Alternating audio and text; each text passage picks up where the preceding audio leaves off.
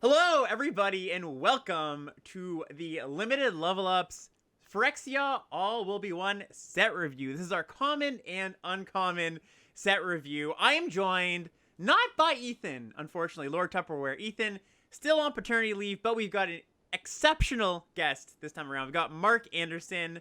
Marc is a former pro, former Canadian Nationals champion. Yeah, I'm just stroking his ego right here, and also fellow Toronto folks. So great to have you around here. Marc, before we get into it, did I miss anything there? Is that an adequate introduction for your first time here on the podcast? Yeah. Magic wise, I've been playing since Odyssey, so a long time. Played on the PT for a couple of years with a lot of fantastic Canadians and some non-Canadians as well. So Alex Hayne, Pascal Maynard, John Stern, they were all part of our team. Took a big break after I dropped off the PT after Gate Crash, and then came back with Kaldheim, and I've been getting really into it since Kaldheim. So pretty much anything from Kaldheim to present, I've done anywhere between 60 to 120 drafts of, and hopefully I can use what I've learned to share with you guys today. Yeah, and Marc always has excellent best of one win rates, by the way, just to add to his allocate. So very happy to have you here, Marc. It's going to be awesome. Going to be awesome to bounce some ideas back and forth with you. But just to get into the start review here, so we are live on Twitch as always. This is also going to be up on the Limited Level Ups podcast feed or YouTube. You're probably listening or watching this at one of those places right now. And we're going to be doing the full commons and uncommons. Rares and mythics are going to be tomorrow or another episode if you're listening or watching afterwards. We're going to be using the limited resources A to F grading scale, just very standard at this point. For those who don't know it, A is just like a bomb level card, B is pulls you into a color, C is middling playable, D is you kind of hope to not put this in your deck, and F is this is a stone unplayable for the most part. So we're just using those as anchors as we get into it. We've organized by, we're doing multicolored first, and I've actually organized them kind of thematically themed, then artifacts, and then we're going each color in Wooburg order. We're going to be covering the commons and uncommons of each color at the same time, and we've also organized it by mana value. So we're gonna, when we get to white, we're going to start with the 1-drops and get to the 2-drops, 3-drops, just so you can kind of see how the curve is laid out.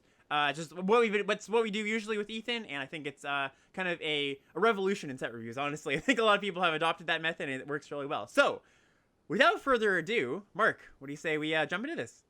Yeah, you want to start us off? Yeah, I'll start us off. So, we're starting with, once again, the golden commons, and the first golden common we have here is Slaughter Stinger. So, this is the green-white golden common. This is green-white, 2 mana for a 2/2. It's got Toxic 2, it's a Phyrexian Cleric, and it says, whenever another creature you control with Toxic attacks, it gets +1/+1 until end of turn. So when we get to these golden commons, a really good spot to talk about the themes of each of these color pairs, but also a good time to talk about the mechanics of the set. And, if you've seen any pre-release content, you'll probably know a little bit, but for those who have not delved at all into the set, Toxic is kind of the usurper to Poison or Infect that you might play with in other sets. And basically what this says is whenever this creature deals combat damage to an opponent, that opponent also gets X number of poison counters, where X is whatever the toxic value is. So for example here, if Slaughter Stinger hits your opponent, they'll get 2 poison counters. And anybody who has 10 poison counters loses the game. Okay, so that's just Toxic out of the way. Marc, what do we think about this card, about green-white in particular? What are your thoughts on Toxic? Just lay it all on me for this first card here.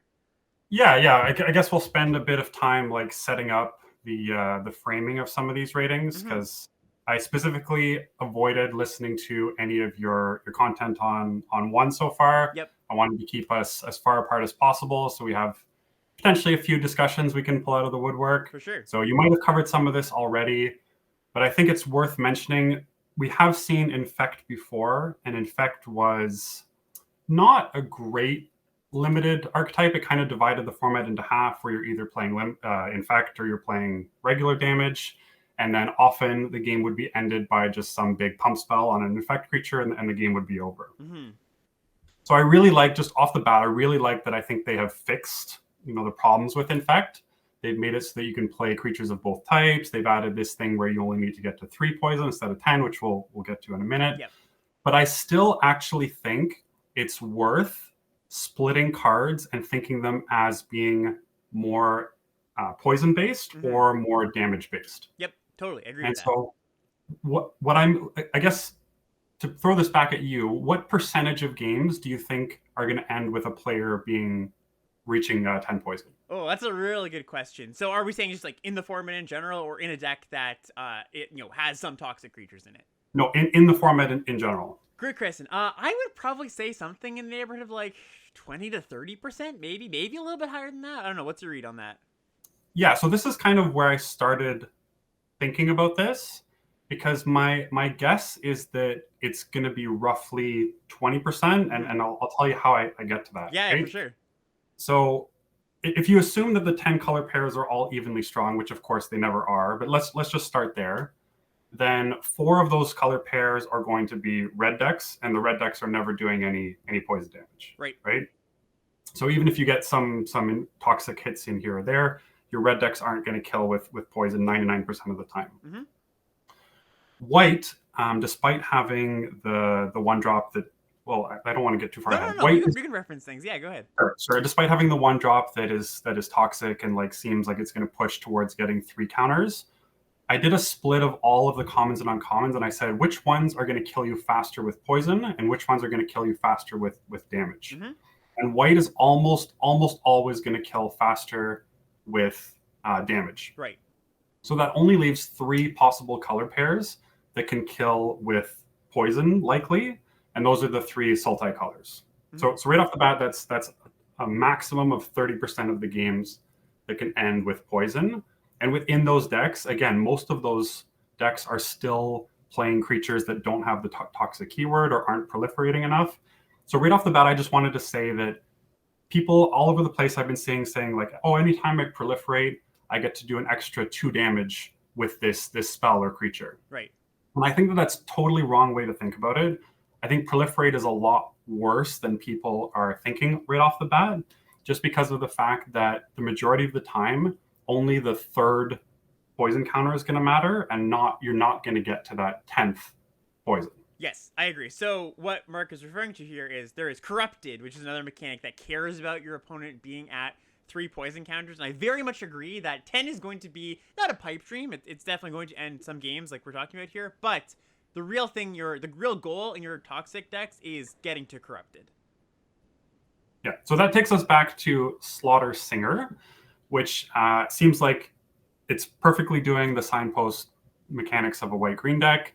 Toxic 2, I find kind of weird here because, again, I think that white is usually going to kill more on the damage side, but it does pump your team, which doesn't help you kill with poison. And you do want to naturally be playing toxic creatures. So I think I'd be fairly happy like picking this quite early. I think if you're in those 2 colors, it's going to be a fantastic card. And if I'm going to start off the ratings, I'd probably say something like a B- range for Slaughter Singer. Yeah, I think that's about right too. And one more thing I want to point out here is you kind of alluded to this, but with Toxic 2, you can kind of think of Toxic, and you're trying to like evaluate these cards, look at them on the like quote unquote vanilla test. Toxic 1 is kind of analogous to 2 power as far as unblocked creatures go. Like you're often going to see Toxic 1 on a 2 power creature because, like you were kind of talking about, that'll kill at about the same rate. So Toxic 2 on Slaughter Singer, that's above rate, quote unquote, for what you would see on toxic creatures. And also, the white creatures we'll see in a second. Yes, they're pretty small and kill with damage, but the green toxic creatures, they're a little bit bigger. They deal more toxic. So that's it. We're kind of getting the green and the white paired together here.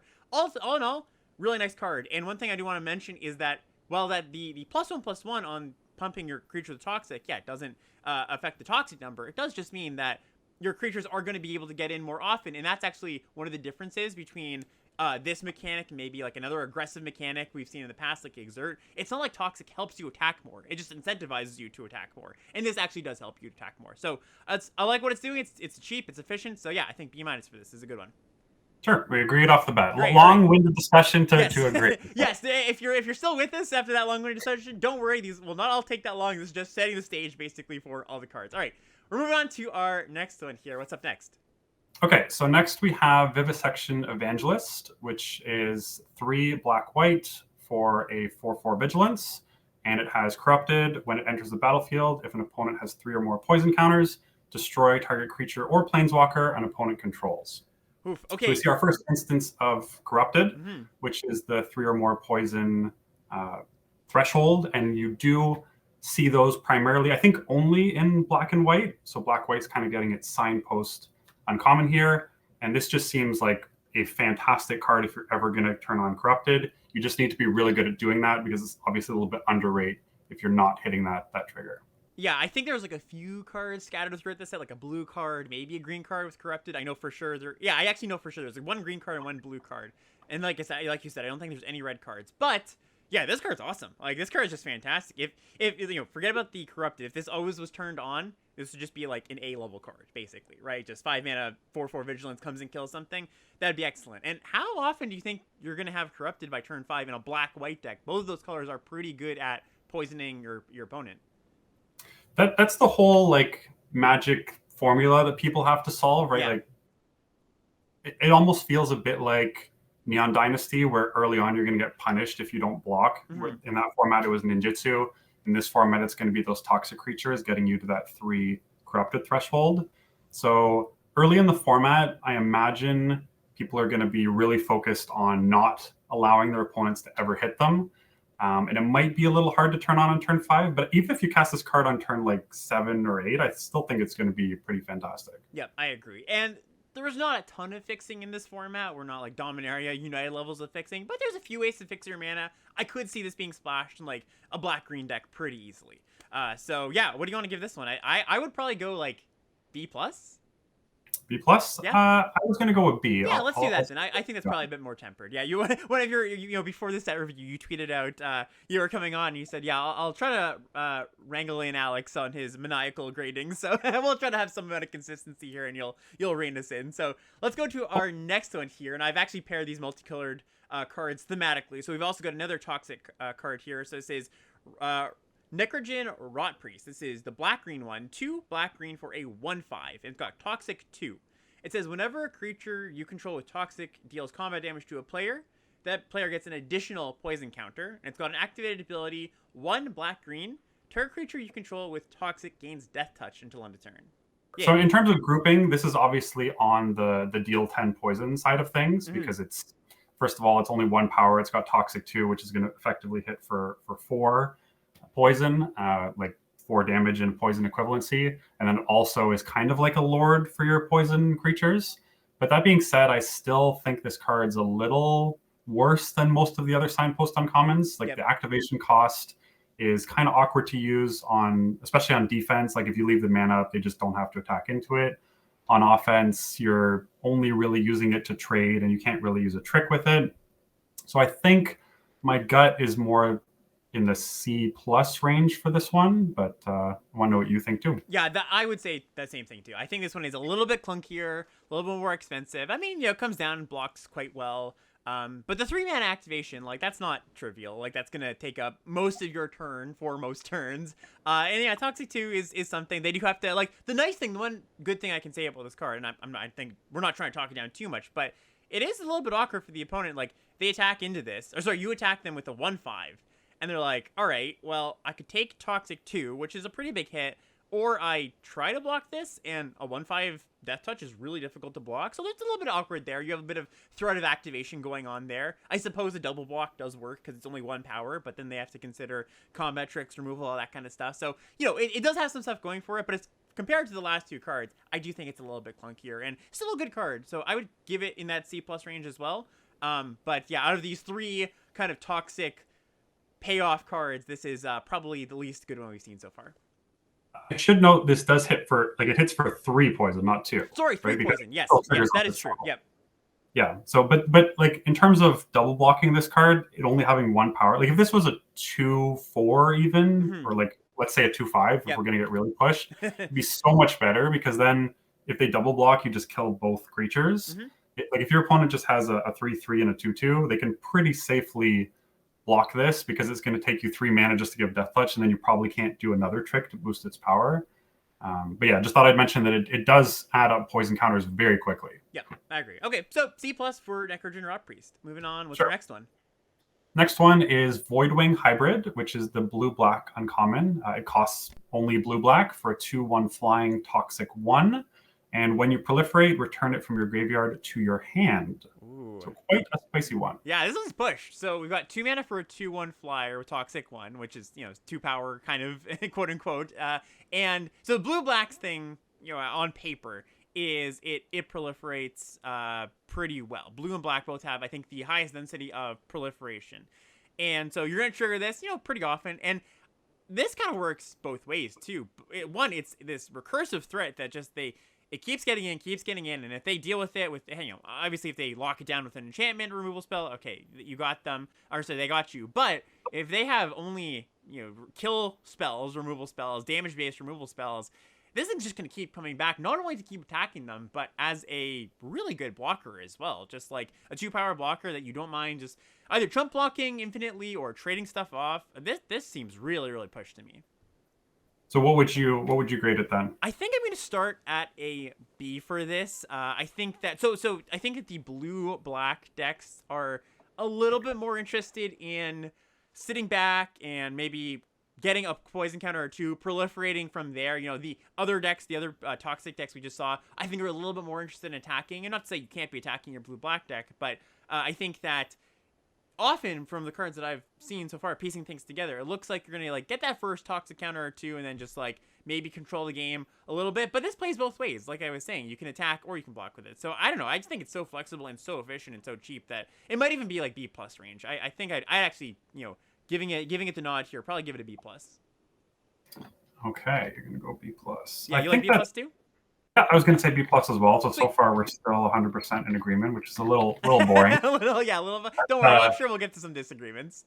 Yeah, when I was making my list, this isn't a poison card, this isn't a damage card. It just does both, yep. Right? Like having toxic 1 on it, it shouldn't make you think, oh, I have to be doing one way, even though it does want you to proliferate, and having that poison counter is huge. Mm-hmm. This is like a net neutral infect card. Yeah, and one thing that I think we'll see once we get to the commons, and you kind of mentioned this too, is I think it's going to be the early turns of the game in this format, turns 1, 2, 3, are going to be super tense of just I really don't want my opponent to, get that first poison hit in or toxic hit in. And if you have ground blockers for the ground creatures, okay, that's sure, it's fine, but this is a flyer, and that, it just demands a removal spell. So yeah, I will stand by my high grade. All right, next up, we've got the blue-red signpost in common here. It says Serum Core Chimera. So it says 2 blue-red, 4 mana for a 2/4 flyer.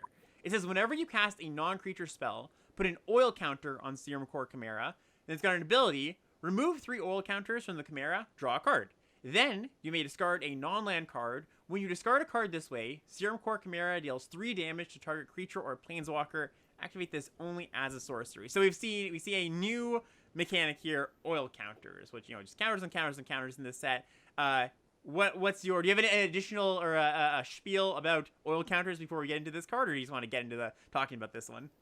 Yeah, well, oil is new. I haven't thought about it as much. It's hard to determine how many oil is worth a card because oil such different cards such different things on different cards. This one seems pretty clear in that it kind of wants you just do the thing. Mm-hmm. And there are non-creature spells that add 2 oil on their own. So that turns that on immediately. That being said, a 2/4 flyer, if you're not activating, it's not a great top deck. It's not instantly impacting the board.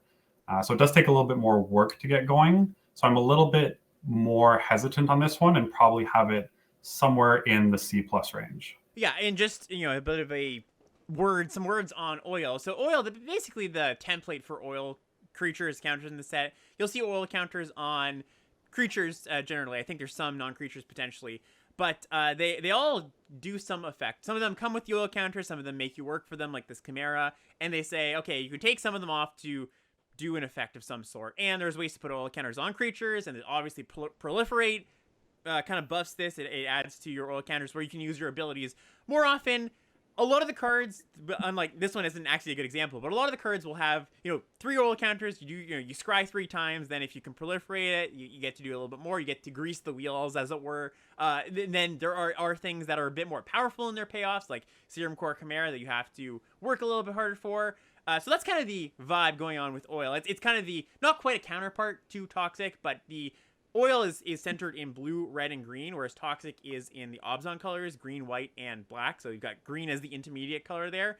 And yeah, back to this card here, just after, that initial Oil spiel. Yeah, I agree with what you're saying, too. I think a 2-4, 2-4 flyer for 4, 10 years ago, that was great. That was just like, you're pretty happy with that, right? But, Magic Limited's changed a bit, and it's a fine rate. It's not terrible. I'm happy to play that. But for your gold, signpost, and common, that's supposed to be like, oh man, this is like the key to my deck. Yeah, I don't think it's like super special or anything. I think the ability here is good. And like you said, there are some non-creature spells that just put oil counters on. So you just cast your spell that gives 2 oil counters, and this automatically gets to do its ability. Yeah, that's nice. But I do think this is, just like that other 4-mana creature we saw, the black-green one, a little bit on the, you got to do a little bit of work, a little bit of the clunkier side. So I don't think this is a bad card, but I would also put it at around the C+ level.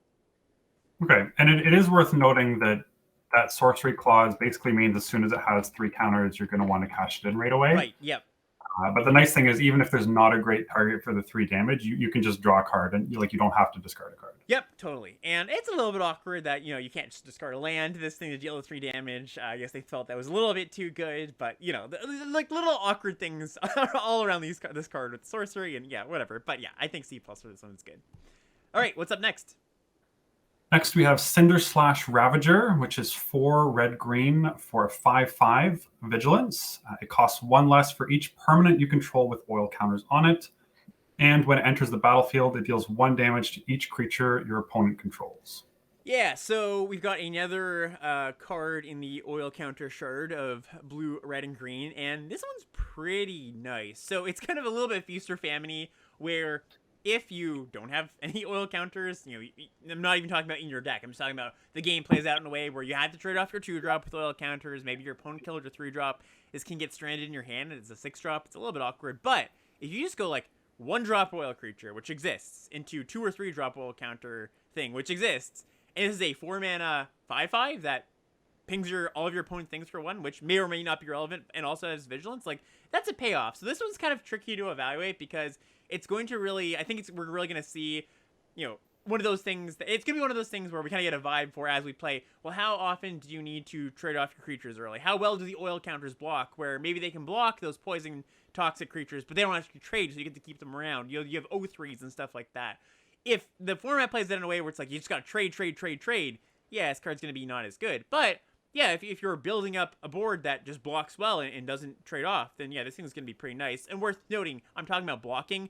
This is a red-green card. Maybe you're not all that interested in blocking. You don't care that much. You're like, okay, my opponent's going to hit me with these toxic creatures. Sure, I'm attacking you back. Maybe that's kind of the vibe that's going on here. How much do we think we value this 1 damage to each creature kind of thing? There's not too many X-ones in the format, but, as a player of skill such as yourself, Mark, do you think you can engineer situations where that lines up well, or maybe post-combat that's still going to kill something, or do you think that's like a little bit difficult and that's not going to influence your grade too much? The effect is one that I like a lot, even though I didn't remember to check if there's a way to I think there is a way to give this thing death touch. There is, yeah. It's a black trick. Yeah, black tricks. It's going to be 3 colors at that point.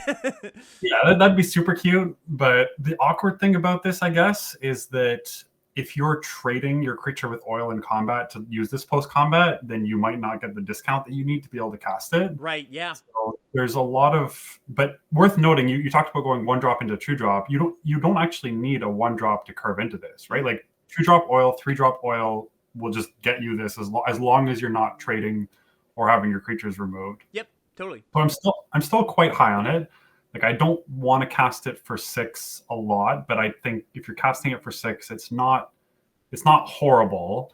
And then once you start casting it for 5, I think it's pretty good. And then, of course, every discount is going to make it exponentially better. So I have it at about a B-.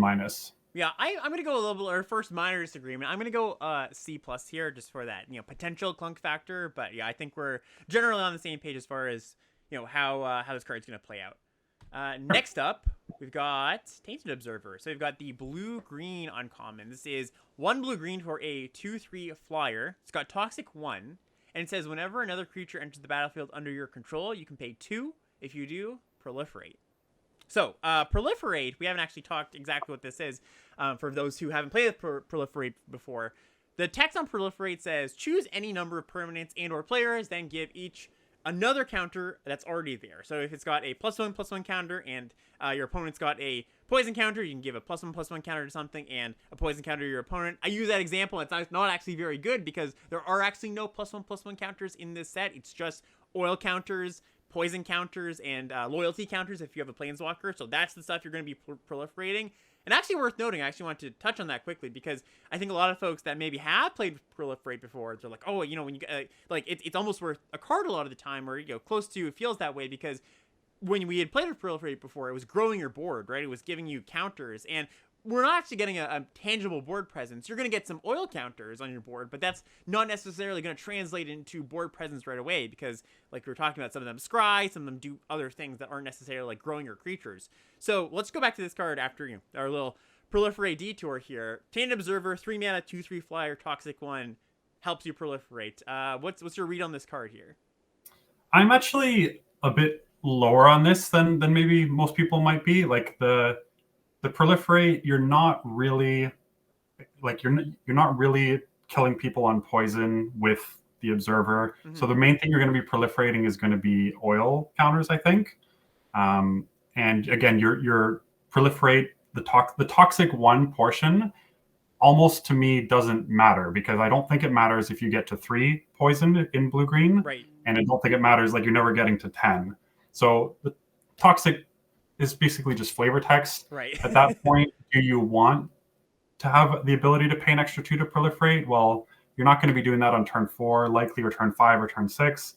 So I don't think this thing's that impressive, and I have it as, I know I said that the worst one might be the green-black one, so I guess I have to give this the same score as a C+, but I like almost want to say a C because it almost reads as like a Soaring Drake to me. Yeah, what do you think about like a green-based deck with a decent amount of toxic and your blue is proliferating to kind of, quote-unquote burn them out? Is that something that you're interested in? Do you think there's structural problems there?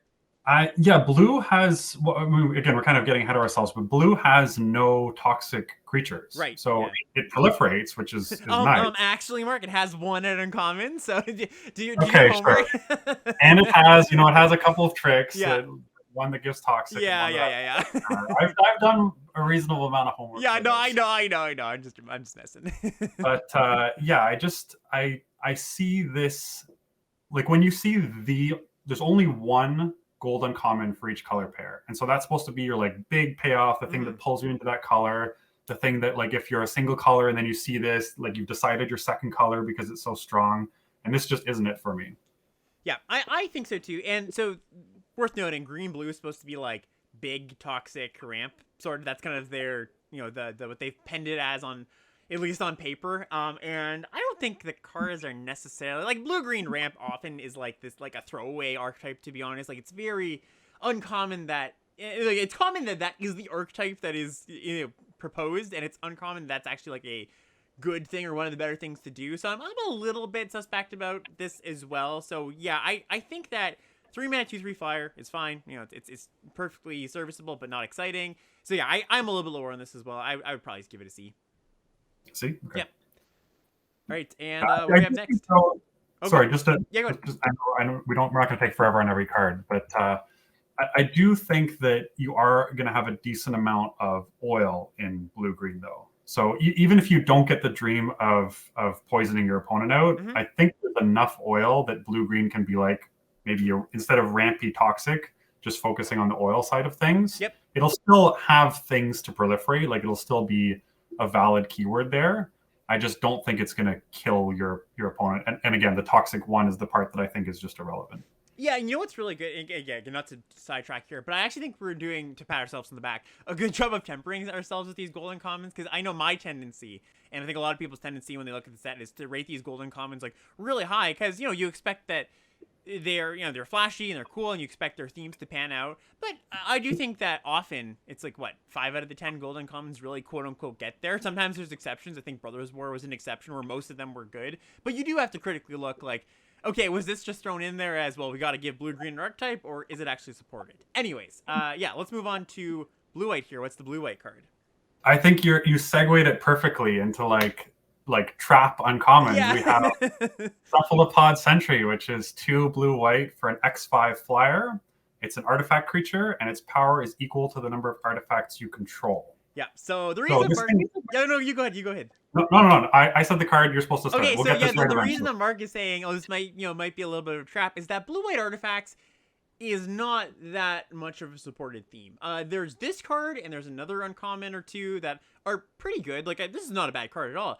But as far as building your entire deck around, I want to have a bunch of artifacts. Like, if you think back to some really heavy artifact sets, like Mirrodin and original Phyrexia, like, you could really have truly, or I guess Scar is more likely, you could really have truly, like, I'm just playing these, like, trinkety little artifacts to make my artifact payoffs good and better. And I don't think we've got the density of payoffs for that. You just don't want to be playing, a little 2-mana artifact that doesn't do that much just because, like, Prophetic Prism, for example, is in the set. I don't think that's going to be that high of a pick where it might be in another artifact set, because there's just not that many artifact payoffs, even though there are a few. So don't see this and go, oh man, like, blue-white artifacts, I'm doing it.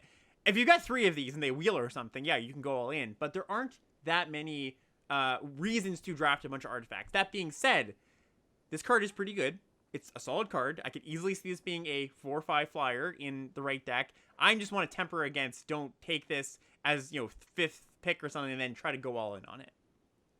So what would your rating be before I add my 2 cents? Yeah, it's a tough one. I think I'm gonna give it a, like, in the draft where I think I'm gonna take it, and this is always kind of weird because you're, like, kind of trying to line up grades to picks, and that's kind of strange. But if I'm to put it in that context, I think it's like a C, probably. On power level, if this was a supported card, it'd be closer to like a B-, I think, or even a B. But yeah, just like given the lack of real reasons to go deep on this, I think I'm gonna give it a C.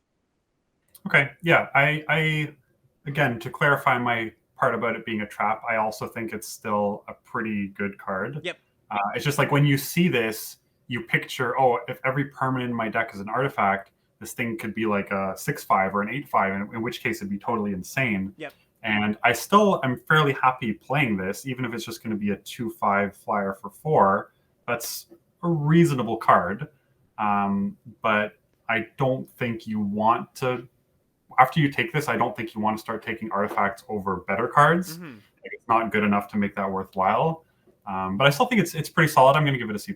Yeah, that's solid. And worth noting too, like, you don't have to go all in. The white, like, the way I see a good blue-white deck, if that happens to exist, is it's just a white-based deck that has this card and maybe few other good blue cards, because the tokens that the white decks make, the mites, which we haven't gotten to, those are artifacts. So you are spotted those some amount of the time, and there are a few good artifacts. So not an unplayable card. We're not trying to say that. It's just, yeah, temper your expectations. And I did say I organized the multicolor cards in their themes.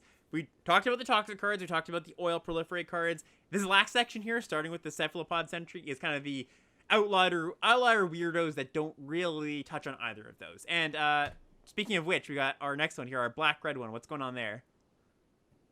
This is you, I think. Oh, sure, yeah. So this is Charge Forger. This is 1 black-red for a 2/3 uncommon. It says, when Charge Forger enters the battlefield, create a 1/1 Phyrexian Goblin creature token. Whenever another creature or artifact you control is put into a graveyard from the battlefield, put an oil counter on Charge Forger, and it's got an ability, remove 3 oil counters from Charge Forger, exile the top card of your library. You may play that card this turn. Yeah, so this one, it kind of, if you just saw this and you hadn't looked at the rest of the spoiler, you'd say, okay, black-red sacrifice, I'm going to be sacrificing a bunch of stuff, this thing's going to be popping off. Mm-hmm. That's really not the case, according to what I've seen.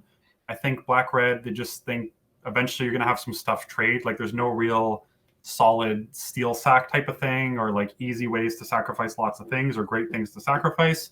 That being said, this is still 2 bodies with 3 power and 4 toughness across the 2 of them. Yep. So on its own, I think it's still quite good.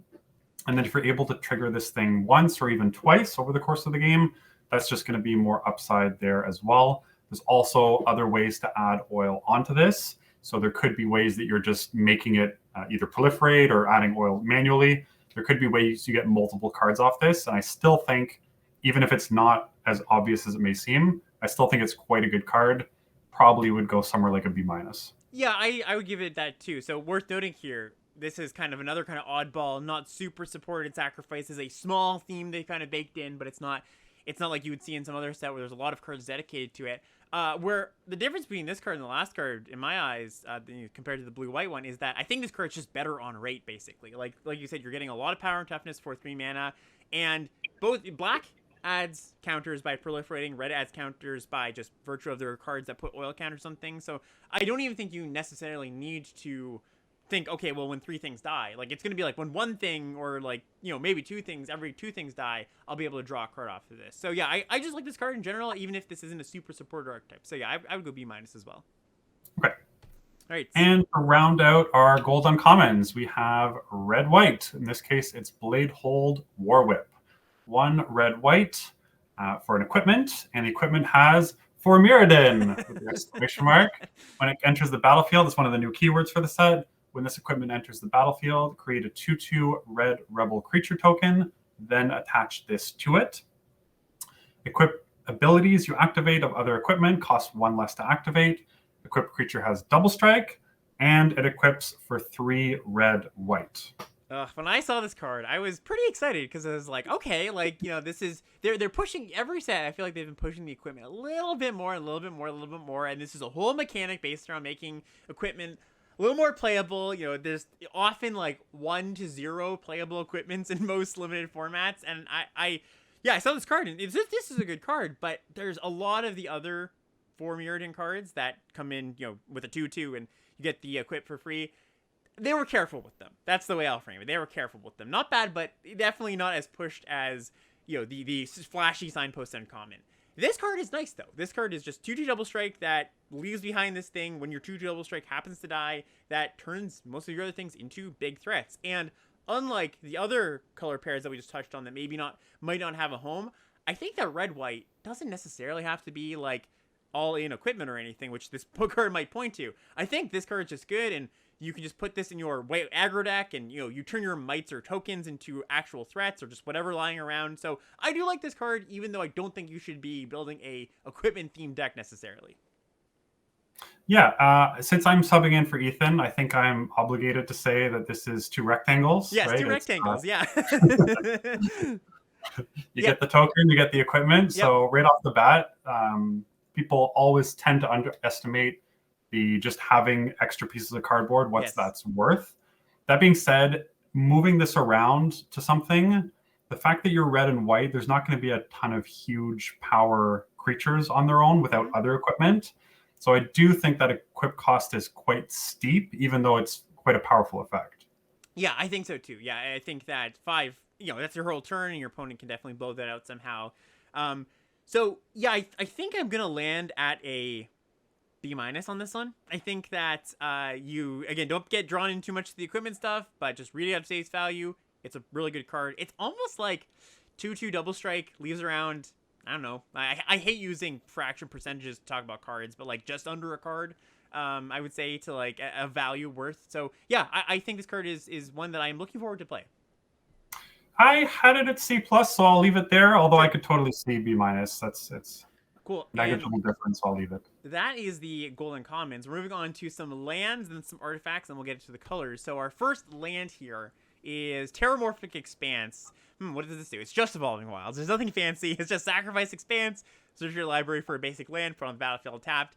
Evolving Wilds varies from high pick. I think in Bro and in Brothers War it was pretty good for a bunch of reasons, splashing off color on Earth costs and sacrifice triggers, and you know, all these things that were kind of good. It was a format that was friendly to splashing.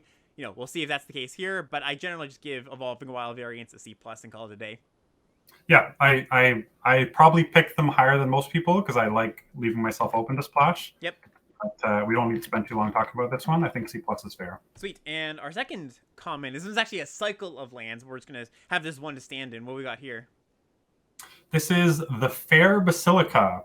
This is a land. It's a sphere land. It enters the battlefield tapped. It taps for white, and you can pay 1 white, tap, sack the Fair Basilica to draw a card. And of course, the other 4 are the same things with each of their respective colors. Yeah, so that land type sphere, it doesn't actually matter. There's a rare or two that cares about that, but for the most part, you can ignore that. What do we think about just Tapland that... Well, actually, what do you think about Tapland? I want to ask you that question, because I know there's a lot of debate amongst even really good players. How much do you think Taplands affect your just game in general? I know a lot of people swear off them. A lot of people don't care that they... As long as they fix you or add value, what's your stance?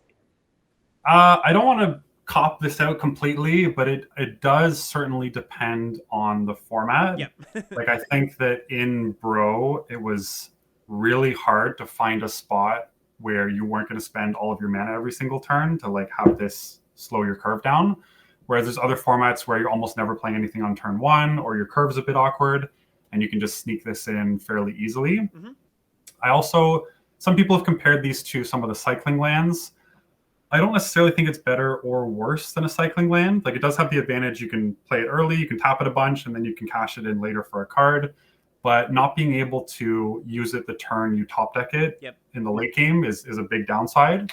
And you also can't really like chain them. Whereas if you had a couple of cycling lands on top of your deck, you could go through them consecutively and just find a real card. So I think these are similar to what a cycling land would be, something like one of the deserts from Amonkhet. But I think in this format, I'm always going to put the first one of these in my deck, probably most of the time put in the second and away from the third.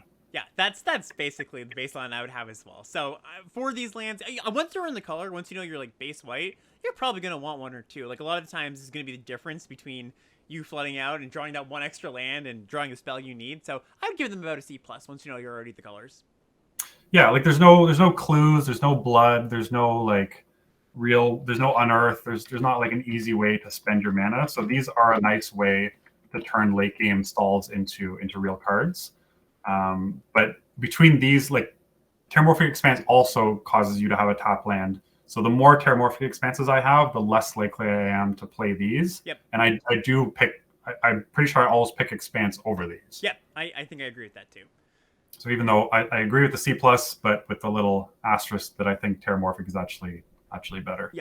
All right, moving on, we've got a cycle of Skull Bombs. So for folks that have played other Mirrodin-esque sets, you're going to be pretty familiar with the template here.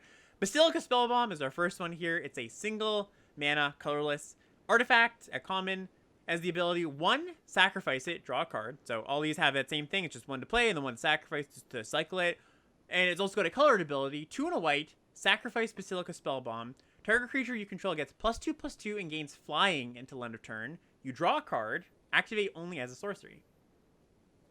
Yeah, so the idea behind this is this gets in your, not infect, toxic. I keep wanting to call them infect. I know, me too, yeah. Hopefully the listeners will forgive us for mixing up toxic, poisonous, and infect, and they'll know what we mean. Yeah, it gets in your toxic creature, but of course it adds damage, not any poison. So again, this reinforces the fact that white is a damage-based color. That being said, it replaces itself either way. You don't really want to be cashing it in for just a card on 1 mana, like we saw in the previous set, paying 1 and just 1 to sacrifice the bell, whatever it is, the one that could exile a card from the graveyard. Soul Guide Lantern. Soul Guide Lantern, despite playing 100 drafts, I can't remember the name of the cards. Well, the more you play, the more you forget the names. That's how it works. Yeah, you don't really just want to be cashing it in for a card, so you're going to want to be able to use that second ability every single time. Like, this is certainly not a colorless card. But that being said, I still think this one's one of the better ones. I think I'd be happy playing some number of these. I have this at about a C. I think so too. And just, a bit of preview here. I think all these are pretty good. Most of them we're pretty happy with them.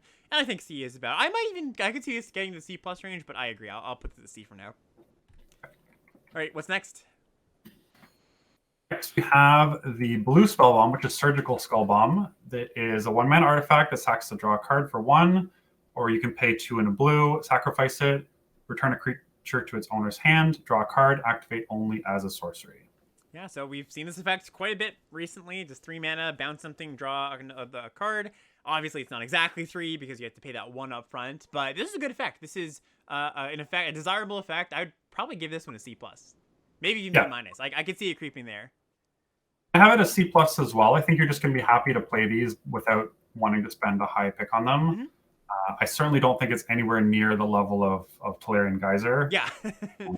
Just even if though you can pay that 1 mana early and then spend 3 on it later, it's not like Geyser contributed to discounting your terrors. It often traded up on mana. It had the ability to gain life. So we're certainly not at that level, but still, I think this is the best Skull Bomb, and this is the one I'm most likely to just immediately stick into my main deck without ever consider cutting it. Yeah, and worth noting, 1 mana, it might not seem like a lot, but that means you're not playing your Evolving Wilds, or your Terramorphic Expanse. It means you're not playing your Basilica. Like, a 1 mana is not difficult to sneak in, but it's also not trivial, right? You do have to consider it. It's not just free. So just worth noting when you're thinking about these cards going forward. Any thought to, like, I don't know, do you think that this contributes at all to, we're talking about the artifact and the sacrifice kind of stuff going on. There's got those small elements there. I don't know how much, I don't even know if I'm asking you a question necessarily. It's more than just like bringing up a point of, if you do have a deck that cares about artifacts, like a lot, where you have a lot of the good payoffs, like that's something to consider with these spell bombs. If you've got cards that help care about you sacrificing things, that's something to care about these spell bombs. And it remains to be seen exactly how relevant that will be, but I did just want to bring it up. Yeah, the micro synergies certainly aren't to be ignored. Like, this is a non-creature spell for blue-red. It removes a blocker for, blue-white toxic or blue-black toxic. It is an artifact for blue-white artifacts. So there's a lot of upside on this, but it doesn't attack, it doesn't block. I don't think all those things are nice, but I wouldn't move this. I'm fairly confident it's not a B- card. Yep. We'll just put it that way. All right, fair enough. Next up, we got the black one, Dross Skull Bomb. So same template as the other ones. You can sack or draw a card, 1 mana. And the ability is 2 and a black, sacrifice, draw Skull Bomb, return target creature card from your graveyard to your hand, draw a card. Activate only as a sorcery. So we've got kind of recover for those who have played that card before.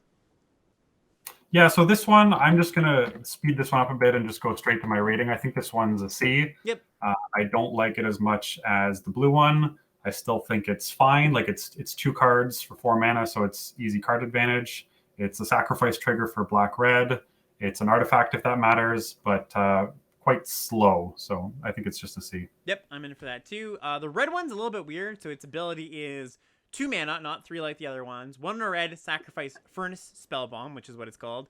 Put 2 oil counters on target artifact or creature you control. Draw a card. Activate only as a sorcery. I think this one's a little bit difficult to evaluate just without having played just yet. And it's also probably going to really oscillate between really, pretty good and pretty not good depending on your deck. I think it's really going to be contextual. So I'm going to give this a C just to kind of, give it a blanket. Might be good, might be not, but, earmark it as something to worth, that might be worth noting as we play the set a bit more.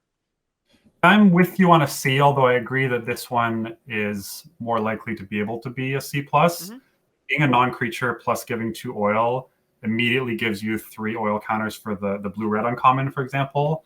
So and only being 2 to sack instead of 3, you're basically, like, if you consider that you have the blue-red uncommon out with this in hand, which is not always going to be the case, but it's basically 3 mana, draw a card, or you can just turn it into 3 damage to something, right? So it's either draw 2 cards, or it's draw a card and deal 3 damage to something, and that's going to be really strong. Yep, totally. Agree. And take us home here with the spell bombs. What's the green one doing? The final Skull Bomb is Maze Skull Bomb, which again is 1 colorless, 1 sack, draw a card, and has the ability pay 2 and a green, sacrifice it. Target creature you control gets +3/+3 and trample until end of turn. Draw a card, activate as a sorcery. Very similar to the white one, I think, in its applications. It's just going to get in your big creatures / toxic creatures. Green has a decent amount of toxic creatures, so I think it's pretty much playing a similar role. Probably just give it a C. I disagree. I'm on C- for this one. Just less relevant in the more green decks than compared to as many white decks as the white one's going to be relevant in, you think? Well, flying is pretty huge, and flying also, there's not often a lot of ways to punish giving something flying and then getting in.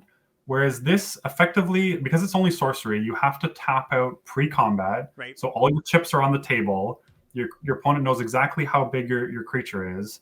And so they can line up their double blocks, or they can use their trick or their removal spell. And again, if you play it on turn 1, they already know what they see it coming. I think this is the worst one. And I don't think it's close, but C- is still, you're still going to play it some amount of the time. I don't think it's bad. I just don't think it's as good as the other ones. Yeah, fair enough. I'm going to say it's C, but yeah, I will keep my eye on that one. All right, that moves on to a few more artifacts here before we get to the colors. Dune Mover is the first one here. 2 mana, 2 generic mana for a 2/1. It's got Toxic 1, and it says, when Dune Mover enters the battlefield, you may search your library for a basic land card, reveal it, shuffle it, and put it on top of your library. Not in your hand, unfortunately. So it's kind of campus guide, like from Strixhaven, but with Toxic. Yeah, Campus Guide was pretty bad, although I probably played more of them than I should have. But that was in a set where everything you wanted to trigger your Magecraft or your Serpentine curves. This thing, first of all, it has Toxic 1, which even if you're not killing your opponent or never hitting them with it, just being a toxic creature, I kind of talked about this as being flavor text on the blue-green card, Mm-hmm. which is maybe a bit of a disservice. But specifically in white decks, just having the toxic keyword on the creature is going to be very important for a number of cards and just help you do your plan a little bit.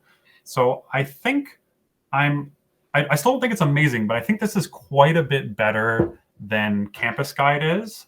And I'm kind of excited to see where this stands because there's not a lot of fixing, and this does actually help you splash a little bit. So if we lean more into like a multicolor nonsense deck, where of course you need to make sure you have a 2-drop so you don't fall too far behind, I could actually see this being a decent role player in this format.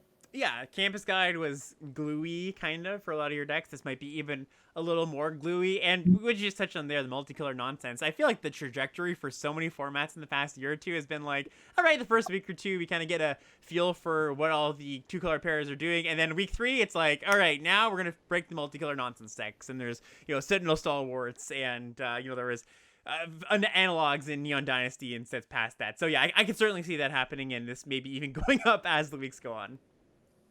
Yeah, so I landed, even though I just talked it up a bunch, I'm still going to give it a C minus. Yeah, that's where I would land.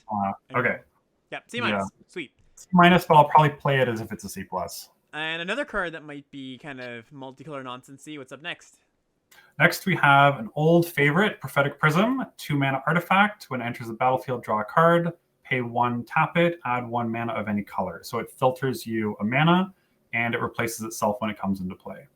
Yeah, and it's an artifact. It's material you can sacrifice for any cards that do care about that, or cares about artifacts. Worth noting, kind of holding together the kind of offbeat decks in the format potentially. The card really varies from a D. You never want to play this to, this is like a C plus. Take it relatively highly. It's going to be hard to say exactly until we play with the card, but I'm just going to give it a C for starters. Yeah, see, it's probably, I think I'm going to give it a C minus just because I think it's a risk to do nothing, especially when the format's as snowbally as it is. Good call. But yeah, there's a lot of single pip removal. Like if you are playing a multicolor deck, it's pretty easy to see turn 4 or 5. You just play this and then play your splash removal spell and not like fall too far behind.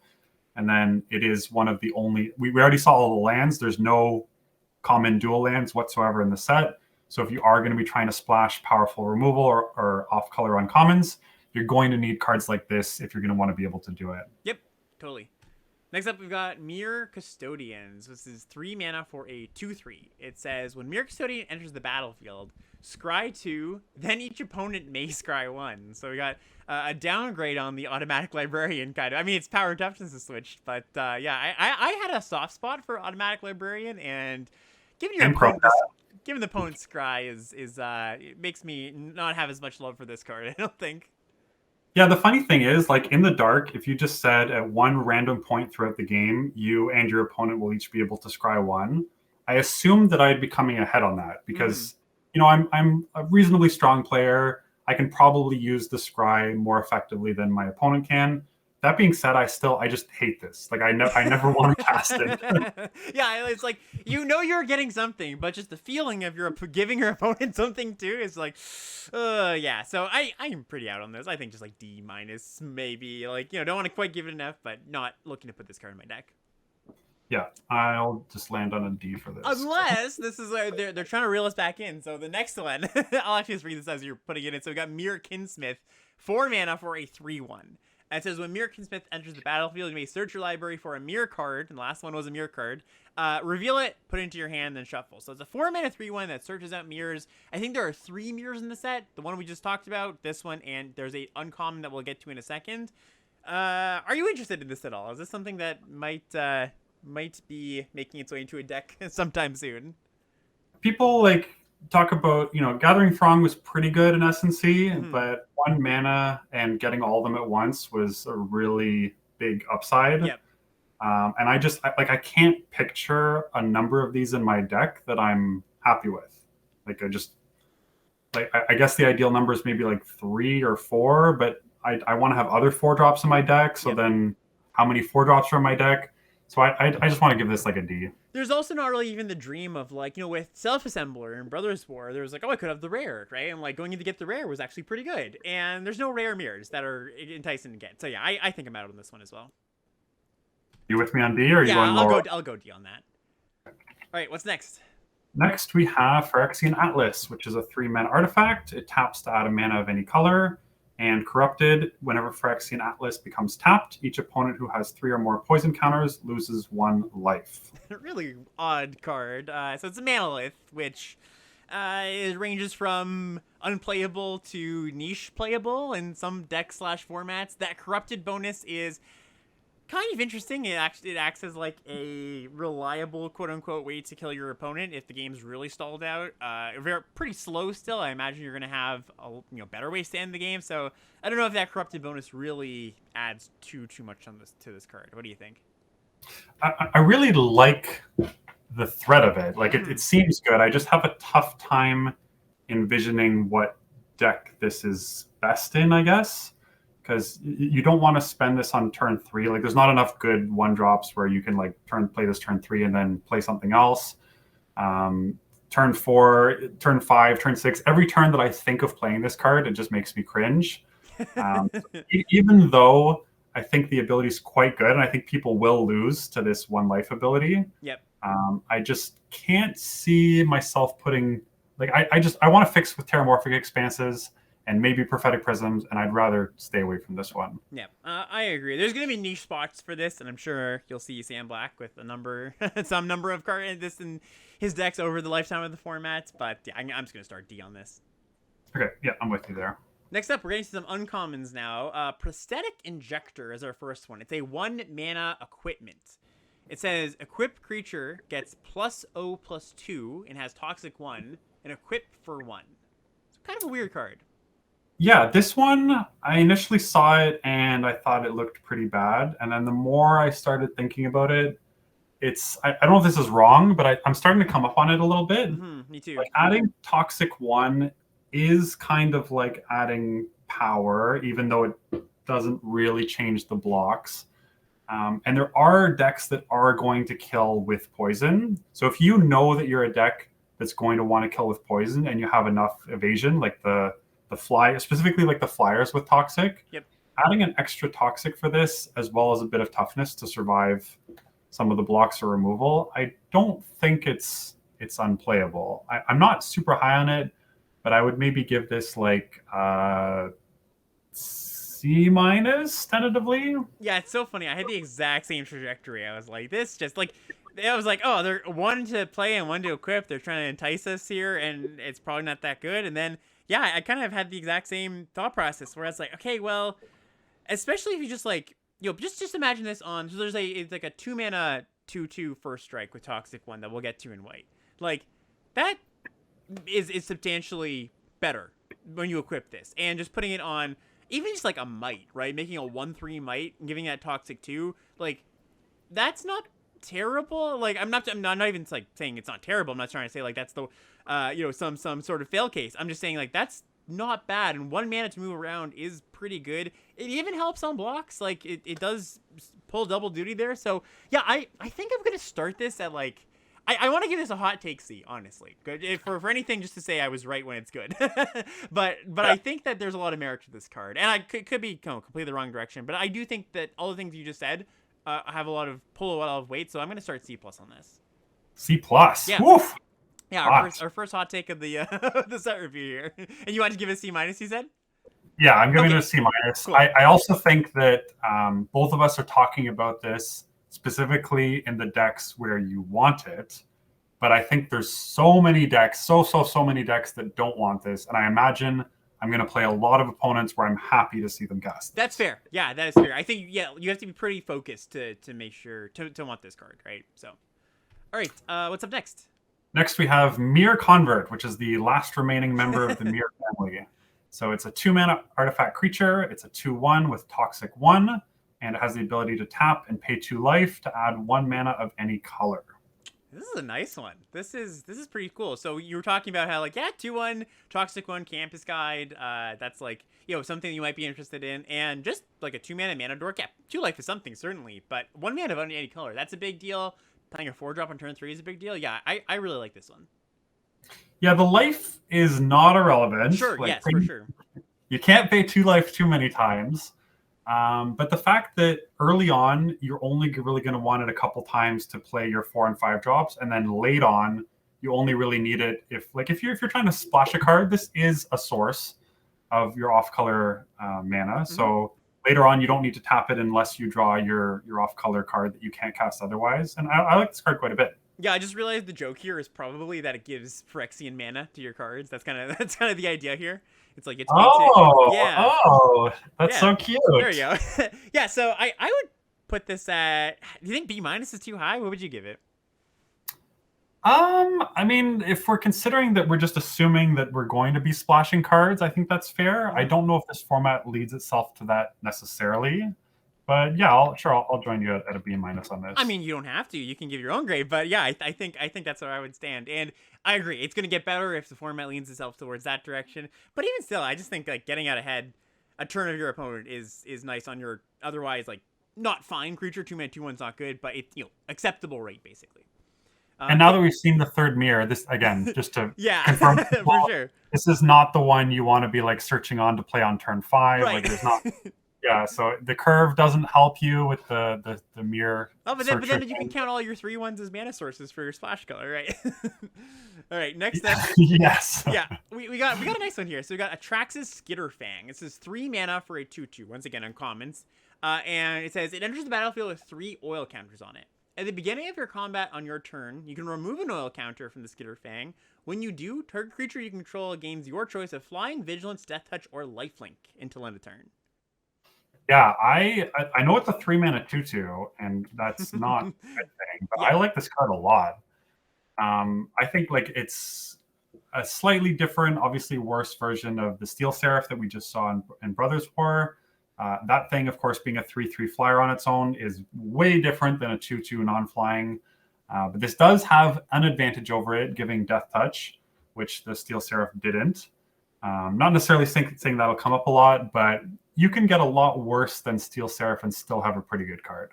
Yeah, I think so too. I think that with all, of course, considering all the proliferate stuff going on, that's kind of nice too. You're going to be able to not just get 3 shots here. I think that getting in your stupid little tokens that have Toxic, giving them Death Touch, or at least giving your opponent kind of putting them in a tough spot, or just giving them flying, obviously that's the better thing to do here. So yeah, I think this card's flexible, powerful, kind of all of the above, and a good early pick. Like even if you're not doing oil stuff, just 3-shotting Lifelink or flying 3 times is pretty good. So I'm gonna give this a B-, I think. Yeah, that's where I was as well. And worth noting, just being a permanent that has oil on it is sometimes relevant. Like we saw the red-green uncommon that just wanted you to have permanents with oil on them in play to reduce its cost. Yep. Although I will say that giving Death Touch only on offense is not going to be that relevant when you have flying as an option. Like it will come up a little bit, but usually flying is just going to be a better choice. Yep, I agree. All right, more oil stuff. What's up next? Yeah, next we have Ichor Plate Golem, which is a 3-mana 2/3 artifact creature. Whenever a creature enters the battlefield under your control, if it has 1 or more oil counters on it, put an oil counter on it. And creatures you control with oil counters on them get +1/+1. This is a pretty nice one. Just an oil lord, and on 2 fronts, and the rate's not terrible for your lord creature. Yeah, I think I'm just gonna give this one another B-. I mean, I think for the decks that want it, it's gonna be a little bit, as an early pick, it's not just gonna be like, this kind of reminds me of Foundry. What was it called? The one that pumped your artifacts in Kaladesh. Do you remember what that was called? The 2/3. I didn't play Kaladesh. That's right. You didn't play that. Yeah. So there was like a 2/3 for 3 artifact that pumped your artifact creatures. And it kind of reminds me of that. It's gonna be a little bit worse as an early pick, just because not all your decks are going to necessarily care about this. But yeah, the decks that care about it, it's gonna be quite good. So I'll probably give this a C+. But I could see it could be the fact that world we live in where oil decks are like the best thing to do, and it's just a high pick. So I'm gonna start C+ on this. That's right. I'm gonna go 2 grades higher than you. Oh, wow. Think this Great. A B. Awesome. I think this thing's really good. Yeah. Okay. I, So I don't want to be like, well, you're right. I want to come up, but I do think I'll come up like after hearing you say B plus, and not to have you too influenced by each other. But I think that I was even just tempering myself a little bit with my grade there, and I do like the card quite a bit. So I'll come up on B minus on that. okay. Cool. All right. Next up, we've got Rib Skiff. This is our last uncommon before we get into the colors. It's 4 mana for a vehicle. It's a 4 mana 4/4 vehicle. Toxic 2. It says when it enters the battlefield, you draw a card. Crew 3. Okay, so you just mentioned you hadn't played Kaladesh, and so I'm going to make a Kaladesh comparison. There was a exact same thing. It was a 5/5, obviously no toxic. And that card was quite good. It was Bomat Bazaar Barge. That was like one of the better uncommons. So this rate is something we've seen before. Close-ish, and you're trading off of power and toughness for Toxic 2. And I don't exactly know where that's going to land, but I imagine this card will be of similar power. So I'm sort of highish on this. Just like the body that, yes, not necessarily you're getting a huge upgrade going from Crew 3 to a 4/4, but drawing a card's a big deal. Toxic 2 is a large number. I'm starting reasonably high on this. I'd probably give it around a C+. What do you think about this one? Yeah, so not having played Kaladesh, it does just from what you're describing, I think I would rather have an extra power and toughness than Toxic 2. The other thing that's tempering me a little bit on this is I think a lot of the 3-drops in this set have 2 power. So you can't necessarily, even though you can probably attack with it on turn 5 with something, you can't necessarily play a 3-drop on turn 3, have it hold back their 2-drop, and then play this on turn 4 and have it hold back their 3-drop by crewing it. So I do think that's a hit on it. Just kind of the same. We just had Flashback Fast for Kaldheim. We had Raiders Carve. You said it. Play it when you have a lot of creatures that crew it on their own. I think it's going to be a really similar story for this. If you don't have a lot of 3, 4, and 5-drops that are going to crew this by itself, I think that it probably goes down. But if you're adjusting for that in your pick orders, I'll go with you on C+ and add the fact that I like that this gives your mites something to do. Because if you have just like 1/1 mite that doesn't do anything, you can use it to help crew this thing, and then suddenly you're starting to do something relevant with that piece of cardboard. Totally, yeah. And I also think that, if we're thinking of green and white as kind of the main toxic combat colors, I think that we look at or talking about a lot of these cards in the lens of white toxic, but I think maybe if you look at this in the lens of like green toxic, where there is like a 2-mana 3/1, for example, I think that maybe it gets a little bit better there. But yeah, I think I like my grade, and we will see where this lands. Yep. All right, let's move on to white then, shall we? Sure. So kicking off white with the white commons, we'll start with the commons and then we'll do the uncommons next, same as we did with the artifacts. We have Crawling Chorus, which is single white for a 1/1 toxic 1. And when it dies, create a 1/1 Phyrexian Might artifact creature token with Toxic 1, and this creature can't block. So just to preface white a little bit, and we kind of been getting at it as we were talking about the other cards, but white is, in my mind, focused, very aggressive, very much white creature-based aggro. It doesn't have the issue, from what I can see, that some sets do with white, where it's like, well, half these cards are focused on blocking, and there's like a 2 damage deal 3, 2 mana deal 3 to a tap creature, and a bunch of cards that aren't really necessarily good in your white aggro decks. And here, all the cards are really focused towards white toxic aggression, and this is our 1-drop. It's kind of funny. So this is a card that I've been kind of going back and forth on. It reminds me of Doom Traveler from Innistrad, for folks who have played that. That was a 1-mana 1/1 that died into a 1/1 flyer. A little bit different. I still think this card's going to be pretty good, though. Yeah, there's going to be a real groan test, right? If your opponent plays this turn 1 and you just don't have a way to interact with it, and it gets in that first toxic, like it either is getting them closer to the corrupted, or it's something to start proliferating on turn 2. So this is certainly going to be a defining card for the set. Having the creature that it dies into not be able to block is a pretty big downgrade on Doom Traveler, which was a very good card. But this is one of white's 2 cards that are categorized as poison cards, which will kill you faster on the poison side than on the damage side. Yep. So I don't necessarily think that means that you're going to kill people with poison. Again, I want to make that very clear. But just having that toxic keyword is a big bonus for white. and I think this is a reasonably high pick, even though it's fairly low impact in the late game. Yeah, I do think that if you like you were kind of alluding to, if you have this on turn 1 on the play, your opponent's gonna be like crap. If you have this on turn 1 on the draw, your opponent's like, great, I have a 2-drop. You have to do some work to get it through. But that doesn't necessarily mean that this is just doing nothing. I think that a lot of times when you play this, your opponent plays a 2-drop, you kind of think in your head, oh man, like this, my 1-drop did nothing. But that's not true. Like, it can block, you can equip it up with something, it'll get better. There's ways to pump your creatures to fly your 1-drops. Like, don't just necessarily think, well, if this didn't get in on turn 1, it's not doing anything. Because material is material, cardboard is cardboard, rectangles are rectangles. I don't think you're going to necessarily load up on these, but I think you're going to be pretty happy with a few copies of this. I would give this a C, just to start off with. And this is one I can definitely see going either way. Being better than we think, or just things not lining up where it's like, yeah, it actually isn't as impactful as we'd like it to be. As your guest, I think it's your job to come up with some more ridiculous takes so we disagree a little bit more. It's just we're a little too much in agreement here. But yeah, I also have this at a C. Moving on, we got Sinew Dancer. This is a single white mana for a 1/1. It's got 3 and a white. Tap it. Tap target creature. It's not really expensive, but corrupted. That ability only costs 1. So 1 mana, 1/1 tapper that if they're corrupted, 1 mana to tap something. Yeah, I like this thing quite a lot. I don't think it's that hard for white to get the first 3 poison counters. And just like white seems like it's pretty good at setting up early, getting an early push in. And then you're going to need something to push through the rest of the damage, because even though your opponent has 3 poisons, they're probably at like 13 or 12 life at that point. Mm-hmm. And this thing's going to be, I think, fairly effective at helping you push through, whether it's in the air and just like getting rid of their 1 reach or flying blocker, or just keeping you alive and tapping down their biggest creature so they can't actually start pressuring you. I like this thing quite a bit, and I am going to give it a C+. Yeah, me too. And one of the things to note here is I think it's got a cost. Like, you can't just put this... well, the cost here is not so much a gameplay cost. I think it's more of a deck building cost in the way where corrupted in a good toxic deck, I think is going to be... Getting to 3 is going to be fairly easy. Not trivial, but you're going to get there most of the time.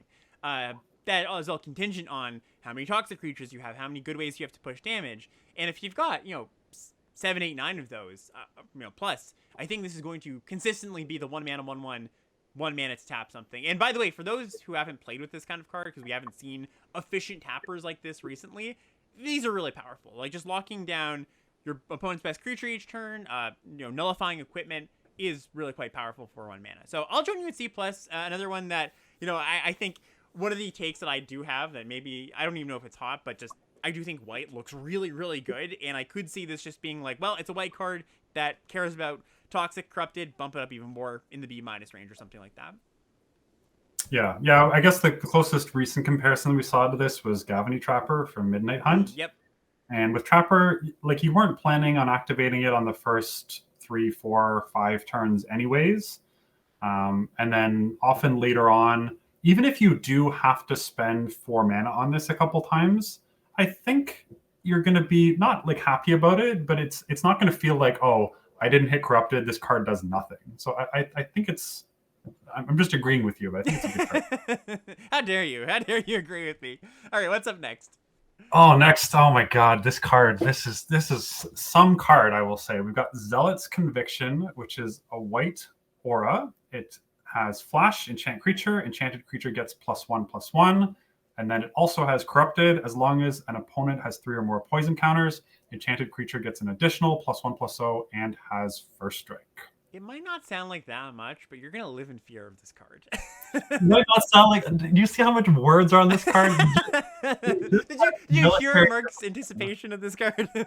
Oh, this card is so good. Like, it is ridiculous how good this card is. And it's hard to kind of see. I think for a lot of players, this is the same thing with Military Discipline, which from Brothers War. I'm making a lot of comparisons to Brothers War because we just had it. But Military Discipline was a single white mana, gives first strike and +1. The +1 stuck around. It was an aura. I think it's hard for a lot of players to see this like 1 mana card that has it's like a combat trick. Hard to see how good of an effect this is. It's not a over the top bombastic card, but the effect it's going to have on your aggro games is really massive. 1 mana is so important on this. I'll let you talk it up a little bit more, even just like where you see the use cases of this and how it's going to play out.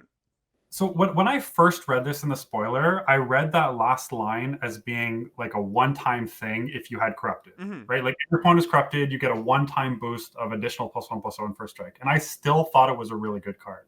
But it's not like, let's be clear to any chatters or any listeners for this. If you turn on corrupted later, it just suddenly gets the boost. If you have corrupted when you play this, it's just permanently getting +2/+1 in first strike. Like if you just play this on a grizzly bear on just a 2/2, you've turned it into, assuming you've got the corrupted in, it eventually becomes a 4/3 first strike, which is insanely hard to block. Like this card, I have it at a B, so I don't know if that's higher than what you would go, but I think this card's insane. Yeah, I was gonna go B- on this, but I could definitely see that being there. Again, if I do think white is as good as it is, then this is just gonna be a card you're gonna want multiple copies of. I think I'm still gonna stick at B-. And one of the things especially to note for this card is I can guarantee it's gonna wheel for week 1 and 2 and maybe even 3. Right? This might be a card that gets a lot of hype after people realize it's good, but it's not gonna go early in the draft. You don't have to take it early in the draft. It's going to perform well, I do imagine. So I'm going to say B+, or sorry, B-, but I could definitely be convinced that it's higher than that. Yeah, and this is just another example of why having toxic on your creatures matters, even if you're not planning on killing them with poison. Because especially in white's like really big on this, but getting in those first 3 hits is so important. Yep. And we're going to see that again with the even more so with the next card, which I guess is your call. Yeah, so this is Complete Devotion, and complete being the Phyrexian complete spelling here. It's 1 and a white for a instant. Target creature you control gets +2/+2 until end of turn. If that creature has toxic, draw a card. That is a wild combat trick.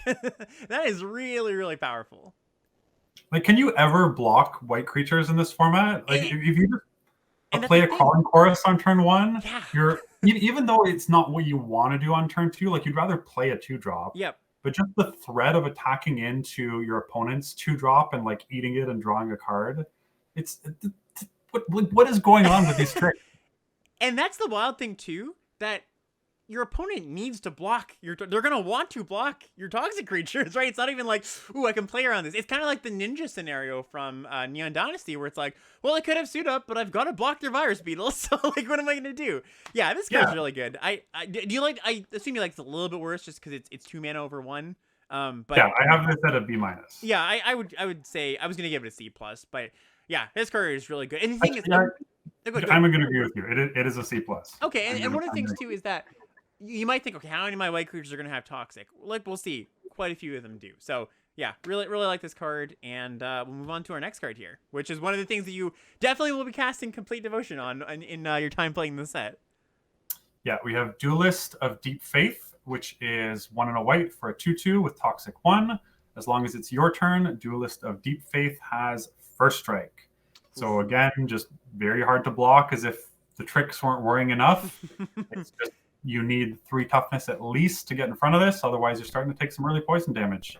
Yeah, you're just going to need removal. Yeah, just another C+ for me, I think. Yeah, another C+. You're not going to be able to, like, I haven't done a full complete sweep to see how this lines up, but I don't think very many things block this on turn 2. Or on turn 3. Like, even if you're on the draw, I'm pretty sure that this is going to get in all against a lot of your opponent's stuff. So, yeah, I'm going to C+ on this as well. It just looks like bread and butter, and good bread and butter. Not the crappy stuff you pick up end of the day, you know? So, yeah, I really am a fan of Duels of Deep Faith. Yeah, there is that blue 1 mana 0/3, which we're going to get to. Yep. So, there are some cards that block this effectively, but it's certainly not easy. And the hits keep coming here. I got Incisor Glider. So this is 1 and a white for a 1/3 flyer. It's an artifact creature too. Corrupted. When Incisor Glider attacks, if an opponent has 3 or more poison counters, creatures you control get +1/+1 until end of turn. I want to note that if you look at the art closely, I don't think many of those teeth are actually incisors. Oh wow, very technical here. For those who are just following audio only, it's like this weird like porcelain plane that's just covered in teeth and like more molars than incisors. But yeah. By the way, the art on these cards, one of the things I've been saying is that there's 5 colors of magic in this set: red, blue, green, black, and teeth. Because all of the white cards just have like teeth all over them. It's really great art. But yeah, this card, maybe it's a little bit worse than an actual thing with toxic, but it's a hell of a payoff for having getting to 3 poison counters on your opponent.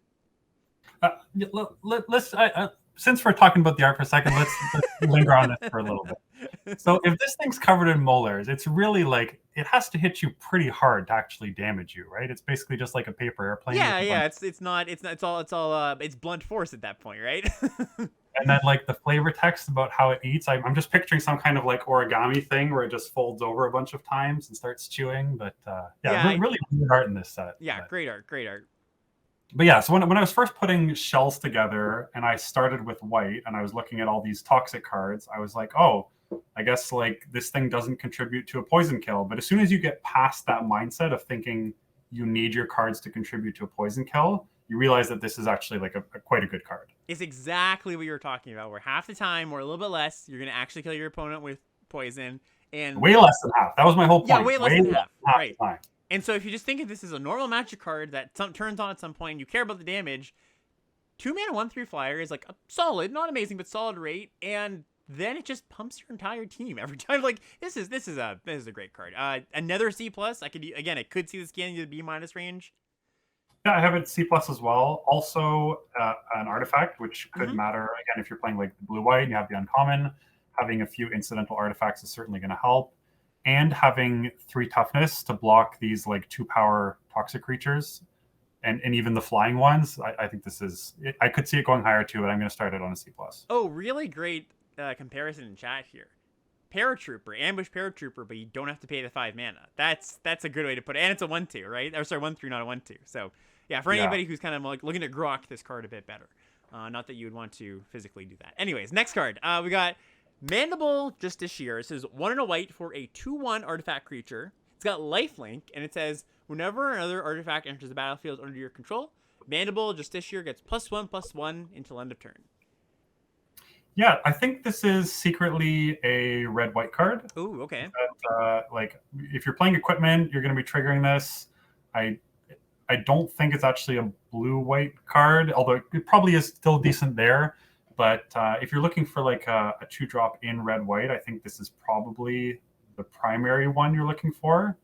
Lifelink is still going to be strong, even though you will die some amount of the time to 10 poison. But the awkward thing about this is needing to have artifacts come into play. Most of the artifacts you play aren't going to have flash, and so you'll have to pre-combat them. And then again, whenever you attack and you're tapped out, I hate that feeling, especially in white when you have so many good tricks. Like you can't leave the tricks up. So a lot of times I think you're going to be forced to attack with this and then play your artifact post-combat because of your trick, and then you're not getting the boost. So there's certainly some awkwardness to this, but I still like it quite a bit. 2/1 lifelink that could be a 3/2 or a 4/3 lifelink is going to swing a lot of races. Yeah, certainly. When I first saw this card, I was like, ooh, maybe it's not as good because, we care about poison and, lifelink isn't going to be as good in this set. But no, when you take that step further and get to the point we were talking about, it's still going to be damn good. Like, it's lifelink, 2 mana, 2-power lifelink. Yeah, certainly 2/1 is worse than 2/2 compared to a lot of the other cards that look like this that we've seen. But, it's not going to stay 2/1 for long. So, yeah, I think this card is still pretty good. It's so funny. We've seen, like, just banger after banger after banger. And this card, which is, like, ostensibly a good Magic card, looks just worse than the other cards. So I'm going to give this a C, potentially a C+ as well. But, I think I'm going to land on C compared to the other white commons. When you're talking, I keep typing in my grade, and I swear, like, I already put in a C. Oh, great. Yeah.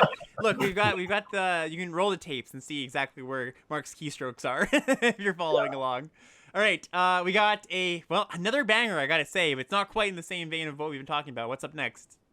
Next, we have Planar Disruption, which is 1 and a white for an arrest, which if you don't know what arrest is, enchant artifact, creature, or planeswalker. Enchanted permanent can't attack or block, and its activated abilities can't be activated. What a removal spell. Yeah, this has to be one of the best common white removal spells we've seen just ever. I mean, they've been slowly making these aura-based removal spells a little bit better. we kind of have been poo-pooing pacifism style effects in the past few years, but they've given us incentives to play them, and 2 mana locking down. Like, one of the bad things about pacifisms is that it doesn't stop abilities, and yes, this doesn't stop passive abilities, but locking down activated abilities is a really big deal. And also, worth noting, we haven't mentioned this just yet, but this is a set with 10 Planeswalkers in it. At 5 at Mythic, 5 at Rare. So that Planeswalker text there is actually going to matter some amount of the time. Your opponents are going to have Planeswalkers in their deck a little bit more often than normally would. So, yeah, this is good. As much as you could say bad things about a pacifism, can get disenchanted, your opponent can blink it, whatever. It's just so efficient. So I'm gonna go B on this one. I have it at a B minus. Yep. I think there's still some amount of downside to having aura-based removal, and that's just what's holding me back a little bit there. Yeah, very, very efficient though. Up next, we've got Charge of the Mites. So we've been talking about these mites for the past hour, and here they are. So 2 and a white for an instant. Choose one. Either Charge of the Mites deals damage equal to the number of creatures you control to target creature or planeswalker, or create 2 1/1 colorless Phyrexian Mite artifact creature tokens with Toxic 1, and they can't block. What a wordy token. Let me just say it again for those who have not parsed that just yet. It's a 1/1 colorless Phyrexian Mite artifact creature token with Toxic 1, and they can't block. And that's the kind of token of the set, main token of the set. Yeah, the mites, there's somewhat of a comparison to like Decayed tokens in that they kind of, they can't block, they sit around for a while, and eventually they kind of get in for 2. Yep. These ones, of course, can attack more than once, but the fact that they're 1/1s, you're usually going to want to hold off an alpha until you can actually kill your opponent with this. This card, I don't think the rate on either side is particularly good. Yeah, you're paying for flexibility here, basically. Yeah, I do think, though, that the effects are different enough that one of these two things is usually going to be pretty good. And it's also quite nice in particular with that 2/1 lifelink that we just saw a while ago, because this does make 2 artifacts at instant speed. Yeah, for sure. So you're turning your 2/1 into a 4/3 lifelink, and you're like that's a nice natural curve from 2 mana into 3 mana. So I had a tough time trying to figure out where I would rate this. My gut says like C minus, but I could be way off on this one. Yeah, I think one of the things that I was thinking about as I'm reading this card and talking about the corrupted payoffs is your corrupted payoffs, when they turn on, they're really good. Like, they are, you're upgrading your cards quite a bit on most of the cards that have corrupted. So I think you're going to be happy, might not be the right word, but you're going to make the decision a lot of the times in your game that you're going to give up half of your card here on Charge of the Mites to just attack all with your, in the mid part of the game, attack all with your creatures, because that gets your opponent, your opponent can't block all of your toxic things, that gets them to corrupted, and then your cards all get better. So that's, just making 2 of those tokens here, and this isn't necessarily pertaining to this card in particular, but just like thinking about how the mites might play out. I think you're okay throwing away 1 at some point for that bonus here. And like you said, a little bit inefficient on the other side here with Charge of the Mites. The damage dealing mode is, usually we see this at like 1 or 2 mana, and this is 3 mana, but I still think it's solid. I am also going to give this a C minus. I do think that is just like worse than the cards we've seen, but yeah, still a solid card. Not a card I would be too sad about putting in my deck, I don't think. Yeah, the fact that you can do it like end of turn, like your opponent's not just going to leave back creatures in this format. So the fact that you can do it end of turn and just add 2 mites and almost certainly get in with 1 of them right away is nice. So I could certainly be wrong about this card. It might be better than I think, but I agree with C minus. All right, let's move on to our next one here. We've got Flensing Raptor. So this is 2 and a white for a 2/2 flyer. It's got Toxic 1, and it says when Flensing Raptor enters the battlefield, another target creature you control with Toxic gets +1/+1 and gains flying until end of turn. They just don't stop coming. The hits just keep coming. Yeah, we saw the trick that gave +2/+2, and this is the next where just having Toxic on the card is just great. Like, even if you don't have anything that gives you corrupted, having Toxic creatures is usually going to be an upside if you're playing white. Right. And this is just a fantastic, like, just jumping a creature, having Toxic itself, having evasion, giving you other evasion. It just, like, we're still looking at 3 mana and less cards, and we've gone through like how many? Like almost 8 at this point. Yeah, like all of them seem like playable. So I don't see a situation where you're not going to have a 1 or 2 drop that often. Like maybe your 2 drop is the lifelinker, so you don't get in with the bonus. But it just seems so easy to turn this on as early as turn 3, and then later in the game it could just end the game giving something flying. So just Seems like another great card. I'm going to go with, I think, C plus, although it could even be a B minus. Yeah, I was gonna go C plus as well, and this was the card I was thinking of when I was talking about Crawling Chorus, the 1 that has Toxic, where yes, might go not get in on turn 2, but just imagine the curve of you play the Crawling Chorus, the 1/1, they play a 2-drop, you play a 2-drop, maybe it's the first striker, and then on turn 3, your 2/2 first striker probably gets in, Flensing Raptor jumps the 1/1, and so that it's still actually doing something. It's not just like sitting there doing nothing. So yeah, I just the cards are so cohesive, and we don't have to gush over them forever. But yeah, I'm waiting and praying that at some point here we'll get to a I'm looking at the next card. Here's a dorky one. What's up next? Here's not as good of a white card. Yeah, you're good at the segue thing. It's just like you've done this before. I know, it's like I'm just a natural at this point. We have Gold Warden's Helm, which is Giant's Amulet from Wish, I guess, right? It's 2 and a white, which has 4 Mirrodin, which gives you, of course, the 2/2 Rebel that attaches to it. And equipped creature gets +0/+1. You can move this for 1 and a white. So it gives you a 2/3, which again, 2 pieces of cardboard, but it's just a 2/3, and it seems kind of dorky. And I think the thing that holds this back isn't necessarily that it's a bad card, it's just that everything else is so good. Yeah, it's like the second piece of cardboard you're getting here is about as close to a dark steel relic as you can get without actually just like doing nothing, like 2 mana +0/+1 equipment. Very, very minimal. But the rectangle is the rectangle, it does some stuff. And yeah, I agree. In some other sets it's probably fine, but I'm just not as excited about it. I think it's still passable. I don't think I'm going to be embarrassed to put this card in my deck, but just not going to be one of the better ones. So I'm going to start D on this. I do think it is probably going to be in that range. And there's not enough like equipment matter stuff that really would incentivize me to put like quote unquote bad card in my deck. So yeah, I'm going to start pretty low on this one. I think I'm with you on D there. Sweet. All right, moving on here. We got another equipment card, or equipment adjacent card, Leonin Lightbringer. This is 3 mana, 2 and a white for a 3/2. It has Ward 2, and it says as long as Leonin Lightbringer is equipped, it gets +1/+1. Yeah, so this one, there's not a lot of things that move around for cheap. Mm-hmm. Like a lot of the equip costs are quite high because of the fact that you're getting the 2/2 with almost all of them. Yep. So that +1/+1, it's not going to happen likely on turn 4, 5, or even 6. So by the time you get the boost, it's mostly going to be irrelevant. And like the ward, like who cares? Yep. They don't want to kill your 3/2 anyways. I have this as just like another D. Yeah, I think so too. And it's not like it's a good enough payoff to make you want to put bad equipment in your deck. So yeah, just kind of a bit of a feedback loop with the medium equipment, medium payoffs here. Yeah. Next one, what's up here? Next, we have Vanish into Eternity, which is 2 and a white for an instant.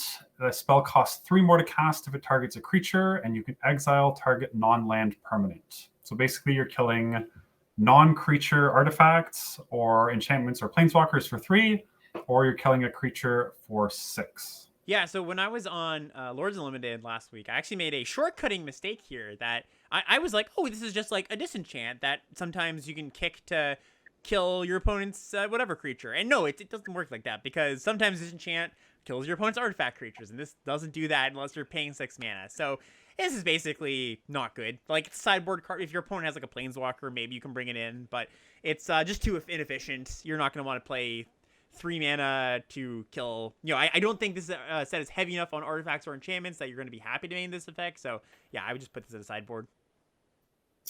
Okay, so I didn't even think about putting it as a sideboard card.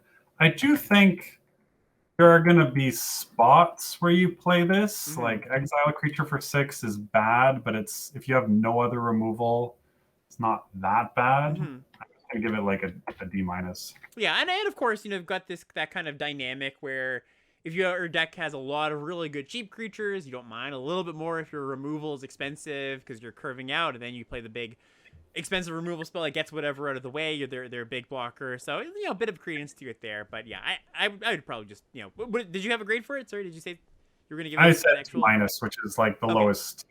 Yeah. The lowest non-sideboard grade. Yeah, makes sense. Next up, we've got Indoctrination Attendant. So this is 3 and a white for a 3/4 toxic 1. When Indoctrination Attendant enters the battlefield, you may turn another permanent you control to its owner's hand. If you do, you make a 1/1 might token.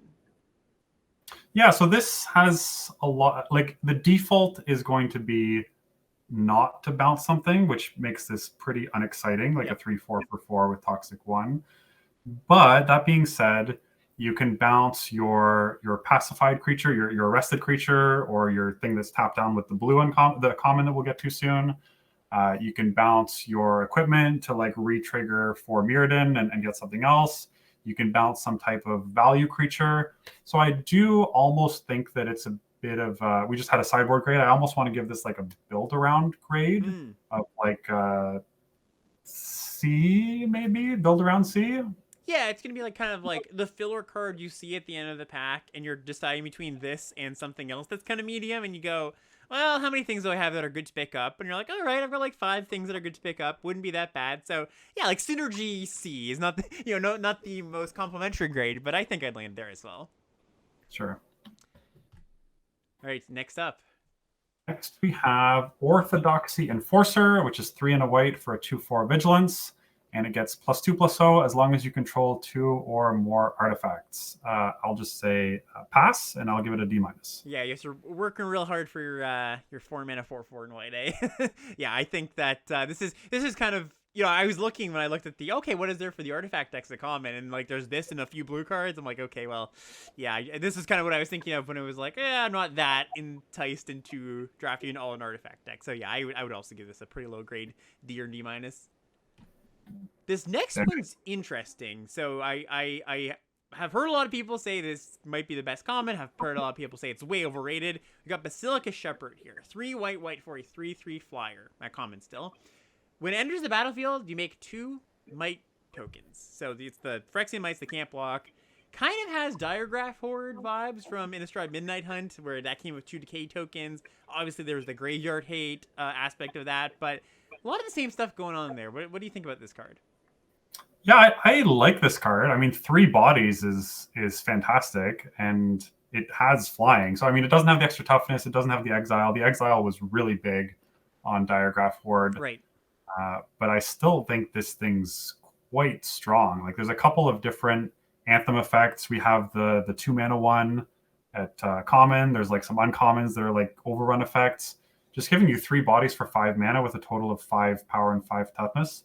Even if 2 of those creatures don't block, I still think it's pretty good. I was leaning like C+ for this, but I certainly don't think it's the best common in the set. Yeah, no, me neither. I think I was actually going to give it a bit of a higher grade. I was going to end on B-, and I think I'm going to stick on B- here. I just think it's so much material. Just like 3 things that you can do whatever with.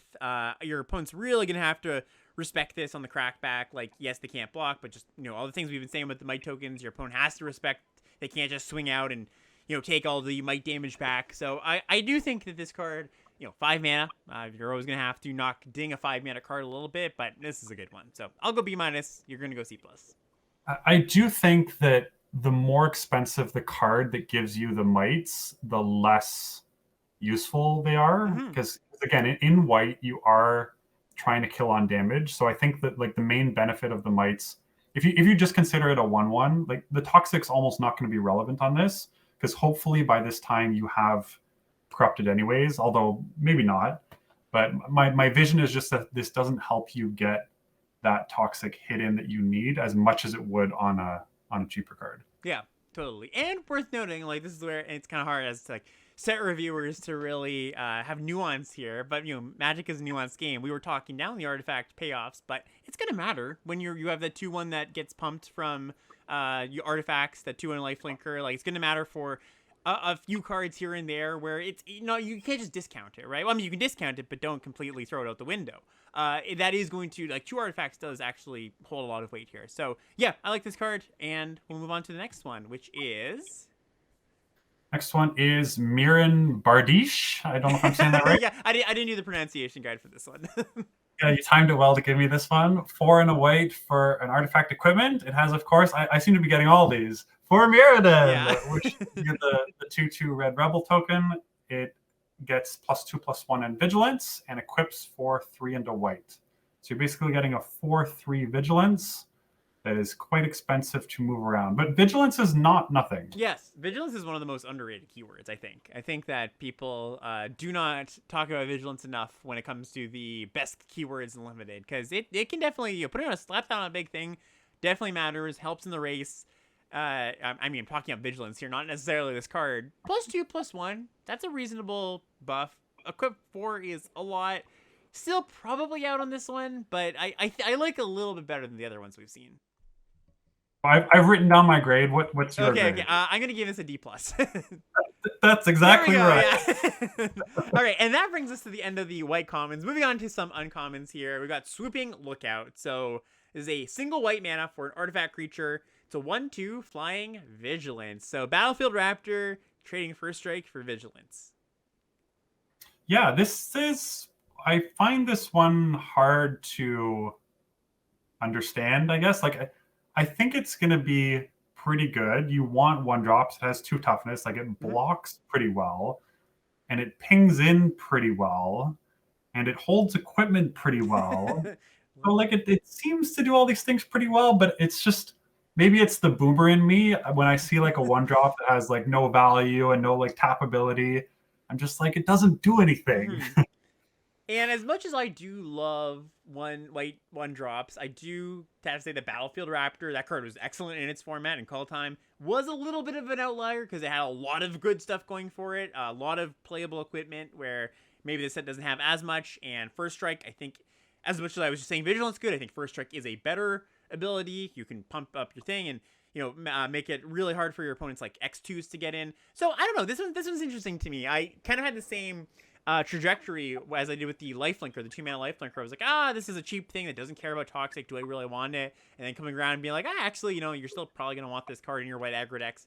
So I think it's going to be a little bit more of a, if your deck has ways to augment this naturally, you're going to want it. If it doesn't, it's probably going to be like filler minus. I think that lands it at about a C. Yeah, I think I'm going to put a C-. I'm just a little lower than you on it. Yeah, that's totally fair. All right, next up, what do we have?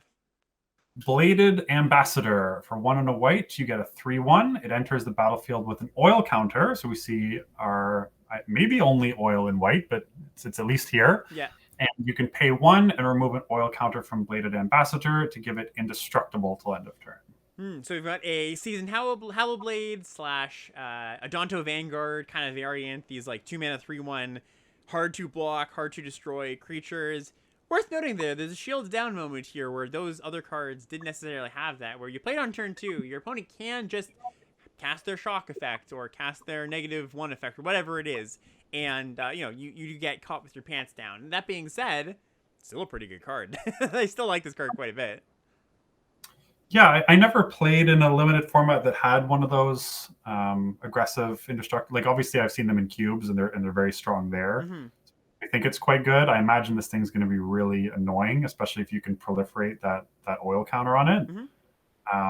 But I'm having a tough time figuring out exactly how good this thing is. Where are you putting this one? Yeah, so I would give those other cards. So Seasoned Hallowblade, which is the one that you had to discard to make it indestructible, that was the best uncommon in that set.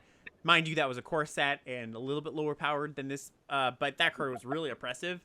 And I think Adonto Vanguard was actually similar. So I don't want to knock this card too much. It is different and worse, but it still has a lot of the hallmarks of what made those cards awesome. So I'm still going to give this a B. I still do think it's good.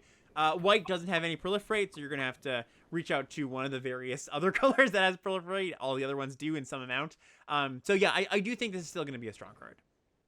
Yeah, a B feels about right to me, and I'll defer to your expertise on this one. Cool. Next one's an interesting one. This is Infested Flesh Cutter. It's a 2-mana equipment. This is 1 and a white. Equip creature gets +2/+0. Whenever it attacks, you make a Phyrexian Might token, and the equip cost is 2 and a white, 3 mana. Yeah, this one, tough call on this one. Yeah. Some of them have been more obvious. Some of them are harder. This is our not for Mirrodin, so you don't get the Right. extra body right away. Yep. But you do eventually get the extra bodies. And equipping 3/1s later on, like the idea is, you make a token, then you can equip it and make another one. By the time you're doing that, like, you need to play this at a point. You need to play another creature that you can start getting the first hit in. and then you need to start moving the equipment over to that might there as well. So I think this thing's worse than it looks, even though it's like potentially infinite creatures. Mhm. But I say it with a very low degree of confidence. This is So I would probably go like, just to give it a grade before we pass it over to you, to not always let you be first. I'm gonna say like C. I'm gonna say either C minus or C, and I think I'm gonna land on a C. I've been looking at this card all week, and I just kept saying to myself, I know when I get to the set review, I'm going to give it a cop-out grade, because exactly what I was thinking. It's just so hard to evaluate, because I can imagine games where this is, like, super annoying. Your opponent's just like, I'm in a spot where I have to block this every single turn, and I'm just not getting anywhere. Or you can get a spot where it's just like, yeah, I'm a little bit cramped down mana, my opponent's got an X4 blocker, and it's just, like, not that good. So yeah, I'm going to give it the optimistic C+, just because I do think that it's got potential. I can also just see it falling the other way. So take that with a grain of salt, but I'm going to put me down as a C+. Yeah, it's also like white seems to be doing things really quickly, and it's slow, this thing, right? Like it just, even if like if you're not playing it on turn 2, maybe the ideal turn you're playing it is turn 5, and you're playing like going play, equip, hit, and get in. But then, like, your turn 5 is giving something +2/+0 and making a 1/1, and it just feels like you're going to fall behind if you're doing that. Yeah, I agree. So this is definitely going to be one that I'm keeping my eye out for. Going to be really interested to see where this falls. Next up, we've got Jawbone Duelist. This is 1 and a white for a 1/1 double strike with Toxic 1. Yeah, just seems like a very strong. Like, there's lots of good combat tricks. We've only covered white. Other colors also have good combat tricks. And this adds up toxic damage pretty quickly as well, right? If you just don't block this, you're taking 2 toxic right off the bat. So this thing strikes me as being fairly good. Does it double strike you as being fairly good? Yeah, yeah. Mark's, for those who are not watching, walked right into it. There was no laugh. It was just a slow head nod and going, yeah, okay. I walked right into it. So yeah, I like this card quite a bit. Yeah. I think it's somewhere in the B range. I'm gonna go maybe. I think just a straight B for me. Yeah, I would give it that too. Yeah, I think so. The base rate of like 1/1 double striker often needs a little bit of help. It's a solid card, but it's not just a card I'm like ecstatic to put in my deck. I think Toxic helps a lot, and the context of the set of a lot of good ways to augment this helps a ton. So yeah, I would give this a B. You know what? I'm actually gonna give this a B+. I think that there's enough going on here that this just is going to be such a difficult threat to deal with if you're not pointing your removal spell at it. Sure. All right. Next up, what do we have? Next, we have Ossification for 1 and a white. We have an aura, enchant basic land you control. When Ossification enters the battlefield, exile target creature or planeswalker an opponent controls until Ossification leaves the battlefield. Yeah, so that enchant basic land clause, not going to be too difficult to accomplish in our 40 card format. So this is pretty much just better than the white pacifism. It can't get rid of an artifact, but gets rid of planeswalkers, gets rid of creatures, and yeah, it does get rid of static abilities, which is the one knock we had against the other one. So yeah, I think it's got one of the same issues as the other one. You can disenchant it, but you can't like pick up your creature like you could with the pacifism. So this does actually have a leg up on that card too. So yeah, this is good. I gave the pacifism a B. I think I'm also gonna give this a B. It's a similar enough card. It's kind of in the same range. So yeah, I like this card quite a bit. It's a good removal spell. I think it's enough better. I think I gave a B- on the other pacifism, but I'm actually gonna go higher than you here. It's like not being vulnerable to like the blue spell bomb or the blink things or the bounce things. I just think it's enough upside that I'll give it a B+. Yeah, totally fair enough. I think that if I had graded the other one a little bit lower, maybe it's easier to scale with my grade here. But yeah, we're both in agreement. It's a great card. What's up next? Next, we have Resistance Reunited. 1 and a white for an instant. Target creature gets +2/+2 until end of turn. Equipped creatures you control gain indestructible until end of turn. Generally, I imagine you're going to like this card a lot less than the common +2/+2. Yeah, like what the heck, right? Yeah, I'm actually surprised they didn't just switch these. I mean, indestructible is definitely something that they don't put at common all that often, but yeah, I mean, this is whatever, right? Like, sure. If your deck is all equipment, it definitely has some upside, but yeah, this is just like a C- level combat trick. It just seems weird because like the toxic stuff is mostly better than the equipment stuff. Mm-hmm. And drawing a card is often going to be better than indestructible. Right. Yep. And like common is better than uncommon. So like why triple hit this card? I don't get it. I I still it's, think it's fine. yeah, still fine, totally. I think maybe it's for the blow up potential of like, oh, like I had 3 equipped creatures and they're all indestructible. They're all gonna trade, but now they all survive. So maybe that's the idea. But yeah, I think this is just whatever. Well, we don't have to talk about this one for too long. Just give it a D plus C minus kind of level for combat trick. Yeah, I'm gonna go C minus. Although if you do build around it heavily, it is pretty good. Next up, another kind of weirdo. So this is Veil of Assimilation. This is 1 and a white for an artifact. When it enters the battlefield, or another artifact enters the battlefield under your control, target creature you control gets +1/+1 and gains Vigilance until end of turn. Okay, so we just have. I'm gonna give my first F grade and just go from there. I think so too. This reads to me like a constructed kind of build around where your entire deck is artifacts. Like, even though you've got the mites, yes, that is something. I just don't think you're gonna be able to trigger this consistently enough. So I mean, okay, so let me just hypothetically here. Let's say your deck was actually like 15 of your cards triggered this card. Do you like the effect, or is it just I don't think it's gonna be good enough. The effect isn't even good enough.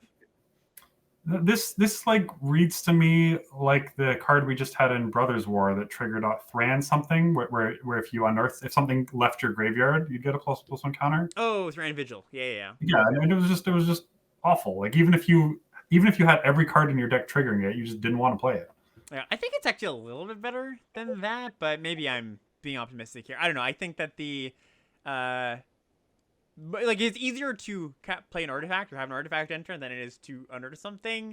Then again, that was a counter. So yeah, okay, I'll join you at F here. I'm if I'm to talk this card up, it's just gonna be entertaining it to a level that we don't need to. So yeah, we can just. If you really want to give it a D minus, Alex, no, you know what? I'll let you do it. Okay. Yeah, I mean, look, you're the master of the spreadsheet here, and if you say it's okay, then I guess I'll give it a D minus. Just okay, at least for the fact that I can say that I didn't say it was stone unplayable when it ends up being busted.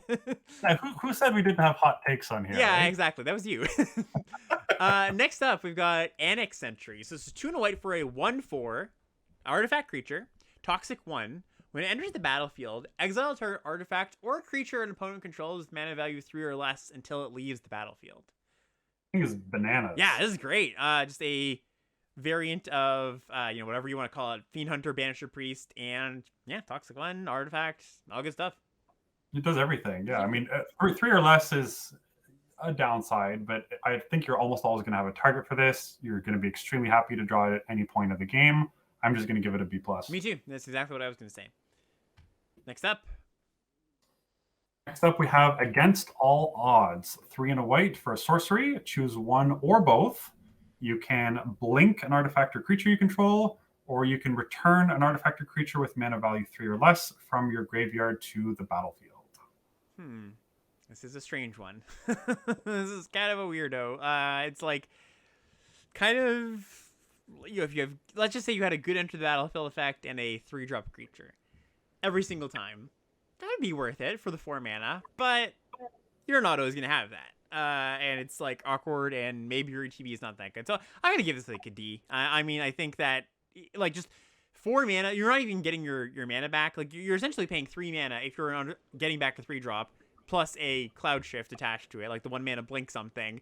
So it's just kind of combining 2 cards, and yeah, I think this is just too finicky. So I'm out on this mostly. Yeah, I think like when you look at Recommission from Brothers War, when cost half the mana and gave you a +1/+1 counter, you got to think like for an extra 2 mana and losing a counter, you got to really be getting value from the blink. And I don't see it. Like Recommission was not even like a first pick card. It was pretty good, but nothing special. So yeah, I'm on like a synergy D. Like it's almost like a D- by default.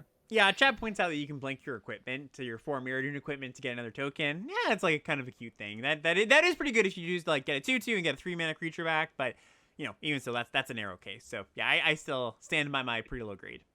Yeah, but even at that point, you need to have played the equipment. You need to have lost an artifact mana 3 or less. You need to like all the stars need to line up for this to just be like reasonable. Yep, agree with that.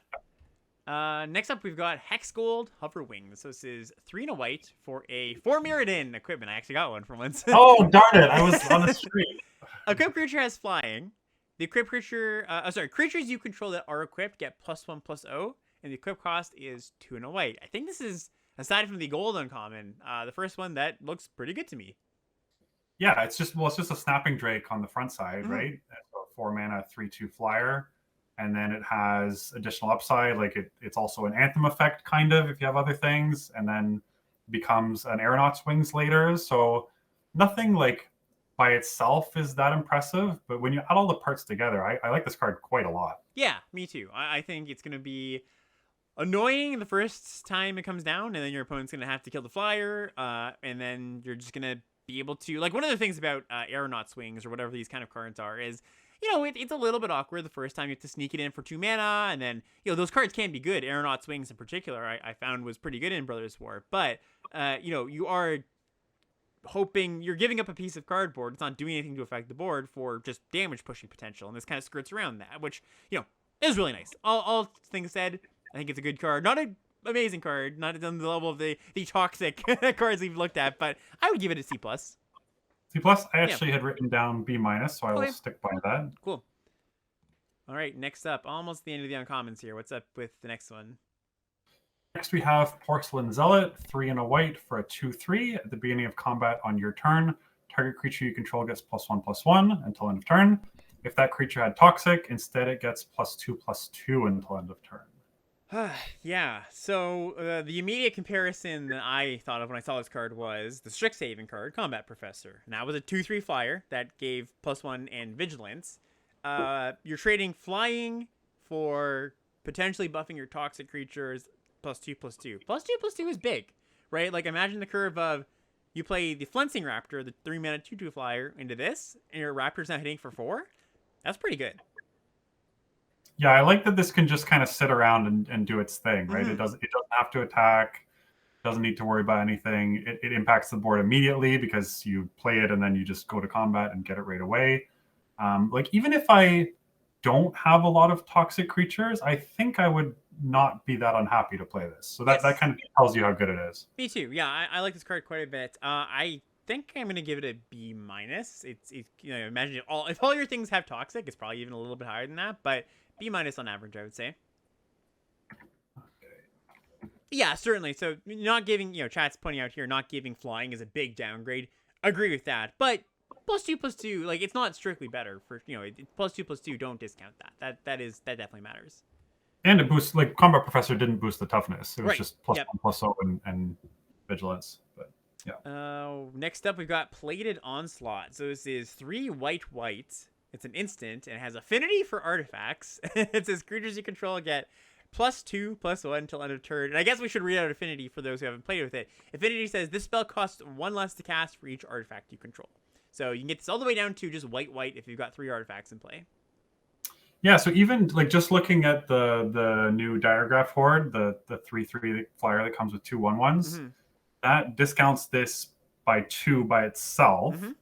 So that's already 1 white to pump your team, and you have a minimum of 3 targets for it. So I think this thing's like pretty good. Yeah, me too. One of the things that you often like, one of the things about these kind of cards that are kind of the big finisher that could be discounted, you kind of think, well, it's the last card of the game that I'm casting. Like, how much does that matter? If, like, what does the discount matter at that point? Well, it matters because, that's kind of the logic I had for a while thinking about these cards. But then there was enough game states where I was like, man, I really want to cast my removal spell and my Anthem. Or I really want to cast my Anthem plus another combat trick to get those last 2 points or whatever. So don't just think like, oh, like, it's going to be the last spell of the game you cast. What does it matter? It does matter quite a bit. Like, making this, if this was always 2 mana, like, that would be a really, really great card. Like, because, you could use it on turn 2, obviously. But even later in the game, that discount's going to matter. So I like these inspired card effects a little bit more than the average player. I think generally, like, when me and Ethan do this, I'm always a little bit higher than he is on them. I'm going to give this a C+. I could see, this is another one I could see going either way. What do you think about it? Sorry, was that a C+ or a B+? C+. C+. Yeah. Okay. I thought you were going B+ for a minute. No, I'm not that deranged. Whoa. Yeah, I had written down C because like not every game you're going to have the Diagraph Horde, but I should probably figure out the real name for that thing, but we know what I'm talking about. Basilica Shepherd. Yeah. And so if you have less artifacts, it's worse. If you have less creatures, it's worse. can potentially be a little telegraphed. But yeah, C still, you're still happy to play C's a good portion of the time. Cool. And bring us home with this last uncommon in white. Yeah, the last white uncommon, we have Apostle of Invasion, 4 white white for 4/4 flying, and as long as your opponent has 3 or more poison counters, it has double strike.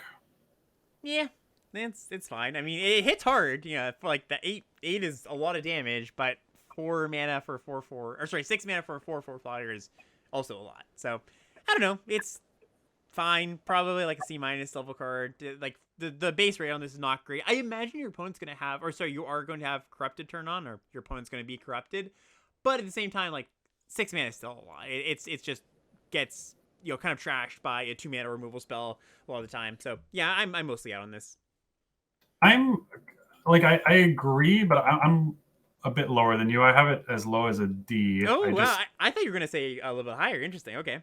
No, it just like we've seen White's game plan and it's pretty linear, Yeah. and this just doesn't do it. Like I think you always want to be impacting the board early with White. You want to be abusing its tricks, and you can only do that by being on the board early. And like it's just not enough of a payoff. Even if this was always a 4/4 double strike, I don't think it'd be that much higher on it. Yep, no, I agree with that. All right, fair enough then. And it's going to bring us to blue. All right, so moving into blue here, back to some commons. Our first blue common is Aspirant's Ascent. This is a single blue mana for an instant. Until on a turn, target creature gets +1/+3 and gains Flying and Toxic 1. Yeah, so first blue card, and it has Toxic. You think like, oh, blue is just as good as doing Toxic as White is, which is certainly Not true, yeah. So this is, similar to Wings of the Cosmos. For those of you who played Kaldheim flashback drafts, instead of untapping, you're getting Toxic 1, which is, I'm not sure if better or worse, really, but Wings was pretty good. I think this is also pretty good. I'm like leaning C+ for this. It's still a good trick. Yeah, super duper efficient. Again, just, as an overview of blue, whereas White is like super focused, blue is kind of doing a lot of different things. It's got some proliferate going on. It's got some artifact stuff going on. It's got some oil counter stuff going on. So if this was a white card, I'd love it. Just very, great. In your blue-white decks, could also be very, very good. I don't think it's going to be as impactful in your average blue deck as Wings will be in the average white deck, if we're making that Kaldheim comparison.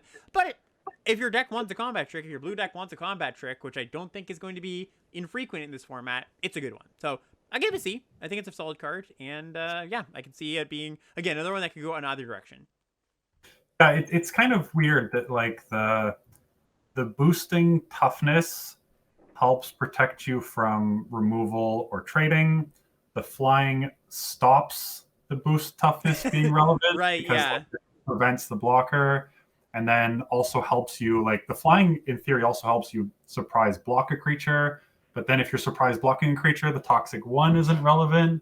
So it's almost like the 3 abilities it gives are pulling at each other a little bit. Mm-hmm.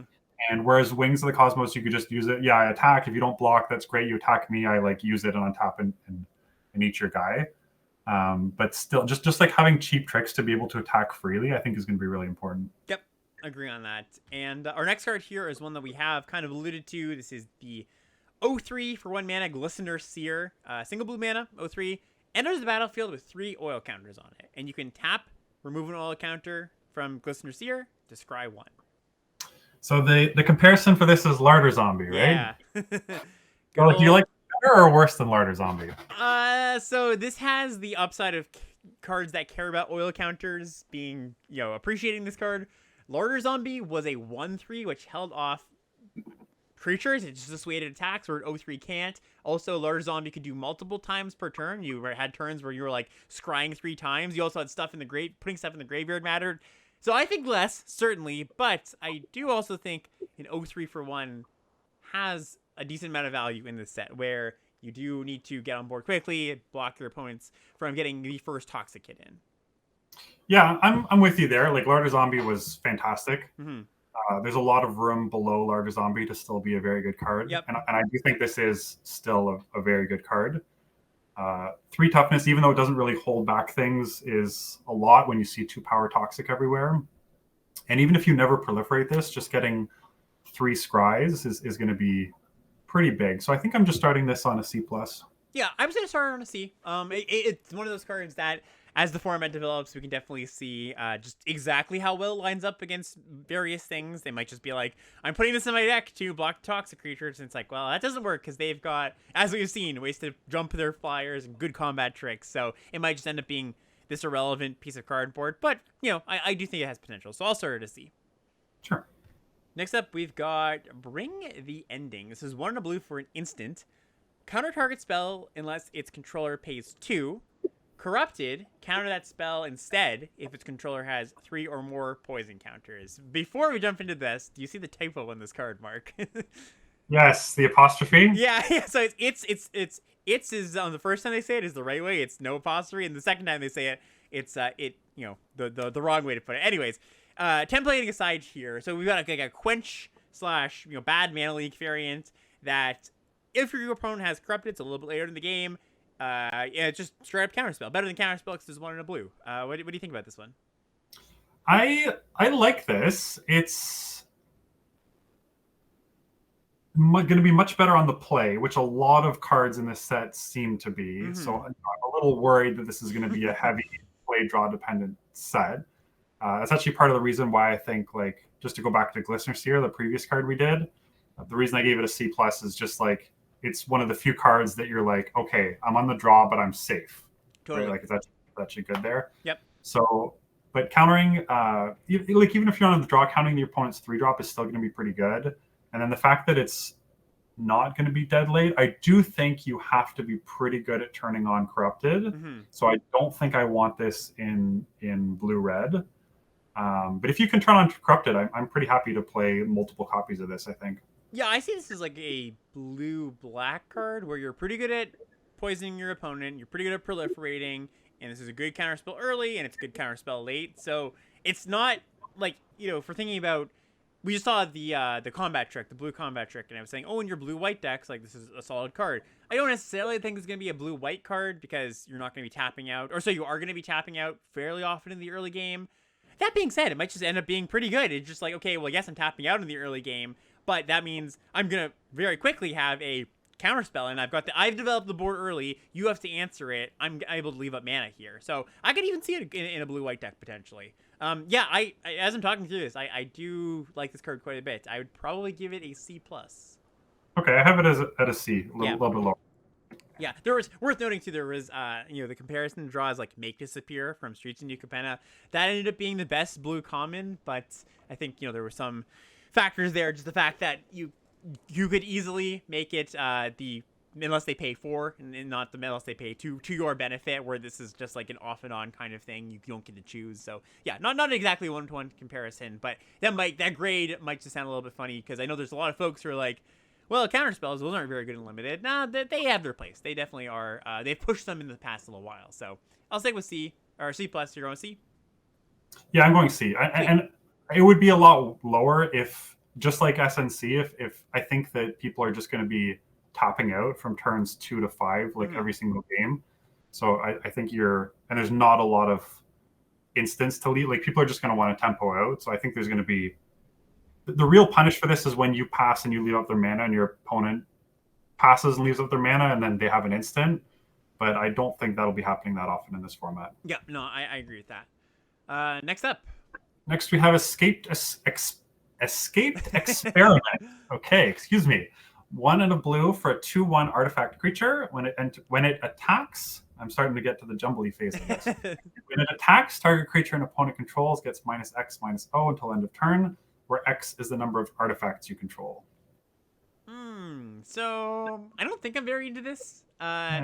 So it's like, at a baseline, it attacks into 1/1s freely, and then if you have another artifact, it attacks into a 2/1 or 2 power creature, I should say. And I don't even think Blue's all that interested in doing that in general. Like, it's like, okay, great, I did my thing, and now my 2-drop attacked. I don't know. I think it's an artifact. You can, point that out too, but it's just extremely filler. I wouldn't be surprised if this is just like a D-. It's like the kind of card that, not that you're like, it's not terrible to make your deck, but you'd be pretty unhappy. So I think I would just give this a pretty low grade. I gave it a D, and I'll stick by that. Sweet. Just 2 power, 2 mana artifact, got a type. Yep. It gets a half grade upgrade for me. Yeah, we've even seen this type of card before, and they've never really been good. Yeah. Next up, we've got, well, we've seen this type of card before. Experimental Augury, 1 and a blue for an instant. Look at the top 3 cards of your library, put 1 in your hand, and then you proliferate. Yeah, this thing, so it's anticipate, proliferate. Yeah, exactly. You still got it. You still got your words. I got it. No problem. No problem. I like this card quite a bit. I really think that people got to get out of the mindset of proliferate being 2 damage to face, specifically with this card. Like, I don't think a lot of blue decks that are playing this type of card are also going to be playing a lot of cards that get in that early poison damage, right? Because you don't really want to play this in like an aggro deck that's trying to curve out. So if you're not playing an aggro deck that's trying to curve out, you're going to have a tough time getting that first poison in. So I almost think this is going to be specifically like an oil card. So you want it in like blue-red and maybe blue-green. But in those types of decks, I do think it's quite solid. Yeah, I think so too. And I also do like this is very predictive. I don't have too many foundations for this claim, but I do kind of like what blue-red, like when I laid up blue-red's cards, I do like how they line up, and I think this is a pretty solid card for that deck. And so, yeah, I think exactly what you said. I would reinforce what you said, where it's not just like necessarily poisoning your opponent out. That's not always what this card is going to be doing, but it's going to have a lot of good applications. And I think this is the type of card, like, anticipates the kind of card where if you just add, like, a little bit, just juice it a little bit, it turns from, like, not really that excited about it to, hey, this is actually, like, something I do want. It does enough. So, yeah, I would probably still give it a C, but it's a good C. Yeah. I wrote down C as well. It does, like, for the blue-red decks, it is going to be too oil for a lot of things because those triggers off of casting a non-creature spell. Yep. But I just think so many games you're going to want to have 2 drops that affect the board, and so you can't really put too many of these in your deck. And it's a 2-mana instant for playing well with the counter spell we just looked at too. So yeah, worth noting too. Next up, we've got Ichor Synthesizers. This is 1 and a blue for a 1/3. It says whenever you cast a non-creature spell, you put an oil counter on Ichor Synthesizer. As long as Ichor Synthesizer has 4 or more oil counters, it gets +2/+0 and can't be blocked. Yeah, this one is another one I found really tricky. It kind of reminded me a bit of Vortex Runner from Strixhaven. Yeah. Vortex Runner was a card I died to a couple times, but I found still, like, I never played them and I didn't want to. Like, being such a bad top deck is a knock against this. Like, 4 oil is a knock against this. I do think being a 1/3 for 2 is better than Vortex Runner being a 2/3 for 3 in its format by quite a bit. But I still think I'm going to lean away from playing these, even if I imagine myself dying to them fairly often.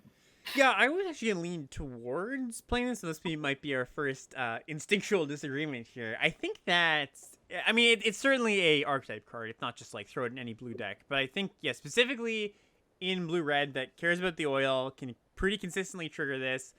I think, like, if you just cast 2 of those experimental auguries, 2 anticipates, that turns this on. And that's, like, not a bad plan. So you have a bunch of these. And like you said, the 2 mana versus 3 mana is a big deal. And also, it's just a cheap thing that accrues oil counters for cards that care about that. So, I don't know. I am a little bit higher on this. I was still just going to give it a C, like in the right deck synergy C. But I do think this is a worthy payoff. Okay, I get, like, the decks that are playing non-creatures, specifically like draw spells, like the Anticipate we just looked at.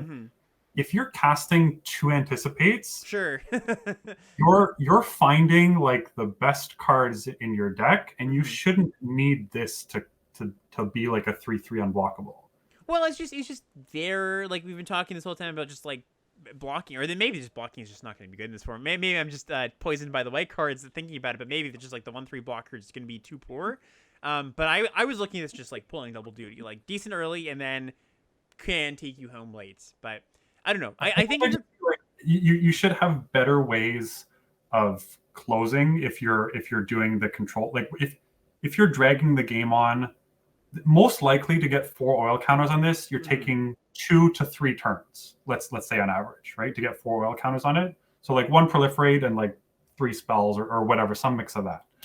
So if you're surviving for that amount of time and like drawing cards and playing non-creatures to do all that, which your non-creatures are going to be like removal spells, or they're going to be draw spells, or they're going to be, you know, planeswalkers or whatever. I think you'd rather have something that has a bigger impact on the board as a top deck, so that when you're playing your Anticipates and seeing these cards, you're not like, oh god, like my Anticipate revealed a land and 2 Ichor Synthesizers and none of these cards do anything. You know, you just sold me there with I was actually gonna like, you know, rebut just like, well, I'm, you know, not talking about like a controlling deck. I'm talking about more of a like a tempo deck. But you just sold me there on the fact that like, yeah, this, if you draw this on turn 5, you have to start from ground zero of just like, yeah, I have to start putting the counters on it. It's not like the other card, Vortex Runner, where you draw it late and it is the 3/3 unblockable. You do have to put in the work still. So yeah, I agree with you now. That you definitely talked me down. So D+ then? That's what I had it Okay, as, yeah. yeah. Let's do that then.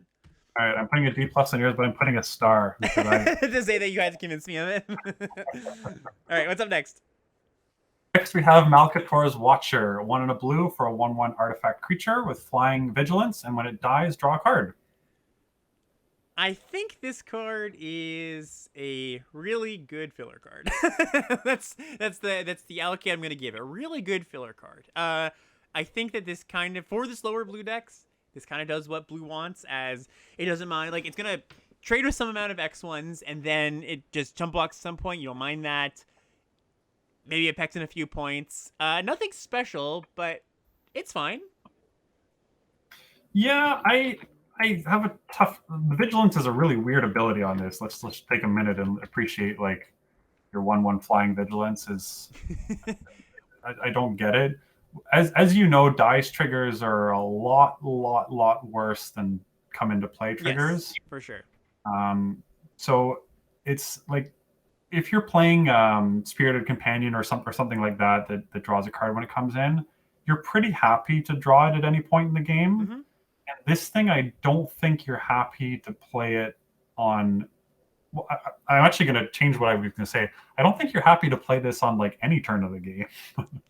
Yeah, I think you're not happy to play. Like, death triggers tend to be, so just to spell it out here, death triggers tend to be worse later because your opponent kind of just has options to skirt around it. They can either go, okay, I'll just, whatever, take the damage when you attack. I mean, that's kind of why it has vigilance, I guess, where it's like, okay, they have to deal with it somehow.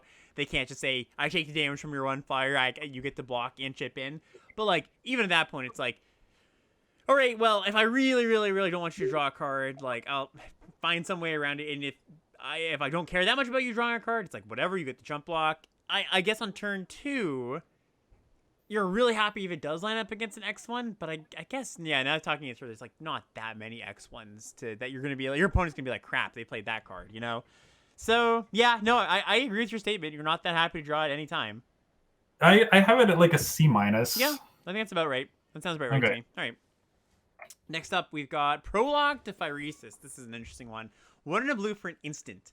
Each opponent gets a poison counter. Draw a card. So maybe this is a hot take, but I think this card sucks. Yeah, no, I do too, actually. I was gonna get into a little bit of entertaining this card, and I think the idea is, well, you play this and you then set up for the rest of the game, and you like slowly poison them out. You don't need to connect. That's how you're winning, like your blue-black control deck. I think there's better ways to do it. I think it's just kind of like you're never going to be very happy to cast this or play this. So yeah, I don't think this is going to be a card that even in your like most controlling blue decks you're going to want.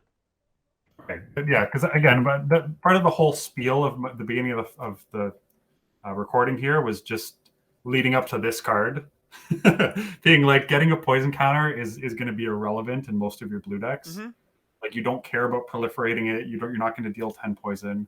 That being said, it's still just like cycles, so I don't think it can be that low. Right, I have it for sure. Like a D card, I guess. Yeah, I think so too. And it's worth noting that we did say, well, corrupted is what matters. It doesn't matter, it's not that getting to 10 matters, right? It's not like damage necessarily. So maybe you do have a deck that has a lot of good corrupted payoffs, but is a little bit light on ways to actually get in that first poison counter. And like that's your incentive to play this card, that you already have the corrupted payoffs. But I don't think it's necessarily going to that situation is going to come up all that often. I just think your draft is going to have to go in a kind of a funny way where this is the best thing you have going for you. So yeah, like you said, it cantrips. It's not the worst thing, but I would just put it at a D. I don't think it's going to be the key part to any blue deck's plan. Yeah, the one spot I could see this is like a corrupted control deck, which just like it seems rare enough that I don't think it's going to come up a lot. Yeah. Like, So when you said not to cut you off, but when you said I don't like this card, I thought that's what you were going to get at. That you didn't think that was like great for this. That like you didn't think this card was great for that strategy. But maybe it is. Maybe that's your thought is maybe it is. That's the one place it can go. Yeah, looking back to if we go all the way back to like the white black uncommon, it's like the 4/4 chupacabra, but it needs to be turned on. Like that's the type of card where I could see if you're playing like a slow grindy control deck, but you still somehow need to turn on corrupted, and you're likely not going to do it by attacking. Then like maybe this is passable, but yeah, I'm sticking by my D grade. Cool. Well, let's just move on from there. I think we can come back to this at some point if it's, we'll note it after we've played the set for a while. Yeah. Next we have Chrome Prowler, 2 and a blue for a 3/2 artifact creature. It has flash, and when it enters the battlefield, tap target creature and opponent controls. Just so many of these blue cards. Like just compare blue to white. Like we were like banger after banger, and here it's like passable magic card after passable magic card that you like maybe don't even really want in your deck. So it's an artifact creature. Like we keep saying that, but like it doesn't matter for too much. So this is like it trades with attacking creatures that your opponent like you have 3 mana up, and your opponent's like, all right, they have mana up, and maybe they have a counter spell, maybe they have a removal spell. This is their removal spell. Maybe they eat a mite or something. But yeah, and the thing is awkward there where you don't get the tap down because you're doing that after they attack if you're playing to ambush something. So yeah, this is just like super filler. I would just give this a D+. D+? I have it as D. Yeah, that's fair. All right, next up, here's an interesting one. So next is Eye of Malcator. So this is 2 and a blue, so 3 mana for an artifact. When it enters the battlefield, you scry 2. Whenever another artifact enters the battlefield under your control, Eye of Malcator becomes a 4/4 Phyrexian Eye artifact creature until end of turn. So if there is an artifact deck or deck that really cares about artifacts outside of those uncommons that we were talking about a little bit earlier or alluding to, this might be the key, and I'm not sure if this is good enough. Like so it doesn't block, really, right? And it we've seen cards like this before in previous sets, and usually they have flying. Yep. And so it's just like a big clock, like 4 in the air, 4 in the air, 4 in the air, and you just kill somebody with it. Now you do get to scry 2, but like not impacting the board on turn 3 is a recipe to get yourself corrupted real fast. Yeah, that's true. That is, very good play. This is set up for later, and later might be too late. Yeah, I have this as another D. Yeah, I'm also gonna start low on it. I was gonna give it a C- with the earmark that like this could be surprising if it does, like if you have all of them, like you draft all of these, and you just got a bunch of like sleeping 4/4s, and maybe you got the cats that I'm really stretching here, but the cats can splash themselves in. Yeah, I don't think this is a great card, but I do, at least in my head, I'm earmarking this as could be something. So yeah, I could see. Well, I guess like you're just getting my wheels turning a bit. Yeah. Like the only way you want to play this is if from turn 4 onwards you're attacking with it every turn. Mm-hmm. Yes. I think, right? Yes, agree with that. And so it does scale well in multiples, right? Like playing one of these turn 3 and then even playing one of them turn 4 and wasting a mana doesn't sound that bad because you're attacking for 4 and then the next artifact's attacking for 8. So like maybe there's a deck for it, but I do think it's got to be like very aggressive, and the fact that the artifacts are in general just worse than the toxic cards, even if there's a bit of overlap, leads me to believe that it's going to be like that one draft where everything comes together and not something you can do on a regular basis. Yeah, totally. And one thing too, and this is like a testament to the card designers. I always feel like when we're reviewing blue, me and Ethan, we always have the most like question marks of like, this might be decent, this might not be. I think blue is often the color that has you kind of need a feel for it and see how the cards interact with each other before truly coming down. So that's kind of what tipped me off to like, I can see something going on here, but I will agree. I will start low and come up if needed after. So what am I writing down for you here? I'm gonna still say C-, not super low, but C-. All right, what's up next? Next, we have Gitaxian Raptor, 2 and a blue for a 1/4 flyer. When it enters the battlefield with 3 oil counters, and you can remove an oil counter from it to give it +1/-1 until end of turn. So I think this one's solid. We just saw, again, so just as in 2 years ago, and then flashbacks. In Call Time, there was Mistwalker, which is 1/4 flyer that you could pump, pay 2 mana to give the +1 -1. And that card was solid, had some tribal synergies going on, but I think just the base rate of this is the 1/4 flyer blocks quite a bit, and then it turns into a it's like a threat of activation blocker too, because not only does it block the X ones, their opponent can't attack X ones, then also like 2/2s can't attack into this, and then when you're ready, it starts clocking for 2 or 3, and if you can really get the oil counters going, you can do that continuously. Worse than Mistwalker at clocking, because you do run out of oil counters eventually. I'd imagine you're not just gonna store 7, 8, 9, 10 of them on here, but I think it's probably around a C, just a fine curve filler card. I think I have this at a C+. Okay. I like it quite a bit.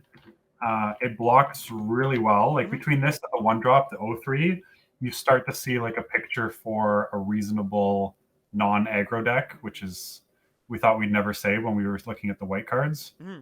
Yeah. But like threatening to pump for no mana, and also just like having 3 oil. Again, there's cards that sometimes just care like, do you have oil on something? Right. Yes, you do. Okay, here's a reward. Yep. So I think this card's quite like, well, not it's great, gluey. but It fills a lot of holes. Yeah. yeah. Gotcha. Yeah. Okay. Fair enough. Yeah. I'm gonna say it's C, but C+ for Mark here. Next up, we've got Mesmerizing Dose. So this is a spin on an old classic. This is 1 blue for a aura enchant creature. When it enters the battlefield, you tap enchanted creature, then you proliferate. The enchanted creature does not untap during its controller's untap step. So Charm Sleeve / Claustrophobia, those kind of cards, we've seen that before. But this one just you get tacked on proliferate for free. Yeah, I mean, typically the Claustrophobia, except back when it was first printed and people thought it was great, they haven't been that impressive. Like I usually shy away from them. This one, adding Proliferate is not nothing. I don't know if it makes me happy to play these or not, though. Yeah, I think just like there was another card a few minutes ago that we talked about where it's like, yeah, this is like a kind of whatever card, and you bump it up just a little bit, turn the dial, turn those knobs, give it Proliferate, and I think I'm a little bit happier to play it. I also, this is definitely going to be a context thing where maybe there just is enough things that punish this card that end up making the deck often enough that you're just like, well, yeah, I cast my Mesmerizing Dose. My opponent like picked it up with that white creature that picks up permanents, and that just happens way too often, and I just can't afford to play this card. That being said, though, like I do think that Proliferate makes this card at least something I'm interested in, something I'm willing to entertain as we move into the set. So I'm gonna give it a C+. Just a bit of an optimistic C+ there. I could see it being lower, but yeah, I'm willing to give it a try. Yeah, I'm gonna start a little lower. I'm gonna go with a C. Okay, fair enough. Next up. Next, we have Gitaxian Anatomist, 3 and a blue for a 2/5. When it enters the battlefield, you may tap it. If you do, proliferate. This is like a D-. Yeah, this is Wish Queen Crab, and they had to say it like, would it be too good if it just proliferated? Just Wish Queen Crab that proliferated. Is that too much to ask for? Yeah, I don't know. Yeah, I'm gonna give this a D- as well. I think it's very extremely bad filler. Next up, we got Meld Web Curator, 3 and a blue for a 3/4. When it enters the battlefield, put up to 1 target instant or sorcery card from your graveyard on top of your library. Yeah, so the fact that they know it's coming, because you usually think, okay, it's going to put removal on top and your removal is going to be good. But then your opponent knows you're about to draw your removal spell. So it gets a lot worse, and it's also understated. So I'm not seeing it here. The thing you have to be putting on top of your library has to be really good. Like, it has to be like a good removal spell, something that like, actually we're gonna get to a card in a second that might be interesting with this. There's like a draw 3 at common. Like, getting that back isn't bad. But yeah, I think for the most part this is just like a little bit too finicky. Maybe, yeah, like I said, if you have something really good to get back, like a few good, really premium removal spells, I could see it. But it's not a card that's gonna make my deck very often. So I'm gonna give it like a synergy C-, basically. That's where I land. Okay, I was just going D+. Yeah, that's fair. Yeah, that's basically the same grade. Yep. What's up next? Next, we have Meldweb Strider, 4 and a blue for a 5/5 vehicle with vigilance. It enters the battlefield with an oil counter on it, and you can remove an oil counter from it to make it into an artifact creature until end of turn with crew 3.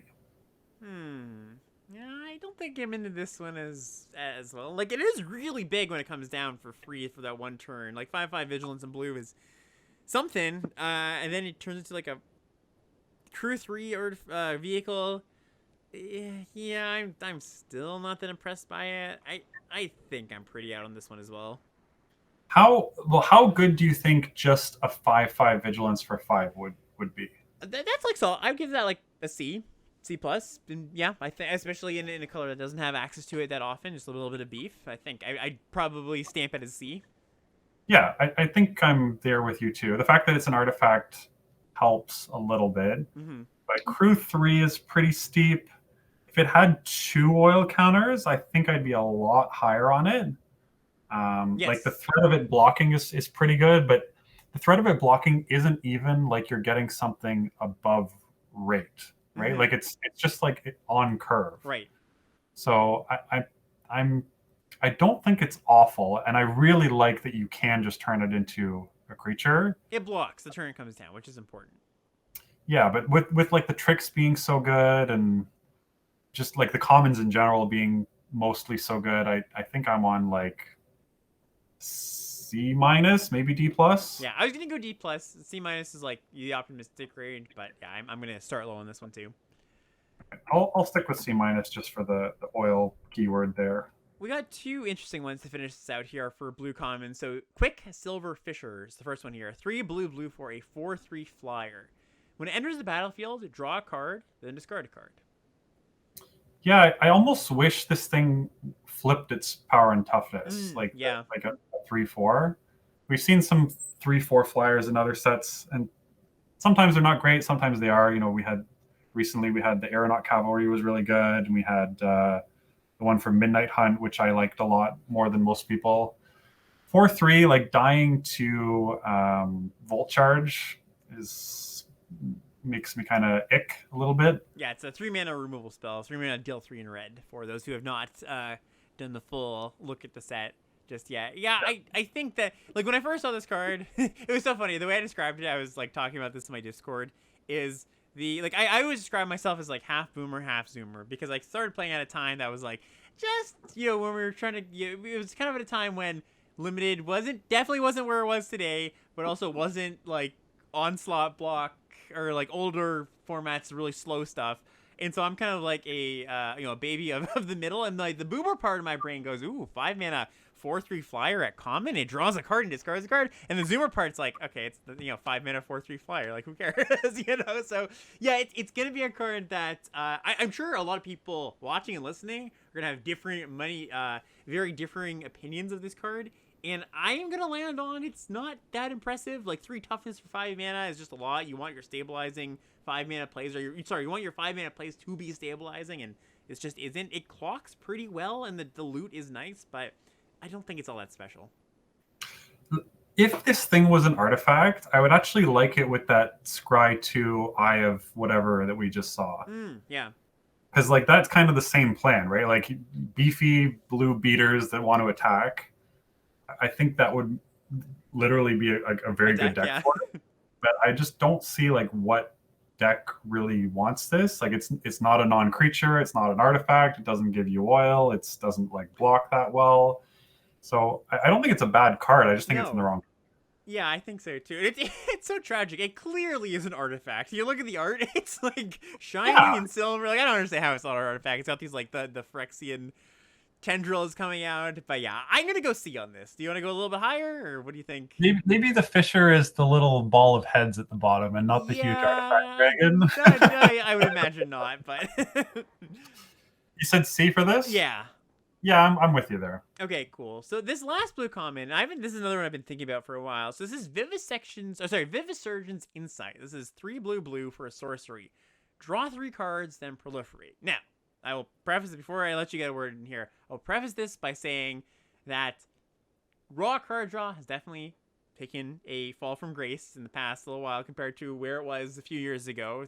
Just tapping out for rock card draw is rough, but a draw 3 at common with upside in a set with a lot of cheap interaction.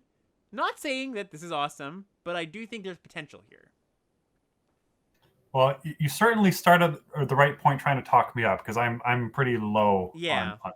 Like just sorcery, like please. Give us give us an upgrade on Jason's ingenuity. Yeah, again, not say I'm like I'm just more theory crafting than anything. I mostly am looking at this through the lens of I think this is usually not a desirable effect, but we don't get this at common, and the set might just be right for it. Again, this is just a hypothesis. I just wanted to put it out there as a card again that I'm earmarking. That's all.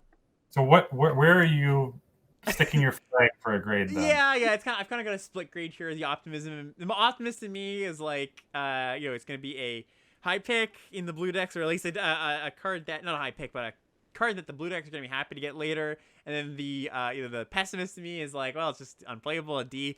I'm going to stick it with Synergy build around C. Still, Synergy is probably the best grade for it, but this is very much like a driving conversation kind of grade, not really I'm confident in this grade as we move into the set. All right, I'm going with D+. Yeah. That's fair enough. Yeah, I do not, I will not argue on the low grade there. That brings us to blue's uncommons here, and the first one here is Font of Progress. Single blue mana for an uncommon. It's an artifact. Font of Progress enters the battlefield with 2 oil counters on it, and it has 3 tap. Target player mills X cards, where X is the number of oil counters on Font of Progress. Just enough. Yeah, it's just gonna mill too slow. Basically, it's just so much mana. Even if you're like, say you proliferate a few times over the course of the game. Alex, we're gonna keep the 746. You're like, we don't need to talk about this. All right, fair enough. That's enough. Okay. That's enough. All right. Next one we'll do even faster. Okay. Yeah. Constructed card, minor misstep, instant, counter target spell with mana value 1 or less. It's another F. Another F. Easy. All right. There we go. Flying through this thing now. Atmosphere Surgeon. So there's 1 and a blue for a 2/1 uncommon.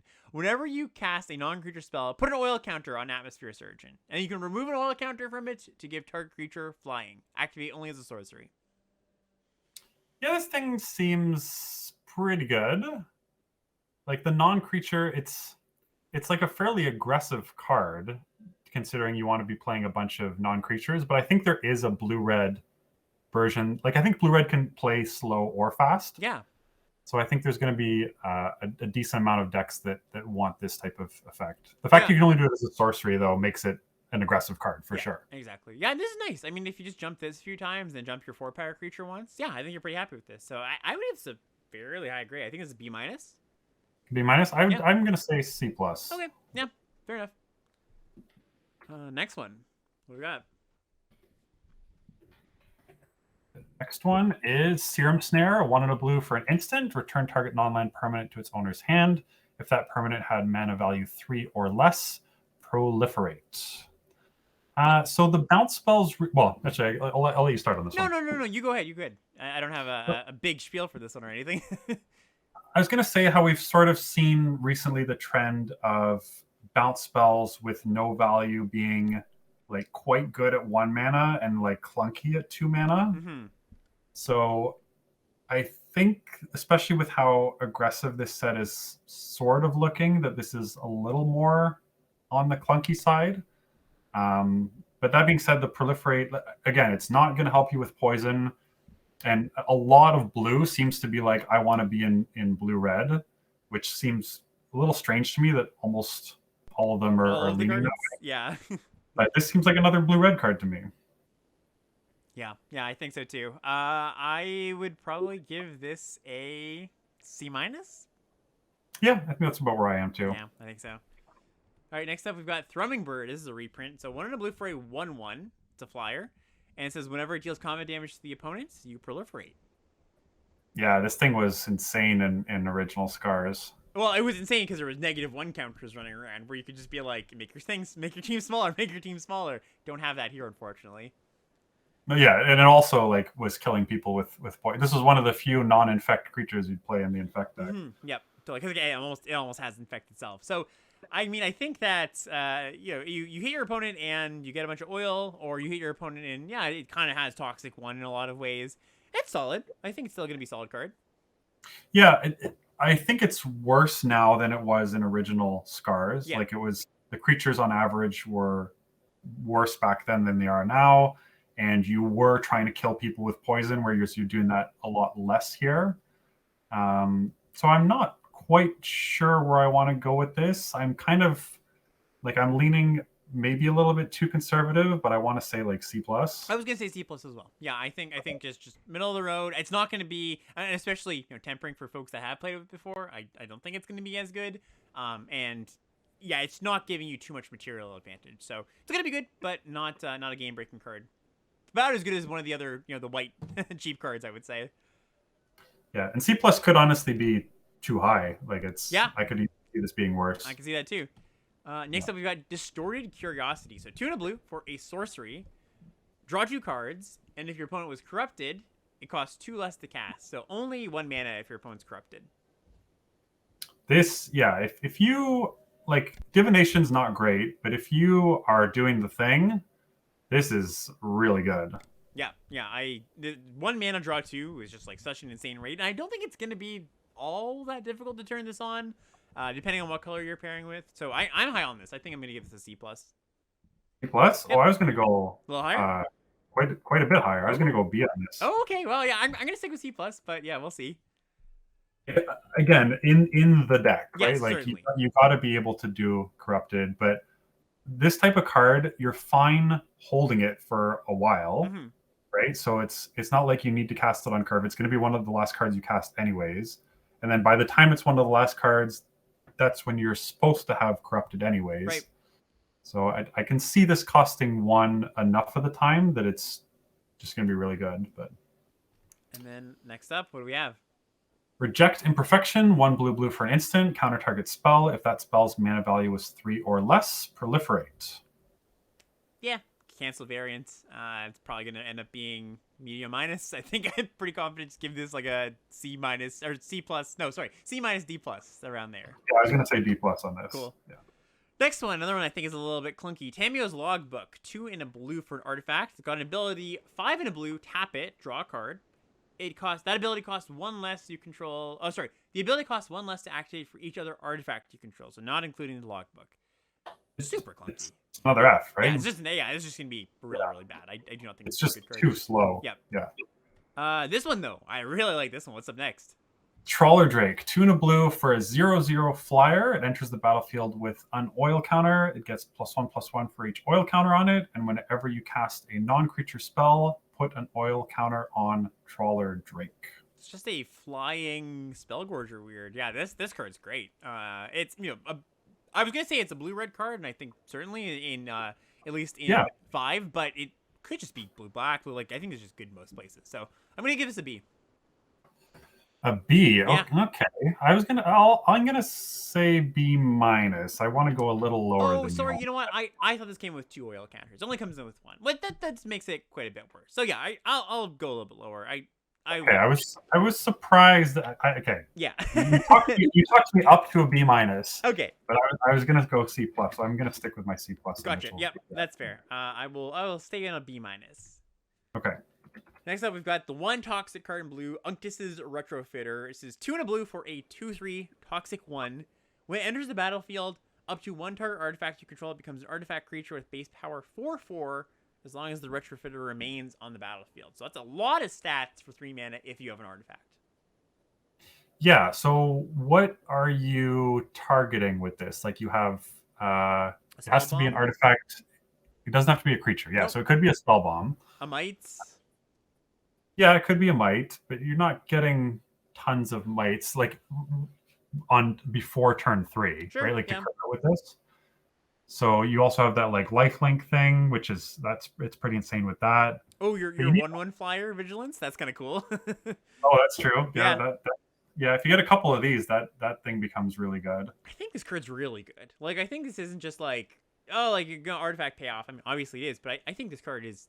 Even in like a not heavy artifact deck, if you've got 8 things, 7 things, like this card's just gonna be like I said, just so much stats.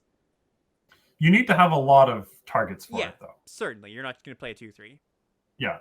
I'm going to give this a So B. I think it's that level. okay, I'm gonna give it a B with the caveat that I'm adding a synergy grading. Okay, yeah, that makes sense. And a few more here to go for the blue uncommons. What do we have up next? Is that one? Yeah, right here. Tamio's Immobilizer. 3 and a blue for an artifact. Enters the battlefield with 4 oil counters on it. Tap, remove an oil counter from it. Tap target artifact or creature. So, is this icy manipulator? Is it a discount icy manipulator? This is Tumble Magnet. Tumble Magnet, yeah, it's a better comparison. Tumble Magnet was in original Scars. It was 3 mana for 3 counters, and it was legitimately like quite good. I think this card's also legitimately quite good. I would want a little bit of proliferate to supplement it, but 4 is still a lot of oil counters. Like that, even if you like literally never proliferate onto it, that's 4 turns worth of tapping down their best thing. Better when you're aggressive. That's like Tumble Magnet was. But I think even like a slower deck, if you've got 5 proliferate cards, you're gonna end up in the spot often enough where this is gonna do enough of a job keeping you alive and getting you to the point of the game you want to get. Yeah. This is. I'd rather have Tumble Magnet than this. Yeah. Okay. Agree. But I still think this is going to be like reasonably playable. I don't know if I'd go so far as to call it like good. I think it does a job. If I were to grade it though, I'm leaning like C, I guess. I was gonna give it a higher grade. I was gonna give it a B-, but So you're just like out on it a little. Like your thought is, if this isn't icy, because I'm just putting words in your mouth here, but not icy because 4 counters is less than infinite counters, basically. Yeah. Like often icy was played in control decks that would want to draw the game out. This one's not icy because it's just not that, right? Like it's I think that the creature that you're tapping is going to be not like that much better than the tempo that you would have gotten with just playing a 4-drop. So I could be very wrong about this. This could just end the game immediately when it comes down, and people will hate to see it. Yep. But I'm a little lower than you on it. All right, I'm gonna steadfast on my B-, but we will see, shall we? Next up, we've got Transplant Theurgus. 3 and a blue for a 2/4. When it enters the battlefield or another artifact you control, you can draw a card and then discard a card. And it has an activated ability, 2 mana. Put target card from your graveyard on the bottom of your library. Yeah, it's like the loot is nice. I think, despite being understated, I think this is better than it looks. Me too. I think a lot of people are going to be like, oh, this is the loopy card of the format where like you mill your whole deck or draw your whole deck, then put stuff on the bottom. But just like looting a few times on that's not bad. Yeah, like it kind of gives you the fact that it does it itself is pretty big. You can pitch a land, maybe find another artifact, and then just kind of keep the chain going. It's still not going to be great. Like if you kind of compare this to Sky Swimmer Koi, that thing had flying but didn't trigger for itself. That's true. That's a good comparison, yeah. And Koi wasn't like great. It was okay. It's fine. Yeah. I'm kind of in the same spot with this. I want to say like C-, maybe. That's what I was going to give it to. Yeah, I think C- is about right for this card. Okay. And then bring us home here. Last blue common or uncommon. Sorry. Now, last one before the break is Watchful Blister Zoa, 4 blue for 4/4 flyer. It enters the battlefield with an oil counter on it, and when it dies, draw cards equal to the number of oil counters on it. Pretty easy one here. Very clunky, pretty expensive. You don't want you don't want to sacrifice your 4/4. You don't want your 4/4 flyer to die. Your opponent's going to do their best not to kill this. They'll attack around it or have an enchantment-based removal spell or something. There's gonna be some situations where they can't do that, but that's gonna be a marginal amount of the time. It's expensive. It's clunky. I think it's just the D. D, you said? Yep. The one asterisk I will add to that is the nice thing about this is there's almost a bit of pressure for your opponent to want to kill it a little earlier because of the threat of proliferate. Yeah. Right. So my initial thoughts were with you there. I think this might be just a little bit better than that. I love how earlier is like turn 7 instead of turn 10. You know, it's already a 6 drop. Yeah. No, I agree with that. I can see that happening. Yeah, like yeah. I guess there's a lot of exiles. There's like pacifism thing, like an arrest. There's exile effects, so it's still going to be pretty awkward. Yep. But I'll just go just a tiny bit higher than you, and I'll go B+ on it in that case. All right, and that does it for the blue cards. All right, moving into black now. First common is Annihilating Glare. Single black mana for a sorcery. As an additional cost to cast this spell, you either pay for or sacrifice an artifact or creature, and the effect is destroy target creature or planeswalker. So it's a Bone Splinters variant. We've seen a lot of these before, and yeah, nice little bit of modality here. It's just Eaten Alive, right? Right, yeah, Eaten Alive, except it destroys, not exiles, and oh, that's right, exiled, yeah. Yeah, and you can sacrifice an artifact. So yeah, small differences, but it's a good card. You do want some amount of foddery stuff. Black has a sacrifice theme that we've kind of touched on a little bit, so you're gonna have some expendable bodies. You're gonna have some mites potentially lying around. So yeah, I would. It's a synergy card to some degree, but solid card. I would give it a C+. I am generally lower on these cards. Like, I wasn't a huge fan of Eaten Alive. I was lower on Power Stone Fracture than you last set. Mm-hmm. I don't like giving away 2 cards for 1. I don't like it. I don't like it. Mark's like, no, I can't do that. So you can sacrifice your equipment, I guess, your crappy equipment. No, yeah, I know what you're getting at here. I know what you're getting at here. Where there's a lot of setups where even if your deck feels like it should be good for it, you're like, well, I still want this piece of material, and giving it up is a cost to some degree. So maybe a little bit lower, maybe a C is where I would land on that then. Okay, you'll go C. I'm gonna go as low as C-. Let's do it. Yeah. Just to back up my take, but yeah. Next up, we got a nice one. We got a nice sideboard card. Yeah, Duress. I mean, Duress has been. You could main deck Duress in Strixhaven, but for those who don't know what Duress is, it's a black sorcery. Target opponent reveals their hand. You choose a non-creature, non-land card from it. That player discards that card. And let's just give it a sideboard grade. Easy sideboard. I'm saying it was nice because we don't have to talk about it for too long. Next up, we've got Whispers of the Dross. Single black mana for an instant.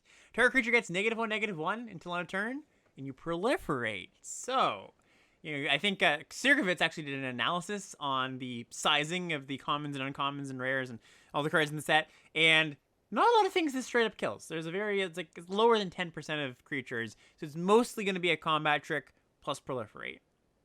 Was it lower than 10? I saw that analysis. I thought it was higher than that. Oh, maybe I'm misremembering then. I can even check, but yeah, it's not that high basically. Okay. Yeah, I thought it was higher than that, and I don't know why. I just feel like this is a card that I can get value out of. Like, I just feel like I can play my way into a situation where this is going to be good. Yeah, I think. Okay, so actually, I can't find it right now. We'll get it after, but I think that there is an argument to be had for these cards are just good. Might not be the term. But I am a fan of -1 generally as an effect on a 1-mana card.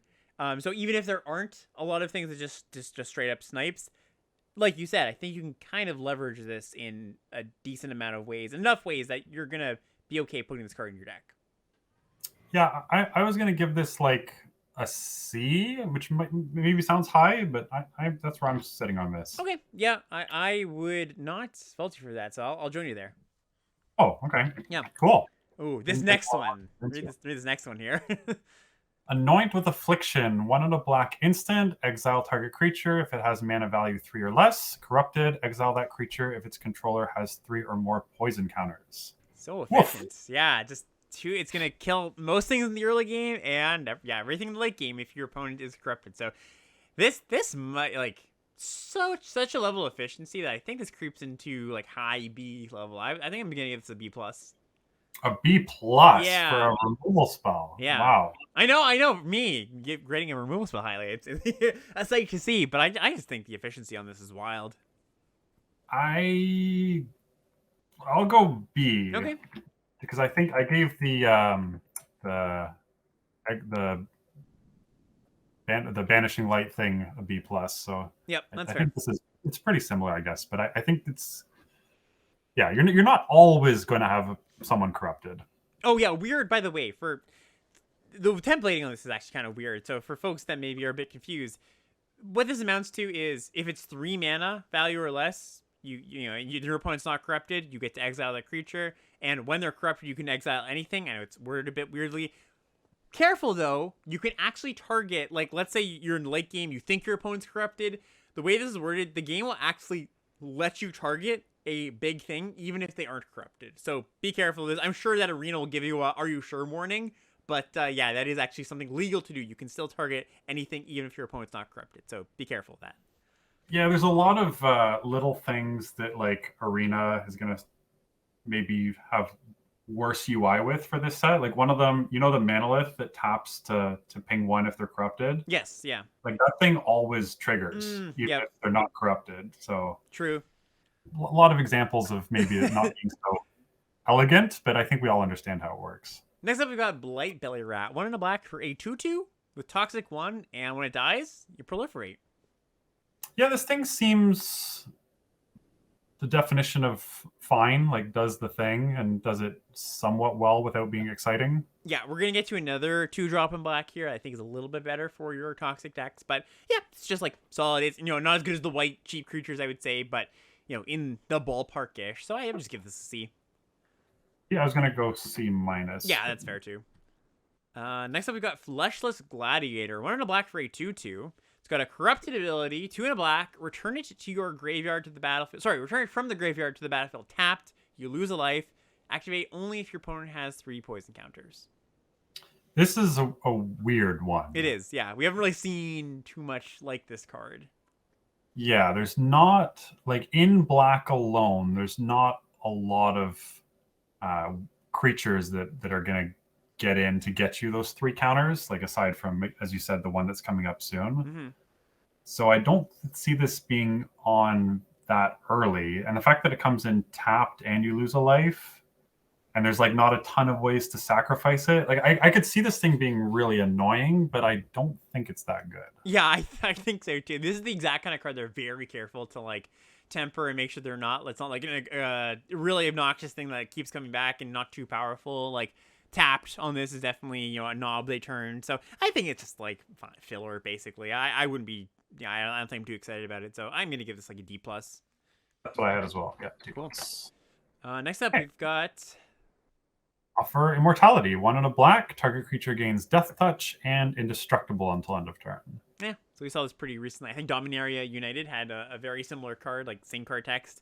And yeah, I mean, this is a bad combat trick. It reads kind of well. You're like, okay, cool. Like, Death Touch Indestructible always wins the combat. But part of the value of combat tricks is, pushing damage on an unblocked creature some amount of the time. And this just never does that. Kind of nice with Toxic. Your opponent's incentivized to block. Yeah, but still just very filler. I would just give it a D. I have it a D+, but D is fine. Cool. Next up, we've got Pestilence Siphoner. This is the other 2-drop I was talking about. 1 in a black for a 1/1 flyer with Toxic 1. So very consistently will be able to poison your opponent on turn 1 or turn 3. Sorry. Yeah, like if there's a single deck in the format that wins on poison counters, like this is the card. Right. Yeah. Because it's just so. I mean, it's not even like that much better at getting in than like the 2-mana white for a striker on turn 2. But later in the game, you're still gonna be happy to draw this, where you might be a little bit less happy to draw that. It's gonna get in, and yeah, I think it's solid. I'm gonna give this one a C+. Yeah, I could even see this being higher in just like if you expect to get multiple of them, but I think C+ is pretty reasonable. Yeah, I could see this just being like the key to your black decks and just like needing to have like your black decks that don't have this card you're going to be quite sad about, and the ones that do, you get to turn on all your cards a lot quicker. And this was an interesting corrupted payoff here. So we've got Bone Picker Scourge, 2 in a black for a 2/2 flyer, so just Windrake stats. Corrupted, it gets lifelink and Death Touch, so it turns into a Vampire Nighthawk almost. Yeah, it didn't really clock to me that it turned into a Nighthawk. You know what I mean? Like it just reads as kind of like, oh, whatever. Yeah, a little bonus. And then you think about it, missing the 3rd toughness is pretty big. It's meaningful. But this is still going to be really annoying to play against. Like if it can attack, then it's draining for 2, and if it can't attack, it's just blocking something huge. I think this is a pretty reasonable payoff for being corrupted. Me too. Yeah. Want to give like a C still? Are you willing to go to C plus? I think I'm going to go to C plus again on the basis that if you're playing this in your deck, it's because you're expecting to be able to corrupt people. Gotcha. Yep. Totally. And next up.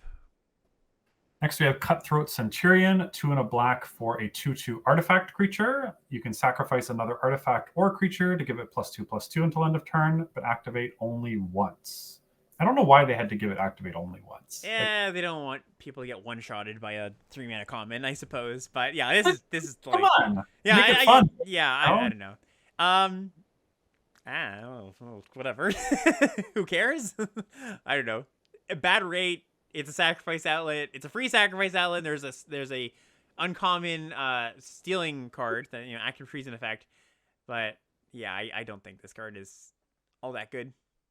Yeah, I have it at a D, but like if it didn't have that only once, it'd be good. Yeah, it'd be not only good, but I think also like fun. Yeah, sure. I don't see the downside of not giving it something else. Like, anyways. Yeah, I think it also might be a slight constructed thing. There's like some worries there, but yeah, whatever. I think this card is not a very high pick. Even it's not an incentive for your sacrifice decks. It's just not that powerful. So I'm gonna give this a D. Okay.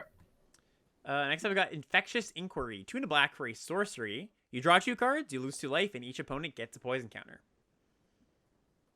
So we've seen they kind of have seeded black and blue with 1 card each that gives your opponent a poison counter, so that if you are a controlling deck and you're not putting these toxic creatures in your deck, your opponent you can get the train rolling so that you can proliferate. That's the idea here, but yeah, whatever. Yeah, I again, just like the blue card, I just don't think giving the opponents a poison counter. Black does have corrupted, so it makes it a little bit better, whereas blue doesn't. But I still have this at like a D. Yeah, I would say so too. These effects generally just aren't very good. The ones that like scry and dig you deep, those can be okay. But yeah, to just divination lose 2 is not a very good rate. And again, I think this could be an instant. Sure, yeah, for sure. I love how we're putting our game designer hats on at this point in the set review. We're like, well, why isn't this card a little bit different? Anyways, we've already solved the format. We know what's wrong with it. We know how to fix it. Yeah, it's the one-stop shop. Next up, we got Stinging Hive Master. 2 and a black for a 3/2 toxic 1. When it dies, you make a might token. It's been a while since we talked about these, so these are the 1/1 toxic 1 can't block tokens. Yeah, I like this card. Yeah, same. Even though it's a dice trigger and it's like a 3/2 for 3, like there's a lot of reasons for me not to like this card. We just came off of Conscripted Infantry in Brothers War, which this is like kind of similar to, but the flip side to that is that if your opponent didn't have like a 1 power creature to block with, they just could take 3 if they didn't have a good trade. Yep. And this thing, your opponent's not going to want to let it through because of that toxic. Yep, totally agree with that. So I think it's solid. Nothing. It's not like outrageous or anything, but solid C, I would say. Yeah, I have it as C as well. C sounds good. Awesome. We're just blazing through these black commons. Next up, we've got Vraska's Fall. 2 and a black for an instant. Each opponent sacrifices a creature or a planeswalker and gets a poison counter. Okay, so there's another gets a poison counter spotting you, but yeah, 3-minute edict, just really bad. So this is just an F. An F? Yeah, I think so. Sideboard card? Do you want to get it? Like, I don't know. An F for like a removal spell with upside is strong. I don't think it's good. I was going to give it like a D. But... Yeah. I just think like, I mean, it can do some stuff in some games, but I just think you're going to be better off not playing this card. Would you agree? I mean, I don't want to play Ds. that's true. I just think this will never improve. Yeah, not that a D would ever improve your deck necessarily, but I think it's bad enough that I would just be very embarrassed to put this card in my deck. If I was playing paper, I would grimace at the fact that I had to cast this card. like the line between D and D minus for me is like D minus. I would almost always play a basic over it, and like I could see like as a 23rd card if I was like short on playables. throwing this in some decks. Yeah, you're saying this isn't quite the kind of card where you throw your friend shows you their draft deck and you go, you can play as many basics as you want. That land station over there, you can grab any amount of those lands with them in your deck. Yeah. Right. Like I'm playing anything else over this, Yeah. but it's a card for a card. Like there's not a lot of things that make multiple bodies. Like there's not a ton of mites in the format. Yeah. There's not that many of them though. Yeah. I'm gonna stick on my F, but if show me the screenshot of when you play this card and I'll be very happy to say, it did make it here. It's better than the land here. I like to think I draft well enough to almost always avoid these in general. Yeah. But I think I will show you a screenshot of some random Twitter person where they have this card in their board, and I say this should be in instead of the other card that's in their main. There you go. All right, what's up next? Okay, next we have Shieldred's Head Cleaver, 3 and a black for a 2/4 menace, toxic 2. So this is one of the cards that again deals faster damage and poison than in life total. Yep. And 2/4 toxic 2 or 2/4 menace. I mean, yeah, it's not the worst body in the world, but it's clunky is maybe not the right word, but uninspiring potentially is the way I would describe it. Yeah, this card is going to be straight up bad in most decks, but I think if you have enough of the Plague Stingers, the 1/1 flyers, yeah, I start to play these because you just like if you can get 10 quick poison counters, there's no life gain that stops that. You can proliferate it. I think there will be some decks for this. Okay, yeah. So you want to give it like a D+, C-? I'm still gonna go D+. Okay, that's where I would just land. Because it's bad in most decks. Yep. But yeah. Agreed. What do you? I was gonna say D+. Yeah, D+ on this. You're gonna say D+ as well. Okay. Next up, I misread this card. I thought it was awesome, but not so much. So we got Testament Bearer, 3 and a black for a 4/1. When it dies, you look at the top 3 cards of your library, put one of them into your hand, and the rest into your graveyard. I was like, ooh, slightly stat-altered Organ Hoarder. But like we said before, a death trigger is much worse than Enter the Battlefield trigger. Still not a bad card, though. Just not a great one. So what's your take here? Yeah, like in terms of any stat distribution I could pick on a card like this, like 4/1's got to be the best one. Mm-hmm. Because your opponent can't just keep letting it through. Right, yeah. And it dies to anything, so... Yeah, it dies to anything. So I don't think it's awful. But I also don't want to play these, so I guess that means it's like a D+ for me. I was gonna go higher than that. I was gonna go like a C. I think it's just like serviceable, okay. But maybe a little bit too high, and maybe I'm Organ Hoarder tinted glasses here. I still think it's like you play this, your opponent's gonna have to respect it either on like what they attack. Like you play this and your opponent attacks, they're not gonna be that happy about that exchange, right? Like they trade off most likely, and you draw a card. Similar things. If you're the aggressor, you get to get in, and like you said, they can't ignore it. So I don't think it's that low, but yeah, no, you're right. It actually blocks quite well, doesn't it? Yeah. Okay. I'll go up to a C-. Cool, nice. All right. Next up, I'll add an asterisk because you convinced me on that one. Yeah, and I feel like this is one of the first times I've convinced you. So nice. Next up, we got Gulping Scrap Trap. What a card! 4 and a black for a 4/4. What a card name. 4 and a black for a 4/4. When it enters the battlefield or dies, proliferate. Yeah, so this card, I initially thought, when I first saw it, I was like, oh, it's pretty good. And then I thought about it, and I'm like, oh, actually, it's really, really, really bad. But then I realized that there is a deck for this. If you literally care about the word proliferate, yeah, it's pretty good. So like the blue-black uncommon does it, and there's a couple of uncommons that do it as well, where if you are triggering stuff off of doing the word proliferate, even if you're proliferating nothing, I think that there's a deck for this. Yeah, because otherwise, if you don't care about that, yeah, I mean, like, we've been through this song and dance before, but like you put a poison counter, you maybe get an oil counter. 5 mana 4/4 is not a good rate at all. It's very bad. So you really have to care about proliferating twice out of this card. And we'll see in a second. There's a few more payoffs along the line. There's that blue-black uncommon, like you mentioned. But yeah, I would assume that generally this card is not particularly good. I was gonna give this like a D. Yeah, that's what I would say too. Okay. All right, what's up next? Next, we've got Cruel Grimnark. 5 and a black for a 5/5 death touch. When it enters the battlefield, each opponent discards a card. For each opponent who can't, you gain 4 life. I'm not. This one is another one where just like the vivisection card, the 5-mana draw 3. Kind of earmark this as like, I know this looks bad, but like it's a really large body and it's card advantage, and if it's not, it's almost like a ravenous lungworm.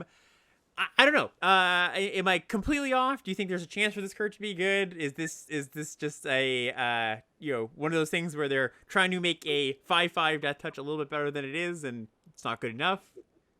I don't know if you have like the cameras up, but if you don't, you should go back and watch the VOD of this moment where as you talk up this card, my smile slowly like gets bigger and bigger and bigger. Okay.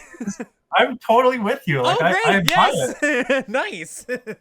I see it. Like I see why I shouldn't maybe like it, but I do like it. I think it's a reasonable card.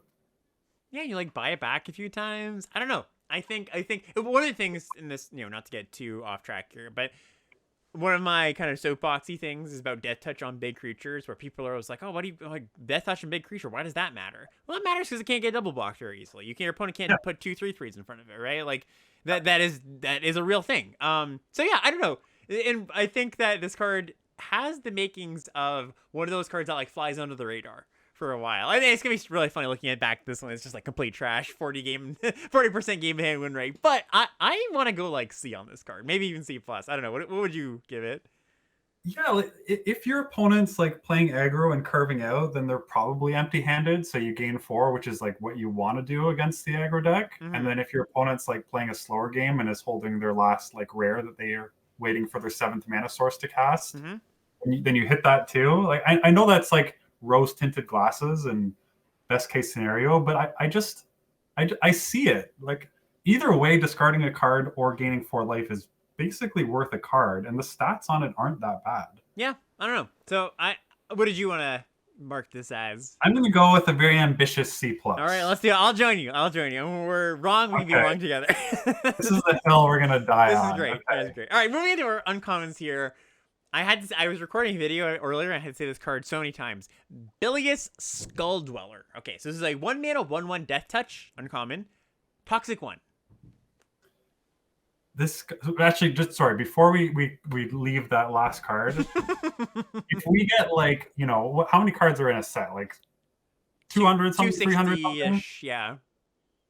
Even if we get all the other ones right, if we're super wrong on this one, everyone's gonna let us know about I know, it. yeah, exactly. There, yeah. 271, yeah. Even if we get 270 of them right, if we get that one wrong, you'll never hear the end of it. But Bilious Skull Dweller, I think this card is incredible. Yeah, very good. Yeah, I have it at like a B plus.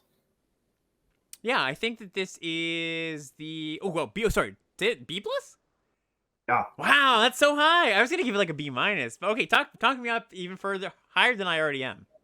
Okay, so if it you can always attack with it and threaten the toxic 1. Mm-hmm. So it's gonna be it's one of the best turn 1 plays in the format, because the 0/3 can't block it. There's nothing that blocks it profitably early on. It gets in your first toxic hit. So if you're playing white black and you want to turn on corrupted, you really need 1-drops that have toxic, and it's way better at doing that than the Doom Traveler. And then late on, it's just like a death toucher. It trades with something. It has the toxic keyword, which is key for a bunch of different white cards and some other cards. I see this card being good on any turn of the game, and so I think I'm going to draft it high, and I'm going to be happy to draw it all the time. Yeah, it's so funny how just adding one little thing to a card that 1/1 death touch is fine, but it's like a C minus C, just skyrockets it. Yeah, I still think I'm not quite gonna join you at B plus. You're talking up to maybe a B, but yeah, I like the card. Don't get me wrong. It's just we'll put you down as a B then. Yeah, B plus is just that shocked me. Wow. Yeah. Next up, we've got Vat of Rebirth. Single black mana for a artifact at uncommon. Whenever another artifact or creature you control is put into a graveyard from the battlefield, you put an oil counter on Vat of Rebirth. 2 and a black, tap it, remove 4 oil counters, return, from the vat specifically, return target creature from your graveyard to the battlefield. Activate only as a sorcery. This thing is so slow. Very, very, very slow. Yeah. So slow. And what's the payoff? Just like, yeah, it's not that good. It's reanimating a thing. And that might be more than 5 mana, might be less than 5 mana, or sorry, 4 mana that you're paying into this. And yeah, like even if you get back, like, let's say like a 6-drop with this, like, let's say our good friend, yeah, right? Our good friend, yeah, the 5/5 Death Touch, the Grimnark. Yeah, by the time you do that, you almost certainly have more than 6 mana. You should just be playing another one of those things. Like, and you're not going to activate this twice. It's a pipe dream. I think this thing's just an F. Yeah, I think it's just really slow. So yeah, Okay. I was gonna give it like a D, but I totally respect the F. Okay, D for Alex. Got All right, it. here's one of those proliferates payoffs you're talking about. What's the next one? Yes, Scheming Aspirant. 1 and a black for a 1/3. Whenever you proliferate, each opponent loses 2 life, and you gain 2 life. I like the body. I like the text. This card looks good. Oh, looks good. Yeah, draining 2 each time you proliferate. Like, that's big. That's a really big game. Not only, like, we know how good Vampire Spawn is, or Vampire Spawn-esque cards, and just having that, you have to proliferate once to get that first effect, but just repeatedly. Like, if you do this twice, you're thrilled. Like, if this was just, like, 1/3, comes in, drains your opponent for 4, you gain 4, that's good. And past that, like, I can definitely imagine you doing that more than twice. So, yeah, I like this card. I would give it a B-. Yeah, I think I'm with you on a B-. Cool. Next one, pretty easy one. Drown Ichor, 1 and a black for a sorcery. Target creature gets -4/-4 until end of turn, and you proliferate. Just really good rate removal spell. Yeah, it gets around, like, later on we're going to see some indestructible things. Like, it gets around that. It's very efficient. It only costs 1 black, another single pip removal spell. Mm-hmm. Proliferates. How high do you want to go on this? Like, is this getting a B, B+? I was gonna give it a B. Yeah, I think B. B. So sorcery speed, definitely a slight knock, but it's so efficient and does a lot of things. So it's awesome. And but you think of how good Obliterating Bolt was, Mm-hmm. and this is like with upside. Yeah, with upside. Jesus, like, Obliterating Bolt got to have been at least a B by itself. This could, I'll agree with you on a B, but this could be a B+. Yeah, I could buy that too. Totally. I mean, Bolt had, never like comparing cards from different formats now, but Bolt had the Exile upside and an Unearthed format, but Proliferate might be a better upside than that. So, yeah. All right, what's next? Next is Necrogen Communion. 1 and a black for an aura. Enchant creature you control. Enchanted creature has Toxic 2. When enchanted creature dies, return that card to the battlefield under your control. So you slap this on your uncommon 1/2 Vigilance flyer, and you go to town, you kill your opponent in 5 turns, and they... I don't think this card is particularly good. Okay. Before I say anything, I think we could disagree on this one. So let's get you locked in with a grade before I start talking. So I was, in the interest of the average case scenario of this card, and when I say average case scenario, I'm not talking like, in the average deck. I'm just talking about like in the average game where you think this card could be good. I think that you are like mostly better with just a creature that has some sort of toxic value, Toxic 1, Toxic 2, because unless your thing is evasive, your toxic, like, this isn't going to get in very often. And so, like, you've got to have this game state where you can, like, land an aura and it gets in. And, like, the bottom part of it's nice, I suppose, but there's also a lot of stuff that gets around that. So, I don't know, if there was a bunch of cheap evasive creatures in this format, I'm all for it. Like, I'm talking like flyers, right? But I don't know how consistently you're gonna have that set up. Like, I can imagine a deck you showed to me, and I'm like, oh yeah, this is a good Necrogen Communion deck. I don't think most decks will be like that, though. So, grade-wise, I'm gonna give it a D. But D. Yeah. Okay. I'm higher on it than that. Again, this is one of the cards that is actually like a poison kill card, right? Yeah. But Toxic 2 is, and if you're playing a poison kill card, I think it goes back to the Plague Stinger, right? Like, you need the Plague Stingers to be a poison kill deck. I don't really want to use this to just like turn on Corrupted. I don't think it's that good. Plague Stinger being the 1/1 flyer with Toxic 1. The 1/1 flyer, yeah, the 1/1 okay. flyer with Toxic 1. Like, if you just put that on it, you immediately have corrupted on turn 3, Mm-hmm. and then you're threatening another like 3 poison per hit. And then even if they kill your thing, it's still got its cards back worth. So I think this thing is. I could, maybe this is controversial, but without that bottom line of text, I think I could still see a few corner case decks that want to play this.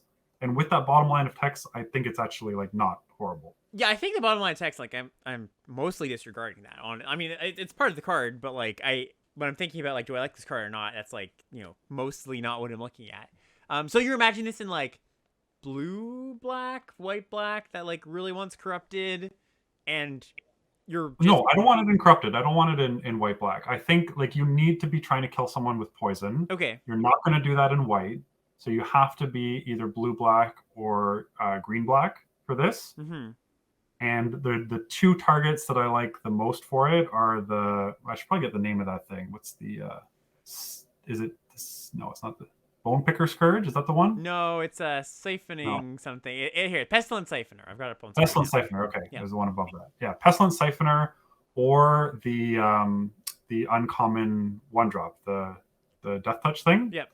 If you're on the play and you just play like the Death Touch 1/1, and then you play this turn 2 and attack, you're basically already getting 3 toxic in, and then when they play their 2-drop, of course they're going to trade with it, but then you still have your 1/1 Death Touch. You get to get in again next turn. I can see it. Okay, yeah. I mean, I'm very willing to see how this plays out. Like that is my initial thoughts of here's the grade is, and most of the time this is not going to be a card you care about. And I think I had similar thoughts as you. I was like, this could have a place. So when I first saw this card, I was like, it reads like a card where you're like, oh, off it completely. Like, why do I want this card? But then you kind of think about it a little bit more and, talk about it like you just did. And that's when you kind of get to a conclusion where you're like, all right, it could have a place. I just think that, like, most of the time, even when you put it on a creature that in a deck that could want all the things you were just talking about, I still don't think it's that good. But we'll see. We'll see. I think it's going to have to be an agree to disagree one. I'm going to give it a D, but happy to be wrong as we go through this. Okay, I'm going to give it a Synergy C-. Okay, cool. Next up, another pretty quick one. Sheoldred's Edict. 1 and a black for an instant. Choose one. Each opponent sacrifices a non-token creature. Each opponent sacrifices a creature token. Or each opponent sacrifices a creature. So this Edict is a little bit better because it means that the mites aren't going to, you can say sacrifice a creature, or sorry, non-token creature. Mites don't apply, and you can get your thing. But even still, it's not great. I would give this one a D instead of an F when you're comparing it to the other Edict. Yeah, it's costing 2 instead of 3 is certainly big, but the fact that you don't get to choose, aside from what type, I'll go D+, just because I think having cheap interaction is going to be really important. Yep, I agree. Yeah, when you just like snipe off their 2-drop, you're not that about that. So, next up.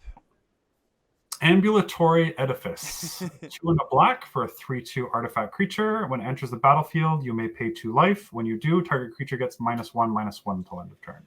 Ooh, that's a pretty nice one. So you're not always going to have a good target for this. But man, when you get to snipe off, like they go the 2-mana 1/1 flyer, and you play this, your opponent just feels like they lost the game on the spot. Yeah, this card's good. Yeah, I like this card. Again, I just like the single black instant that gives -1/-1. I just feel as though I can play myself into a spot where I can take advantage of this fairly easily, even if there's not an obvious target. Yeah, even when, if it's when you attack into blockers, people almost always block with the minimum largest thing to survive because they don't want to lose their bigger thing to the trick you're going to cast. And so if this is your follow-up, it's going to get a 2-for-1 quite a large number of the time. Yeah, this is good. I give this a B. A B? Oh, okay. That's a bit higher than I was willing to go. I think I want a B-, so I'm not going to go that much lower. Okay, yeah, fair enough. I think the card's really good. Also, I don't know if we mentioned this, but it's an artifact creature too. Yeah, I did say that in the types. Cool. All right, next up we've got Chittering Skitterling. Or sorry, Chittering Skitterling. Yeah, that's what it's called. I thought I misread that. Chittering Skitterling. Great name. 2 and a black for a 1/4. No text unless your opponent's corrupted, but if they are, sacrifice an artifact or creature, draw a card. Activate only if your opponent's corrupted and only once per turn. Yeah, see, this is a creature where I'd be more worried about their incisors. Like, those teeth look pretty sharp. Back to the teeth. Card's good, though. Creepy art, but yeah, I think it's quite a good card. Yeah, so this is, Skullport Merchant-esque vibes, and worth noting, it's once per turn, but it works on blocks, so you can do it on your opponent's turn. It's not sorcery speed.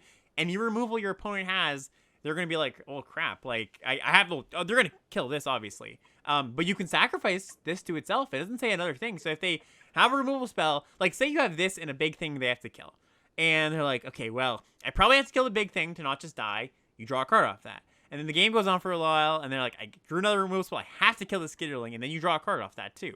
So, yeah, not only just like the use case of sacrifice some small things to draw a card, this is just going to be a nightmare for your opponent to deal with. Yeah, no, I totally agree. I'm going to rate this again. All of these corrupted cards I'm rating on the basis that you're like somewhat decent at doing the thing. Yeah. But I'm going to start, I think, at a B-. I would have put it there too. Sweet. All right, next up we've got Feed the Infection. 3 and a black for a sorcery. You draw 3 cards and you lose 3 life. All right, that's a lot of cards, but it's a lot of life too. Corrupted. Your opponent loses 3 life if they're corrupted, so it doesn't really matter all that much. Pretty out on this? I don't know. 3. Whenever you're attacking on life lost to card draw at this rate, you don't really. Those aren't combos, right? You want to gain life when you're drawing cards to give you more time, not lose life. Yeah, I just like there was another common that was 3 mana, lose 2 life, draw 2. Yep. Adding a mana, a card, and a life to it doesn't make this better. I'm still on a D for this. Yep. I think it would be more interesting. Like, again, we're going to redesign the set. We're going to play R&D. I think it'd be more interesting if you lost 1 life and took a poison. So you weren't as pressured on one side versus the other. Yeah. That'd be cool. But we don't live in that world, unfortunately. Not yet. Yeah. We're sowing the seeds. Yeah, and then until Mark makes it to WotC one day. What's up next? Are you on a D or? Oh, sorry. So yeah, I'll give it a D. Give it a D as well. Okay. All right. Next we have Necrosquito. I like the name. 3 and a black for a 0/0 flying. Enters the battlefield with 2 oil counters on it.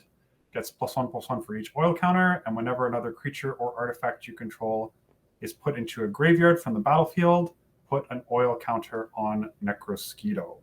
So see, they gated the sacrifice outlets so that this can't just go crazy, and it can't be like a 10/10 or whatever. So, it's not very large when it comes in. It's a 4 mana 2/2 flyer. It's pretty underrated. 4 mana 3/3 flyer is also even that wouldn't be like amazing. So even if you can't.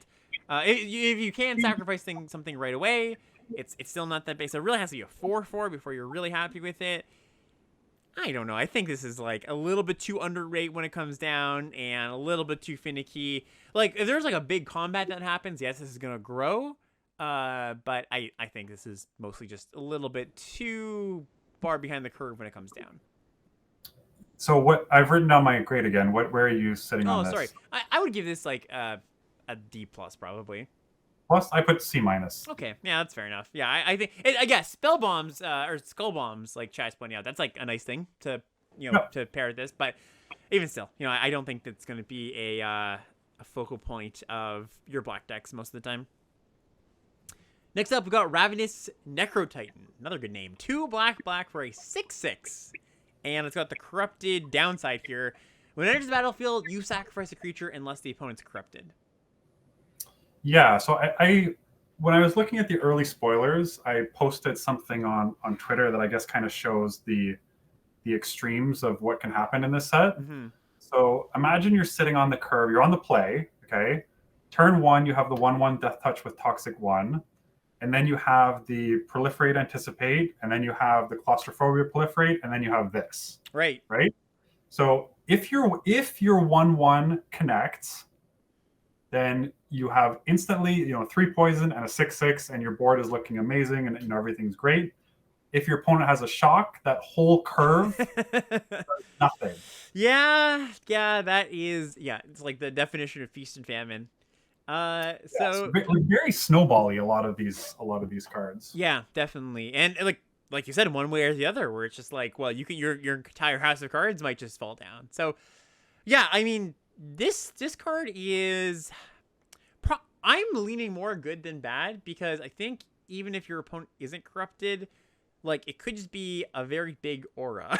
Like sack your 2-drop, make a 6/6, and that's not that bad. And it's a sacrifice outlet as well. It's kind of funny. Sometimes you're actually gonna want this as a sacrifice outlet, and you can't have it because it's not, you can choose. Alex, can I interest you in reminding you about a card called Biograph? Ooh, that is true. Yeah, I'm maybe not falling for that one again, eh? All right. Yeah, don't fall for this trap. I think it's pretty unlikely that you're going to have corrupted on turn 4. Right. And so you're not playing this on curve. And if you're not playing it on curve, the upside is like a lot worse. And then if you just assume that you're always going to be sacrificing something to it, there's not a lot that I'm happy to sacrifice to turn this into something. Yeah. All right. Yeah. No, you convinced me. What do you want to give it? I'm on like D+. All right. Yeah. I can buy that, especially because the situation you described where you could snowball, you could not. Yeah. Okay. I was gonna give it like a C, but I think you definitely have talked me down. So yep, I agree. Right, we're adding another asterisk. It's being done. Next up, we've got Nimrazor Paladin, 4 to black for a 4/4 toxic 2. When it enters the battlefield, return target creature with mana value 3 or less from your graveyard to your hand. Oof, I love this card. Yeah, great. Really, really nice. Big Gravedigger, big toxic Gravedigger. Yeah, just having toxic so that you can play it in like either deck is just everything about this card. 2 for 1, almost always. I think you're almost always going to have something mana 3 value 3 or less in this format, like based on trying to corrupt people early and trading off. It's unfortunate it doesn't return artifacts. It would have been nice to hit skull bombs with this. True. But I still think this is pretty clean 2 for 1, and I'm going to give it a B+. Ooh, I was gonna go V, just a B, but yeah, I think B+ is totally respectable. So we're close there. In our last black uncommon, what do we have here? A Vat Emergence for 4 and a black sorcery. Put target creature card from a graveyard onto the battlefield under your control and proliferate. Yeah, whatever. 5 mana reanimate with a little bit of upside. We see this a lot. And maybe you really do care about proliferate. I could definitely see that. You just care about that keyword, like you said. But I don't know. It's kind of whatever. I would put this at a D+. Yeah, I mean, I'm honestly maybe even lower. I think I'm just going to give this a D. Yeah, I can buy that. I just don't see it. I will not fight you on that. The dream is that you get back that 6-drop common that I like so much. But, yep, exactly. Right, yeah. Then you're trading up on mana. Then you maybe spots you a mana. Yeah, I think this is generally these effects just like you have to have a pretty specific situation, like big cycling creatures or something where they get in the yard and you can reanimate them early. But yeah, low on this one. All right, and that brings us to the end of black. All right, moving into red now. We've got our commons here. First one up is Free from Flesh. Single red mana for an instant. It says target creature gets +2/+2 until end of turn, and you put 2 oil counters on it.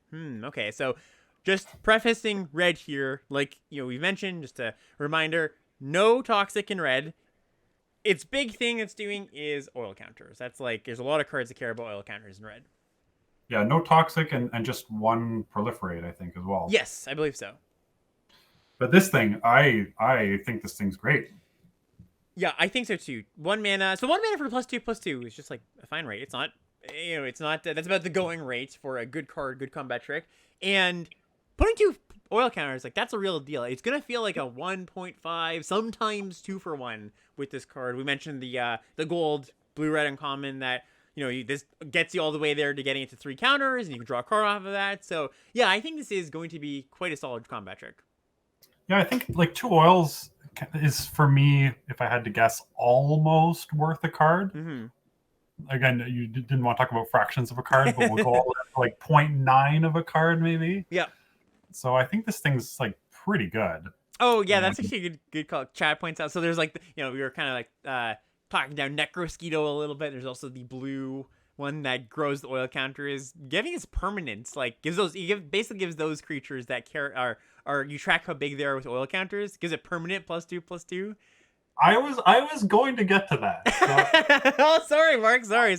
I can't now credit that for we've had chat. chat us just once, we can't rely on them as a crutch. I This is good. took that away from you. I'm so sorry. How will you ever forgive me? Yeah, no, there's a bunch of those like we've seen the blue one and the black one. There's also a red one that has power, and there's a green one too. Yep. It's uncommon.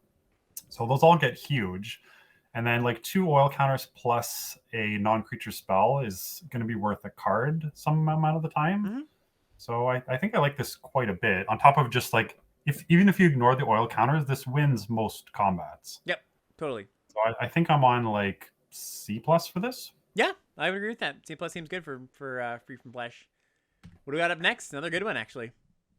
Yeah, next we got Hex Gold Slash Red Instant. So single red instant deals 2 damage to target creature. If that creature has Toxic, Hex Gold Slash deals 4 damage to that creature instead.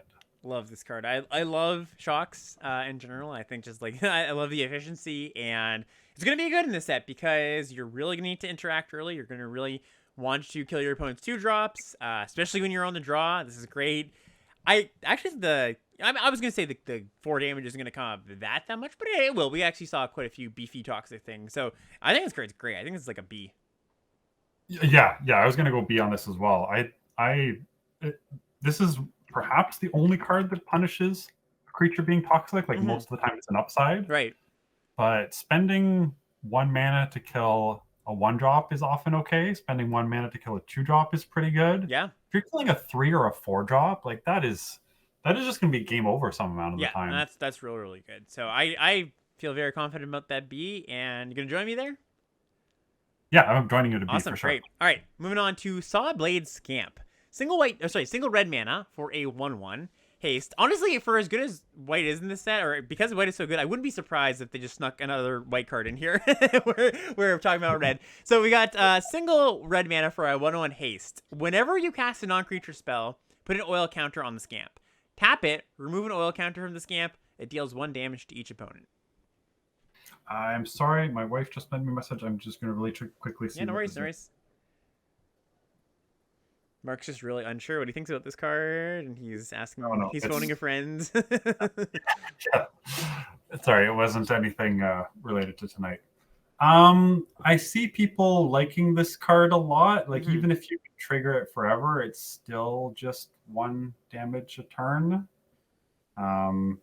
So I think it's okay, but I'm not like that high on it. It doesn't really have like that much upside to me, aside from being a permanent that has oil on it.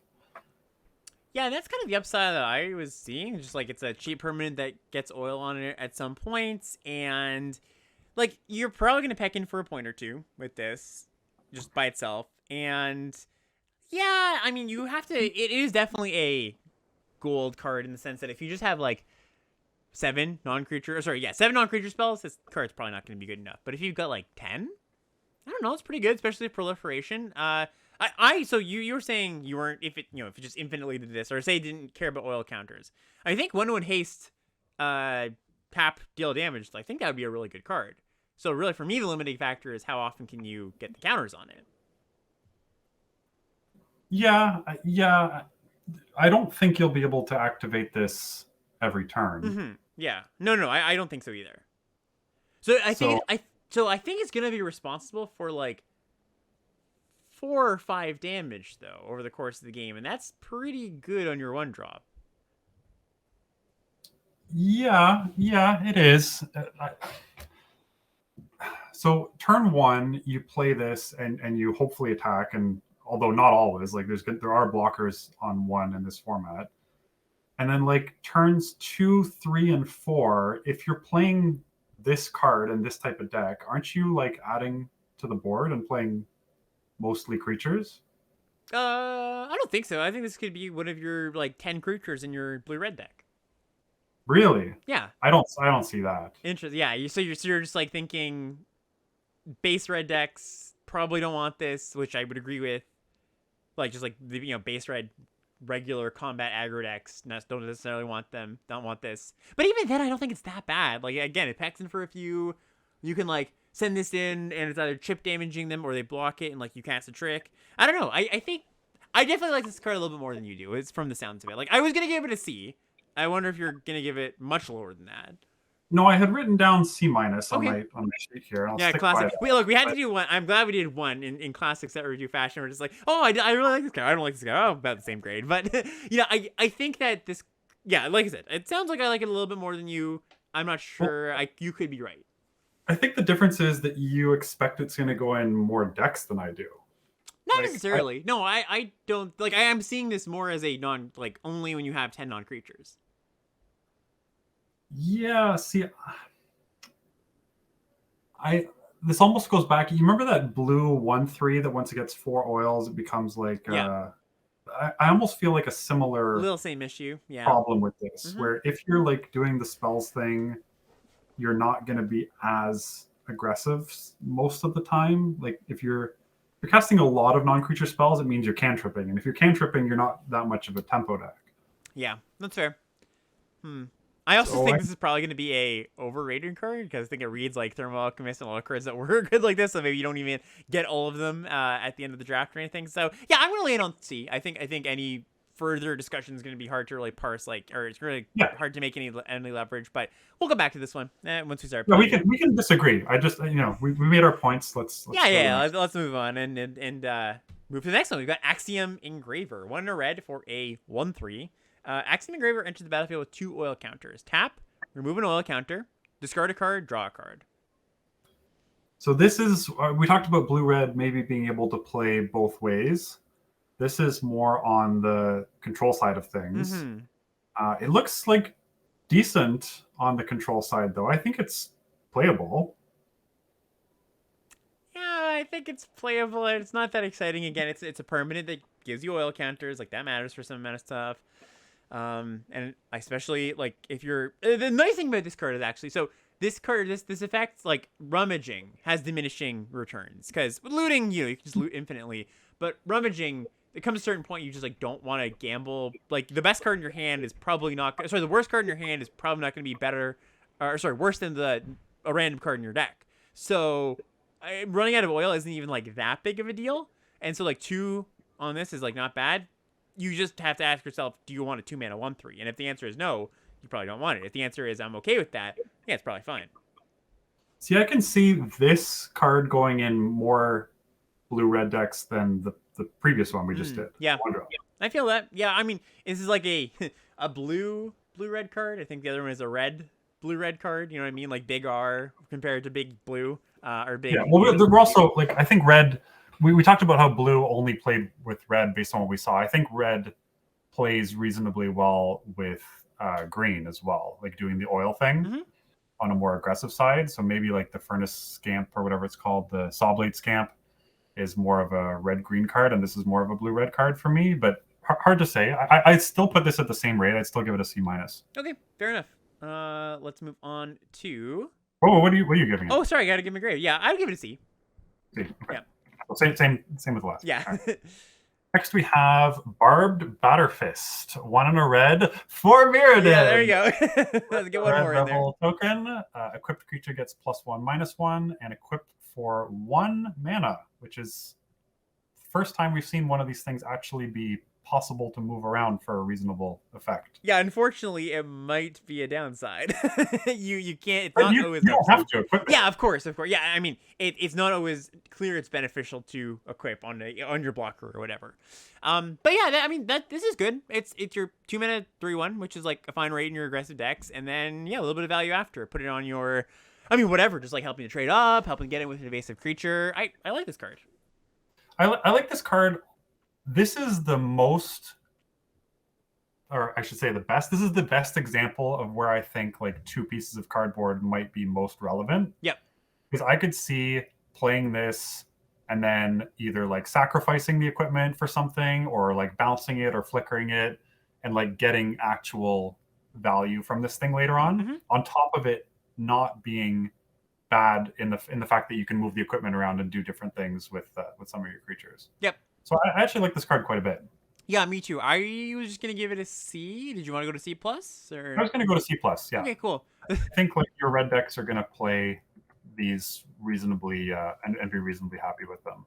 when this card first got leaked, somebody somebody in my Discord was like, "Oh, it's they did a 4 mirrored in Skull Clamp," and I was like, "Wait, no, that can't be right." I read it, and I was like, I kept reading. I was like, "It's just Skull Clamp. It's just 4." And then I realized, oh no, it doesn't have the draw 2 cards text. That's a big part of the card missing. So yeah, I do think that's what this is a callback to in some regards, but. As someone who played, both limited and constructed back in the days when Skull Clamp was legal, like that is a PTSD inducing. Yeah, I played against that card in Mystery Booster Draft, and yeah, it's just like absurd, just ridiculous.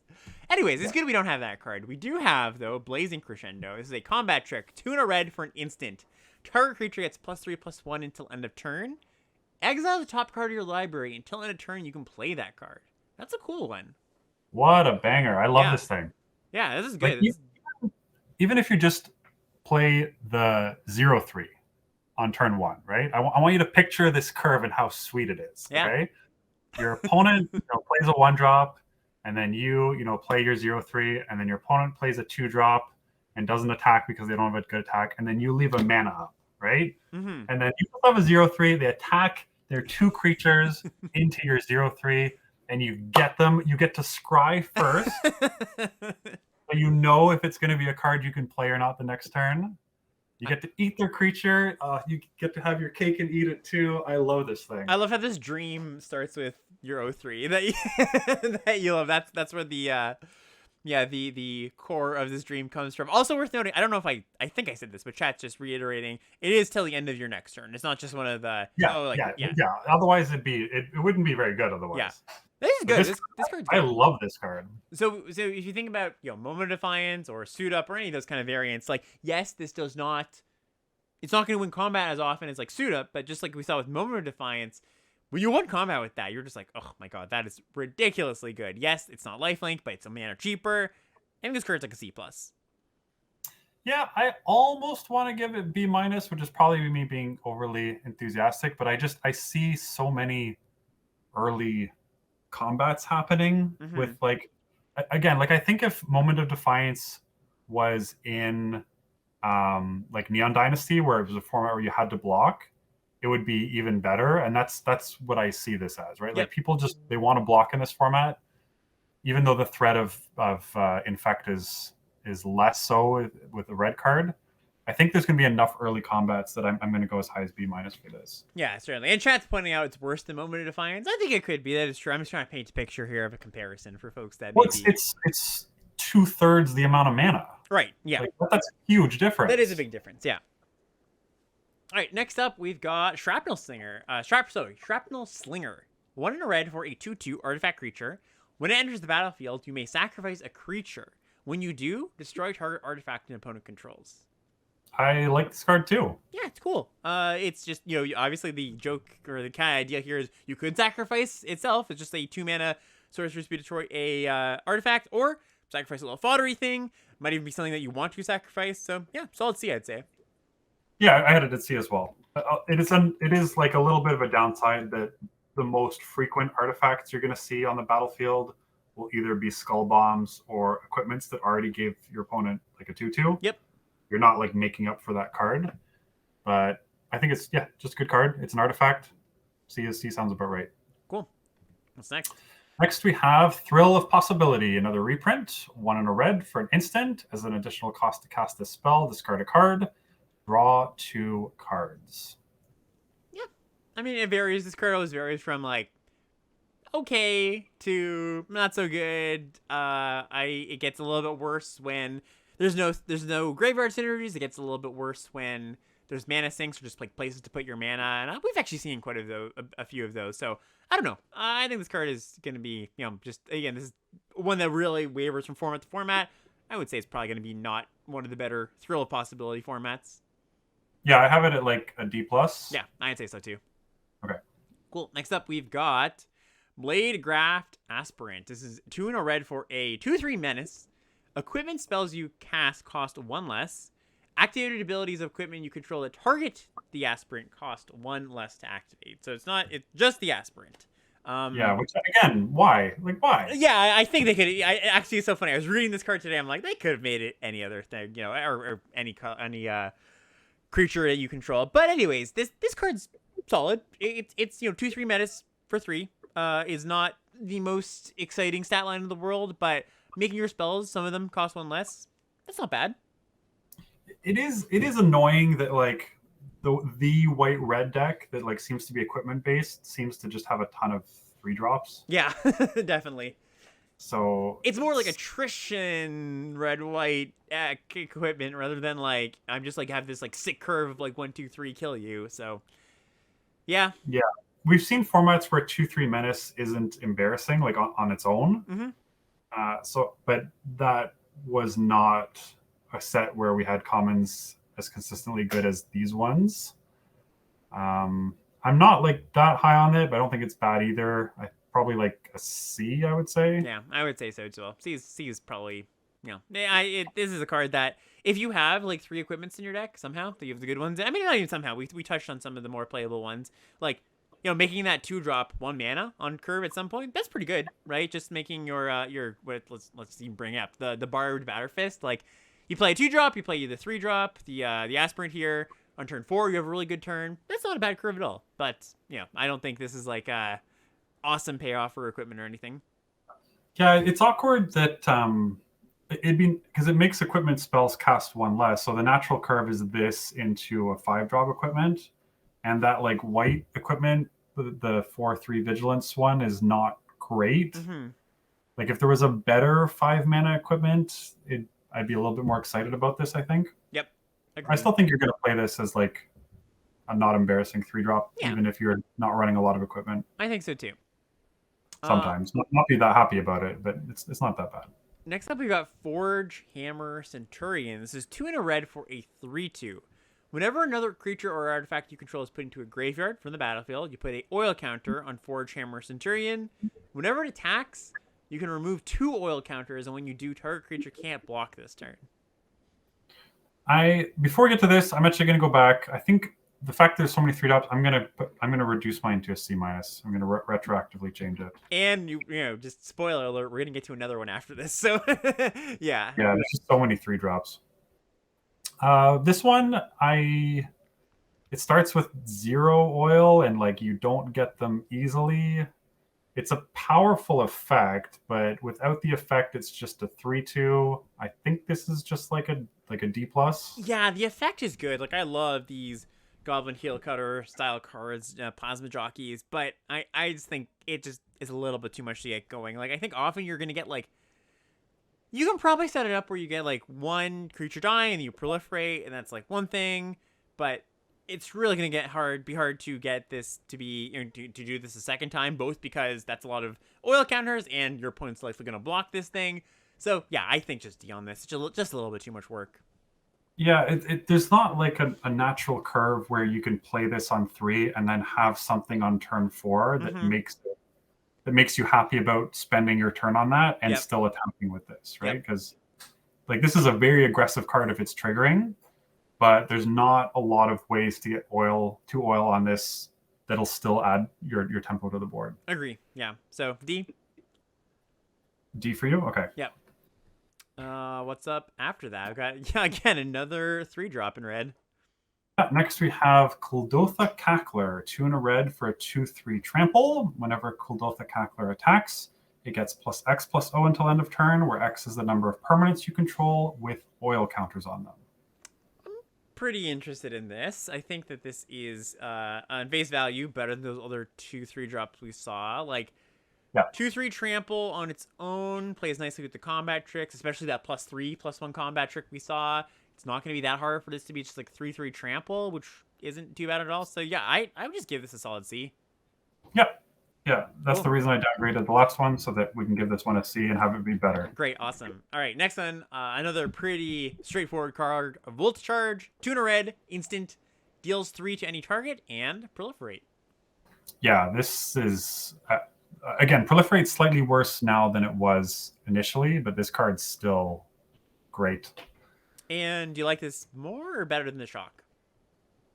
I like the Shock better, I Yeah, think. I think so too, and that's something I've been talking with a few people about. I would still give this a B minus maybe. I think I'm on B minus Yeah. for Purge. Yep. But, well, you know what? There's so much oil stuff in red. The proliferate True. Yeah. is still good.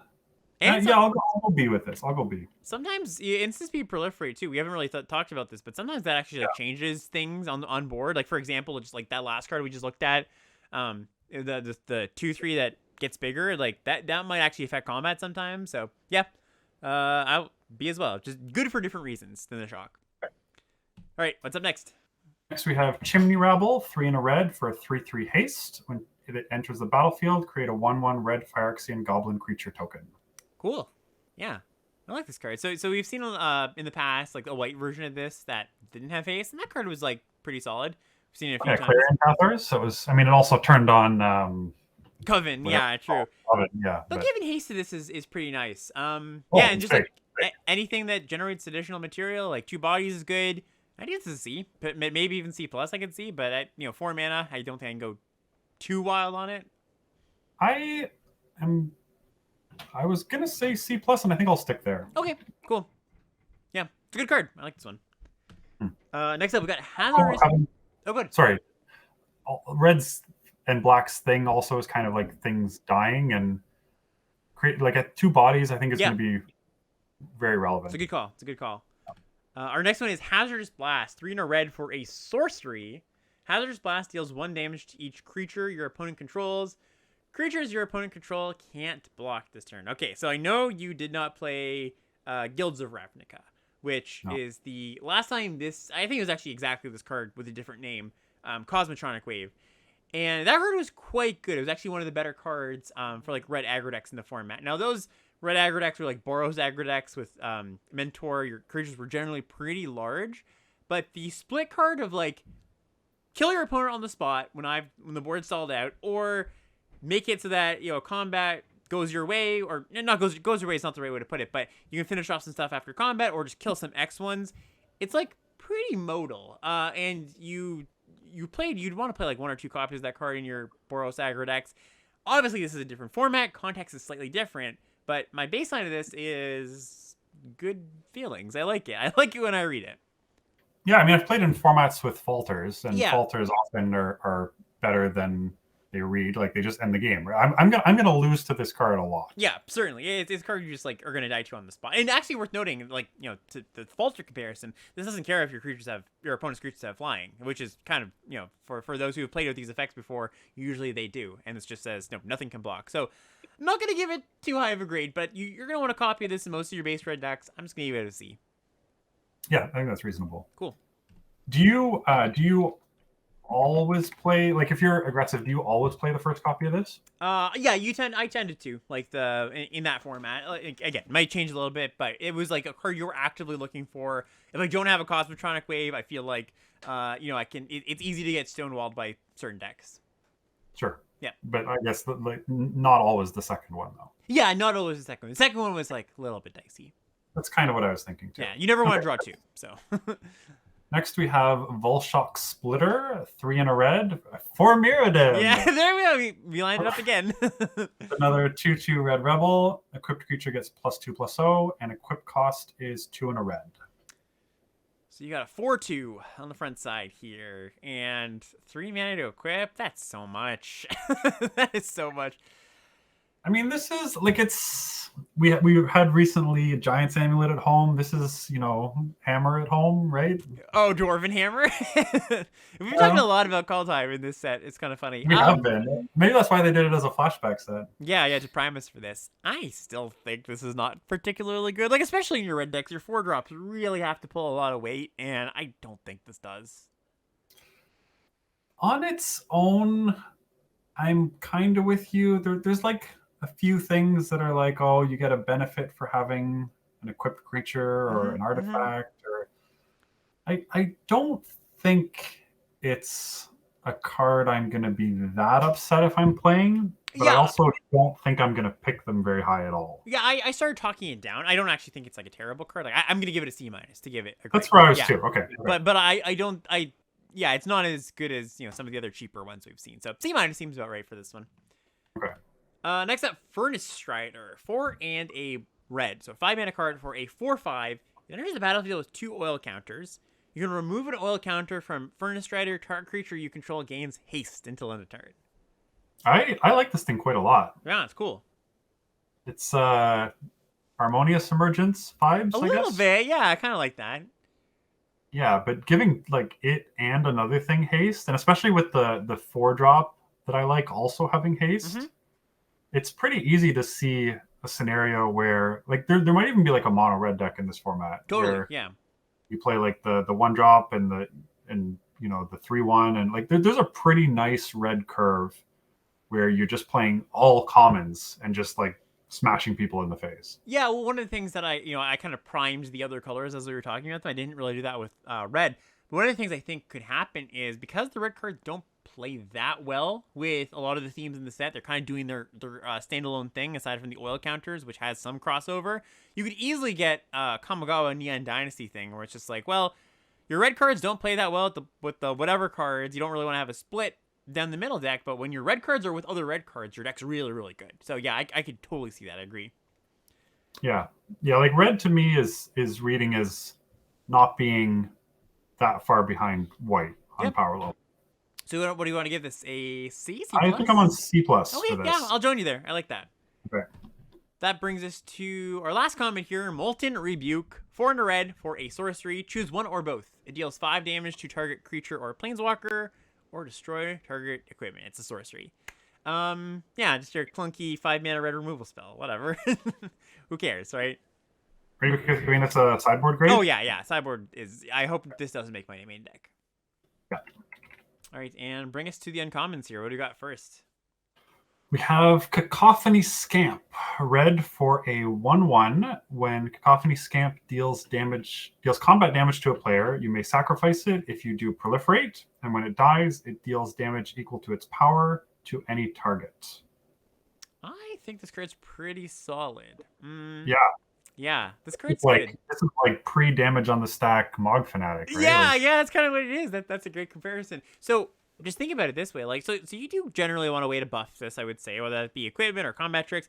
But this going unblocked, like just your opponent really has to worry about this card going unblocked because like you just cast the +3, that's 8 damage to them, right? Because they deal 4, and then you sack this, you deal another 4 to them, or that doesn't have to be to them. It could be to a creature if you're not in that state of the game. And yeah, and just so much. So I really like this card. Yeah, even if it didn't have that first line of text, I think it would be good. Yeah, me too. Yeah, same. I think that's the less important part here. Yeah, I'm quite high on this card. Like, I think it's pretty easy for it to be a 2-for-1. I think it's like a really great blocker and just a fine attacker. Like, I don't know how high I'm gonna go on it. I want to say I was just gonna give it a B. I was gonna say B, and then I was gonna change my mind to a B-, and I can't decide where I'm sitting. But sure, I'll join you on a B. Cool. Yeah, and just like forget about like pumping it. Just like it trades with 2-drops. Like that's just good. I think this card is very solid. Another 1-drop, kind of similar looking, is Exuberant Fuseling, single red mana for a 0/1 trample. It gets +1/+0 for each oil counter on it. It enters with an oil counter, and whenever another creature or artifact you control is put into a graveyard from the battlefield, you put an oil counter on Exuberant Fuseling. Yeah, so this thing, I think on its own, it's not that impressive. Gotta do a little work. Yeah, but if you like the red 1-drop trick that gives +2/+2 and 2 oil counters, like on its own, that's turning that into what, a 5/3? 5/3? Yeah. And that's a lot of damage. 5/3 that turn, that'll probably like win the combat on an early stage of the game, deal some trample damage, and then it's a 3/3 trample that threatens to get larger at that point. So yeah, I like this card. Yeah, well, like without that card specifically, it's a lot less exciting. Yes, I like this less than the last card, to be clear. For sure, yeah. for sure. I have this as like it's not a great top deck, but I do see, like, you see a mono red deck where you don't really care about top decks because your opening hand just wins the game. Yep. And in those types of decks, maybe I'm on like, I was going to say C plus, but I think I'm going to give this a conservative C. I was gonna give C plus as well. Yeah, I can see, conservative C. I always respect the conservative C there, but I think that in like this deck that I'm now picturing with like close to mono red, it's just gonna be really, really threatening when you see this on the other side of the battlefield on turn one. Yeah, especially with that combat trick, like you said. So yeah, I'm gonna be the optimistic one here and say C plus, but yeah, we'll see. All right, Next, we have Gleeful Demolition, which is red, single red, I should say, for a sorcery. Destroy target artifact. If you control that artifact, create 3 1/1 red Phyrexian goblin creature tokens. It's Kadoltha Rebirth for those who've played 10 years ago or play Pauper. So yeah, this is you definitely need some synergy with this card. I don't think Destroy target artifact is like a good main deck card in this format. I wouldn't imagine like it's gonna have hits, but I don't think you're gonna just like want to play that. So you're gonna need something that you want to sacrifice, either like a Prophetic Prism or just like something that's generated value, maybe even equipment, right? Just like you've got a 4 mirrored equipment that you play, and then you sack that to get 3 goblins, because 3 goblins for 1 mana, like that's a big deal. That is a really good rate. So yeah, I like this card in a vacuum. It remains to be seen how easy it is to enable it, but the dream is there, and I like the dream. Yeah, it's kind of interesting that if your deck has like a bunch of equipment, then the first equipment you sack to make creatures, and the next equipment is what you use to like turn the creatures into threats. Kadoltha Rebirth did have Battle Cry in that format, which made those tokens a lot better. Yep. But I still, again, assuming that you're not unhappy to target a good number of your artifacts, say like 5 or 6 of your artifacts, I think this is main deckable. Yeah, for sure. Certainly. So I might give it like, again, assuming you're doing the thing, like a C minus. Yeah, like I think I would give it like a synergy C plus probably, because I think if you're like comfortably putting it in your deck, it's pretty good, and I would hope maybe not to play it if I don't feel comfortable about it, So yeah, it's a tough one. It's definitely going to be one that you have to see, and maybe the first few times you play it, you're like, okay, no, this is not good. But I'm again another optimistic C for me, or C plus. Okay. Next up, we've got Nahiri's Sacrifice. 1 red for a sorcery. As an additional cost to cast this spell, sacrifice an artifact or creature with mana value X. Nahiri's Sacrifice deals X damage divided as you choose among any number of targets. This thing's just bad, right? Yeah, I think so. So like, it's a fling. It's a sorcery speed fling at its baseline, and that is, I mean, fling is a playable card. Instant is a big part of that, so that you can like sacrifice in response to a removal spell. Divided is kind of nice, but you have to have like a 4-drop before you're getting like you're back on card parity most of the time. So I think this is, you're trading off instant for some versatility, and I don't think that's a good trade. So I'm pretty out on this. Fling goes face. Oh, this doesn't even go face. Oh, my bad. Yeah, no, I hate this. Yeah, I'm gonna give this an F. Yeah, not doing it. I'm with you. Okay, I'm with you. Cool. All right, this is a weird one. What's this? What's going on with this one? All right, Churning Reservoir. So single red for an artifact at the beginning of your upkeep. Put an oil counter on another target non-token artifact or creature you control. Pay 2 tap. Create a 1/1 red Phyrexian goblin creature token. Activate only if an oil counter was removed from a permanent you controlled this turn, or a permanent with an oil counter on it was put into a graveyard this turn. Holy words. So wordy, I know. Okay, so let's break this down. So basically the first ability here, 2 abilities, it's an oil counter factory, which is nice. You get to put, keep your oil going, basically keep it burning for your oil cards. And then 2 tap. Every turn you can make a goblin, Phyrexian goblin, if an oil counter was removed or something went to the graveyard. Okay. So sometimes you'll get a 2/2, but most of the time it's just like most of the time I would say you're going to be able to get a 2/2 and you're fueling your oil stuff. Is that good enough? 1/1, not a 2/2. Sorry. I was mixing up the mana cost. So you get 2 mana to get a 1/1. Is that good enough? I like this card. Yeah. It's less aggressive than the other ones we've seen. Certainly, yeah. But just adding oil to things, there's going to be like even aggressive versions that just care about that enough to have that. And I think it's really easy to to turn the bottom side on. Yeah, the first time I saw this card, I was like, all right, this is really bad. But after seeing the whole set, yeah, definitely, and especially after talking about some of the red cards here, that's a tough one. It's a tough one. I think that I'm probably, like, I guess he's sort of, what's that card called? The Anvil, from Cult Anvil? Only Cult Anvil. A little bit of those vibes. It's worse than that because you have to keep sinking mana in. And but yeah, I think this card is pretty good. Like, I think I want to give it like a Synergy C plus. Yeah, I wouldn't go as far as Oni Cult Anvil. No. Yeah, I'm sorry. Power level wise, not as good. What the card is doing, just like, making 1/1s and sacking stuff, a little bit similar. But yeah, I don't know. Yeah, I mean, almost all the oil removal is instant speed, and almost all of it costs 0 mana. Like, some of it does have a cost, and this is also instant speed, so you can like leave it up if you want to.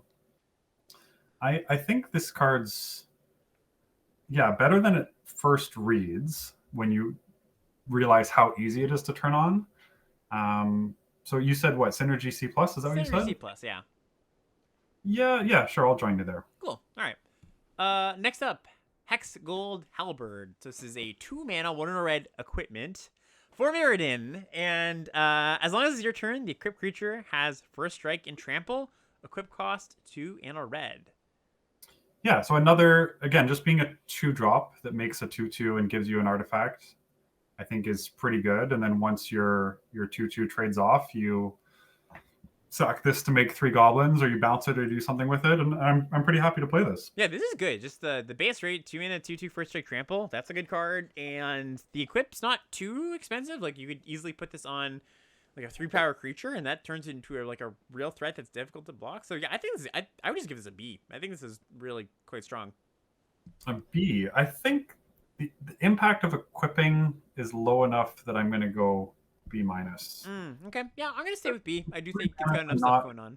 Doesn't give you any power. It doesn't give you like a kind of evasion, first strike and trample, but not really. Yeah, that's fair. That's fair. I don't know. I like my B. Well, we'll see where that lands. What's up next? Next, we have Furnace Punisher, 2 in a red for a 3/3 menace. At the beginning of each player's upkeep, Furnace Punisher deals 2 damage to that player unless they control 2 or more basic lands. So the question is, how often will they have 2 or more basic lands? This is such a great card if your opponent's mana screwed on 1 mana. It's such a kick in the pants. Just like, by the way. Okay, so obviously in limited, this is just 3 mana, 3/3 menace. That other ability, it's always going to be on, basically. So this is text. The text on this is 99% constructed. Yes. But if you are on the play and your opponent plays one of those tap sack lands on one of the first 2 turns, they are taking 2 damage. That's true. Yeah, I actually hadn't considered that. It's going to happen. Like, it's going to happen a non-zero amount of the time in this format, I imagine. Yeah. Yeah, so worth noting. But 3 mana. Oh, sorry. I said always on, always off, because it's not going to actually happen. Yeah, always off. Yeah. So yeah, 3 mana, 3/3 menace. That's solid. Yeah, nothing too special, but it's good. It's like a C plus. Yeah, C plus. Cool. Awesome. This next one, this is a weird one. Magmatic Sprinter, 2 in a red for a 3/2 haste. When it enters the battlefield, put 2 oil counters on target artifact or creature you control. At the beginning of your end step, return Magmatic Sprinter to its owner's hand unless you remove 2 oil counters from it. Yeah, so you either get 2 turns of hitting in on this, and then it bounces, or 1, but you've pumped 2 oil onto something. I think that it looks better than it is. Because it's like an uncommon, it's very wordy, and so it's like, it's a weird engine card if the game's going long, and it's just like Breakneck Berserker, again, Call Time references back again, 3 mana, 3/2 haste, which is like a solid rate for an aggressive card, nothing special, but it's solid. It reminds me more of the sorry to interrupt you. Good. It reminds me more of the Neon Dynasty card that was unplayable. It's a lot of cards. The 1/1 haste for 2 that bounced at the end of your turn. The Ronin or whatever it's called. Yeah, reinforced Ronin. Yeah. Yeah, I think that so the one thing that like I don't think this card is very good, but the one thing that maybe makes me think it's a little bit better than Reed's is like, well, is your opponent just like not gonna block this? Are they just gonna take 6? Well, they know in advance whether you've put the oil on this or on something else. Right. Oh, so yeah, exactly. So you're gonna be able. They're gonna kind of know your intentions.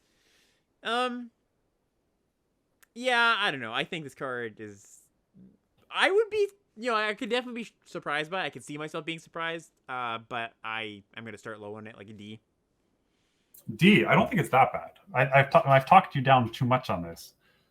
I think it's better than a D. C minus? I love it's so funny. By the way, chat and maybe listeners at home are stuck on this comment. All of chat just going, "Oh, reinforced Ronin wasn't unplayable. What are you talking about?" Oh my god, they're chat, all stuck on please. that. Reinforced Ronin was so bad. Anyways, what do you like on this card? I'm gonna regretfully put in a C minus, which I think is too high. I agree that my initial grade was too low. I think I will come up on that. So I'll go C minus. We should probably split the difference and just put like a D plus, but we'll sure. keep it controversial. Something in that area. Yeah, we are not too fond of the card is what it comes down to. Next one though. Next one's just a good card. We got Rebel Salvo. This is 2 in a red for an instant. Affinity for equipment. So again, it costs 1 less for each equipment you control. It deals 5 damage to target creature or planeswalker. That permanent loses indestructible. And this kills just like almost everything for 3, sometimes 2 mana. I'm going back and changing it to a D plus. Okay, yeah, good. I changed my mind. There we go. This card doesn't even need affinity, right? It's just great. No, it's just great. Yeah, just we've seen this exact card before without affinity, and it was fantastic. And 5 damage is a ton for 3 mana. Yeah, I mean this is just a B plus maybe. Actually, yes, I'd say B plus. It just kills anything. I think you're not going to have a lot of equipment because most of them are a little sketchy, but I think this is. I don't know if I'd go B plus. I'm just going to go B. Okay, yeah, fair enough. Next one's an interesting. No upside packed onto this. It's just 3 for 5. Anyways, yeah. Okay. Next one's interesting. What do we got here? Next one is Urabrask's Anointer, 3 in a red for a 4/2 artifact creature. When it enters the battlefield, it deals X damage to any target, where X is the number of permanents you control with oil counters on them. It's your big payoff. Big ol' flame tongue Phyrexia over here. So what number are you happy with? If you had to like put a number on this card that you would first pick happily, is it 1? Is it 2? If the X was that number? The number that I would first so pick? It was a very confusing way to ask it. But basically, if you are to assign a number on this card, and you're like stoked about first picking this still, just a 4 mana 4/2 comes in, deals some amount of damage. Would you be happy if that number was 1? Is my question. It's late, Alex. You're gonna have to all right, let's rewind this a little bit here. Do you like this card, Mark? Yes, I like this card. All right, and are you happy with dealing 2 damage, do you think, on average with this card? I think I'm okay if this deals 1 damage. Yeah, okay, good. Trout, we got our answer. Okay, great. So, okay, yeah. Okay. I agree. Yeah, I threw in the weird draft parts of the question there that were unnecessary. But yes, that was what I was getting at. I am also happy with one damage as X here. So it's just going to be good. I think most of your red decks are just going to have enough oil counters. It's going to be pretty trivial. And yeah, it goes up from there. So B plus. Yeah, I think it's B plus. Like it goes face too. I think it's B plus. Oh, true. Yeah. This go face. Wow, awesome. Okay, yeah, B plus. Agree. Oh, hold up. How did I get this wrong again? Did you mess up? I might have messed it up. Yeah. I have. Okay, that's Anointer. What card is Awake? Awaken the Sleeper we haven't done yet. Is that the next card? That is, yeah. Okay, good. Then let me go there. Awaken the Sleeper is 3 in a red for a sorcery. Gain control of target creature until end of turn. Untap that creature. It gains haste until end of turn. If it's equipped, you may destroy all equipment attached to that creature. Okay, well, here's your uncommon act treason to pair with your kind of medium sacrifice outlets. I think this is like, I mean, probably not a terrible card for your red aggro decks, but I would mostly say it's like a, D plus / sideboard card. Yeah, there's not even like ways to sacrifice things really, like none that I want to play. It's minimal. Yeah, it's quite minimal. So Yeah, this is not a format where I imagine this is gonna the active trees and effects gonna dominate the format. So yeah, I'm just gonna give it a D plus myself. I'm just gonna go D. I'm gonna go even lower. Cool. We got a few more here. Resistance Skywarden, 3 red for a 5/5 Reach Menace. Very simple card. Yeah, I like it though. Yeah, me too. It's like, I mean, Magnagot Sentry was fine as a 4/4 reach, and this thing 5/5 with Menace, like, it doesn't have haste, which is like, is this better than the common with 2 oil counters, or worse, or roughly the same? I think it's better. Yeah, I think just like Menace on a 5/5 is gigantic. I mean, haste is nice too, so maybe not. Maybe it is closer than I'm thinking. So I would guess this is better, but maybe it's just the rarity symbol influencing me here. Yeah, my gut says it's about the same. Yeah. So I bet it's C plus then. I had that as I had that as a C plus. I think I'm gonna put this as a C plus as well. Cool. And our last red uncommon here, Oxida Finisher, 5 red 7/5 trample with affinity for equipment. It's, yeah. Yeah, it's kind of. I mean, so if this is 6 mana, nah, this is 5 mana. Okay, that's pretty good. 5 mana is going to be an ask on this card when we looked, and most of the equipment aren't great. If you have a lot of the really good equipment, like the few that exist, it's going to be a really good card. But yeah, I don't think it's going to be 4 or 5 mana very often. Is there? I guess the only way to cast this for 4 mana and really living the dream is by playing the 1 mana toxic equipment, which you don't want to do. Right. Yeah. Then you go one drop equipment, 2 drop equipment, 3 drop into this, and then 4. Yeah, that'd be kind of tough. Yeah. So this is. Yeah, and it. I mean, I've misevaluated these cards before when Dominaria United came out and we saw all those cost reduction commons. It took people a while to realize how good they were. Yep.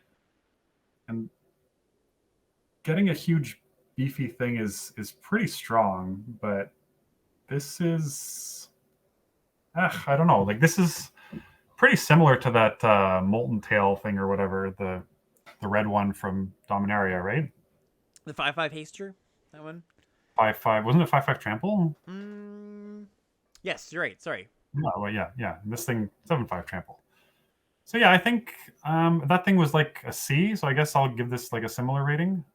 Yeah, I think that. So yeah, like chat's saying here, if this was always 5 mana, I would be happy with it. I'd probably give it like a C plus, maybe even B minus at that point. I'll join you at C, at very least, because I think it's going to be difficult to visualize how many equipment are actually going to make in our decks on average. The nice thing is that all the equipment seems to be like the red ones. Yeah, that's true. The good ones are red. Yeah, that's a great point. Yeah, the bad ones are like the white ones. So. All right, and that does it for red. All right, just green left. Yeah, just one more color. Home stretch here. And our first green common is Rust Vine Cultivator. Single green mana for a 1/2. Tap it, put an oil counter on Rust Vine Cultivator, or tap it, remove an oil counter, untap target land. Yeah, I think this is another one of those 1-drops that people are like, oh, it's bad, but it's actually not. It's like actually good. Yeah, my initial impression was, oh, this is just like not particularly good. It doesn't do the right. It doesn't make a bunch of mana that of different colors like Stalwart or just Spirit Sentinel does. But what this does do is it does ramp you on turn 3. Like, yes, you can't play a 3-drop on turn 4. You can't play a 4-drop on turn 3, but you can play something the turn after, a 4-drop on turn 3. Wait, maybe I just said that. Again, I am also getting confused, but you know what I mean. You cannot. You can't ramp yourself from 1 to 3. You can ramp yourself from 2 to 4. There we go. That's what I was trying to get at. Wait, no, you can't even do that. You can't even do that. Okay, you know what? I'm just gonna take another take of this. I'm just gonna we're just gonna rewind. So you say something. Go ahead. So this is a 1/2 for 1 mana. No. We don't have to do the whole thing. Let's start there. No, I actually do want to start. Okay, there. Great. I think like getting something out on turn 1 just to stop the snowballs. Like you're gonna need some amount of 1 and 2 drops in every deck. It's not an aggressive card. It does give you free source of oil, which we've seen already matters for things. And then you can choose when you want to save this for. Right? Like, it's not like you have to use this for your 4-drop on turn 3. Mm-hmm. You can instead use it for your 5-drop on turn 4, which in particular, there's one coming up that I think really synergizes nicely with this. It doesn't fix, which is unfortunate, but I think I'm still going to be reasonably happy to play most of these. Not in multiples, but I think the first 1 or 2 will make it into most of my green decks unless they're very aggressive. Yeah, does enough small things is kind of another way to put it. Or just like, it's the 1/2 body. It does ramp you a relevant amount. Oil counters matter. And for what it's worth, just to lay out green here. Green is about toxic. It's about oil counters. It's about proliferates. It's kind of doing almost everything. It just isn't touching equipment or artifacts and corrupt.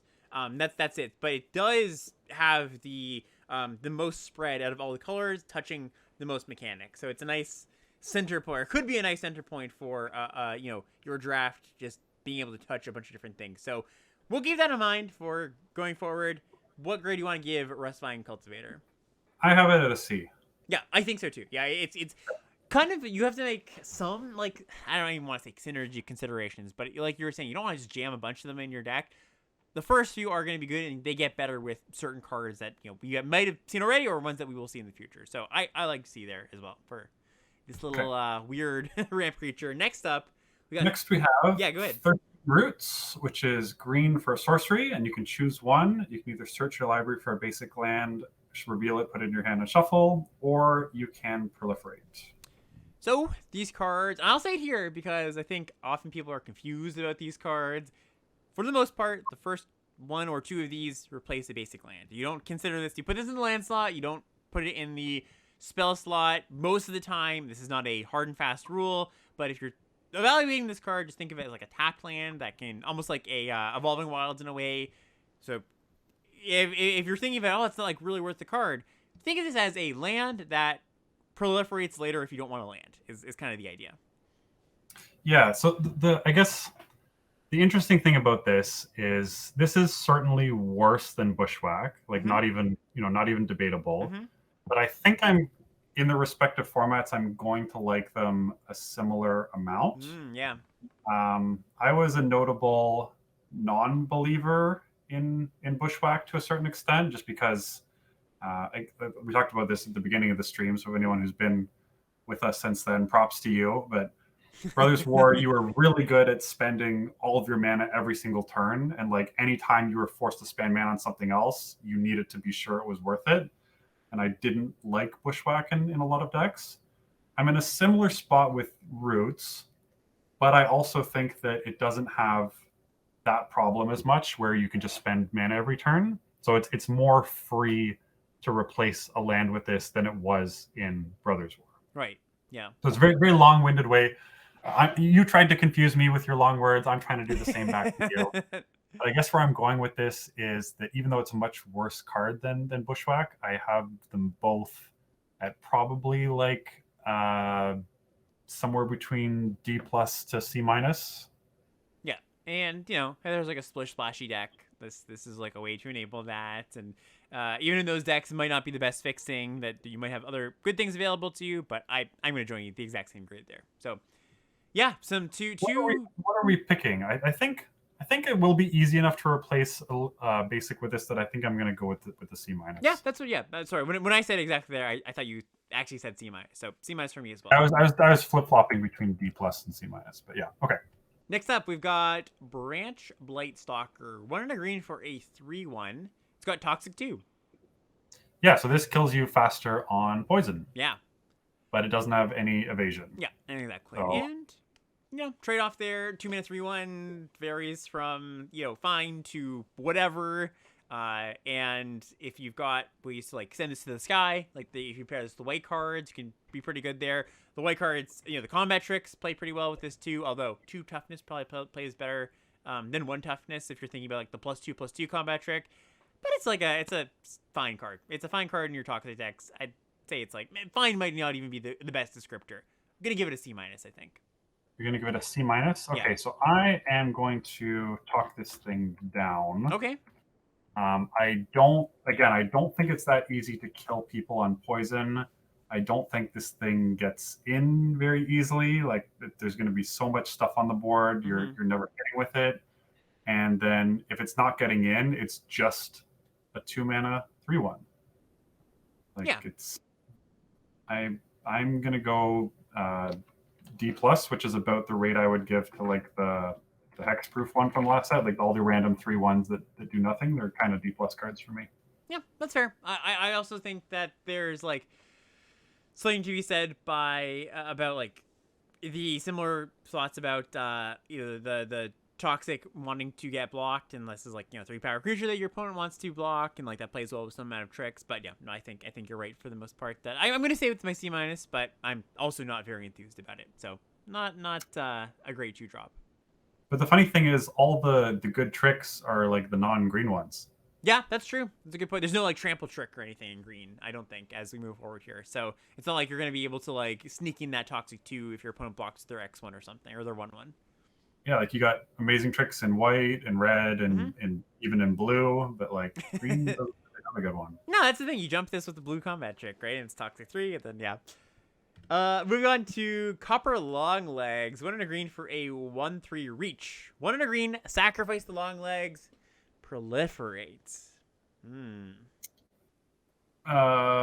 Pass? Yeah. Like, B minus? Yeah, I really hate the stat line. Just like 2 mana 1/3 reach that does a little thing. Yeah, I'm gonna give this a D-. Hope not to play this card.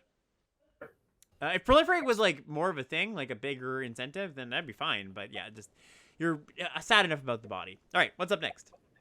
Next, we have Predation Steward, 1 and a green for a 2/2. It enters the battlefield with 2 oil counters. You can pay 2 and a green, tap it, and remove an oil counter from Predation Steward. Target creature gets +2/+2 until end of turn. Activate only as a sorcery. This is an alright 2-drop. So it is a cheap thing that gets oil, and then it is a 2, like the card evaluation way to look at this is like it's a 2-drop that is a 2/2 on turn 2, and then later in the game it's still okay. It's not that great though late in the game.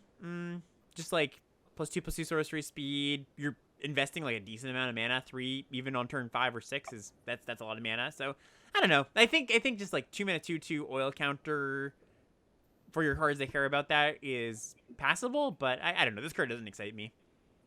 Yeah, the ability is like really awkward, right? It's like a lot of mana, sorcery speed. They see it coming. Again, it stops you from like being able to leave more mana up for tricks. So I think the spot that you want this is where all you care about is it's a 2/2 that has oil on it. Like the red green uncommon that costs 1 less for each permanent with oil on it. Agreed. Is it? I think if you have a couple of those, then these things become passable. But aside from that, and I think that's a low enough corner case, I'd probably just go like D+. Yeah, I agree. I'm not super thrilled. I would go a little higher. I was going to give it a C-, but yeah, not super thrilled about it. Next up, we got a pretty simple one. It's a kind of epic confrontation, functional reprint, ruthless predation, 1 and a green, sorcery. Target creature you control gets +1/+2 until end of turn, and it fights target creature you don't control. Yeah, it's kind of funny that they did like Terramorphic Expanse instead of Wilds and Predation instead of this. There's like 3 or 4 examples of them just being like, no, it's not the same card, we swear. It's but slightly different. It's for those folks who want to play multiple fight spells in their commander deck, I guess. It's like they have differently named cards. I've always been lower on fight spells than I think most people are. I think they just like incur some risk, or awkward sometimes, where they don't actually kill what you need to kill. I mean, it's fine. It's gonna be, you're gonna play a card in your green deck. I'm not gonna talk it down too much, but it's just not on the same level as some of the other good removal we've seen. So some of the better removal spells we graded like B, high C's, low B minus. I'm gonna give this a C. C is already what I wrote down for myself. Great. Totally agree. Awesome. Yeah. What's up next? Next, we have Titanic Growth. Another reprint. 1 and a green, instant. Target creature gets +4/+4 until end of turn. That's a lot of stats. 4s? It's a lot of stats. Yeah. It's worse than Giant Growth, though. Oh, yeah, for sure. You'd much prefer this being 1. Yeah, Giant Growth wasn't like that special in the last set. Yeah, I don't know. Probably just a D+. Nothing too special about this. Yeah, but it's fine. Yeah, I'm with you on D+. Yeah, wins the combat. It can wreck people's face a little bit. Yeah, but exactly. Going to the face is like the most appealing thing. Or like you're always, not always, but you're often going to win like against a double block, or even a triple block sometimes. Yeah. Next up, we've got Adaptive Spore Singer. 2 and a green for a 2/2 Vigilance. When it enters the battlefield, you choose one. Either target creature gets +2/+2 and gains vigilance until end of turn, or you proliferate. Yeah, the vigilance on this almost makes me think it's playable, but it's definitely on the low end of playable. Seems dorky to me. Yeah, I think that it helps your toxic creatures get in early, which is kind of nice, but then it doesn't it's not toxic itself. It proliferates, I suppose. Yeah, maybe it's good to have enough things going on. Again, it's like very much like a lot of these green cards we've seen. Unexciting, but probably passable. Like, I think I just give it a C-. I'll go D+. D+, yeah. I think, but yeah, I don't think I'm. It's kind of reminds me of like Inspiring Bard, and I was never happy to play them, but they were never awful. Yeah, that's fair. Up next, what do we have? And chats. I looked over at chat. I haven't been doing that much. Oh no, sorry. Asked about with both this and with the Lay of the Land we saw earlier, you do have the option to proliferate, which we're kind of glossing over. We set that up a little bit earlier. I kind of mentioned how I think that proliferate is a lot less powerful than you might expect from being in Scars of Mirrodin. Like the proliferate, you don't want to put this in a toxic deck, or a poison deck, because it doesn't have toxic, so it's not actually helping you kill people on poison. So in that case, what are you proliferating? And the only thing you can proliferate is oil counters, but this thing also doesn't have oil counters, so yep, the proliferate just kind of doesn't work. I think proliferate has to be basically free to be good, and this is giving up a +2/+2 in vigilance, so it's not free. The reason why you're seeing it everywhere in this set, whereas before they were pretty sparse about it, was, well, one, I think they've kind of realized what bounds they can stretch and what they can't, but because, like what Mark is saying here, it's just like not that amazing. It's nice, a little bit of modality, but it's not, you're not going to get many brownie points for it, basically. Or grades, or limited grades. All right, do you have our next card? Do you want me to read it? Yeah. Okay. I got it. Carnivorous Canopy, a 2 and a green for a sorcery. Destroy target artifact, enchantment, or creature with flying.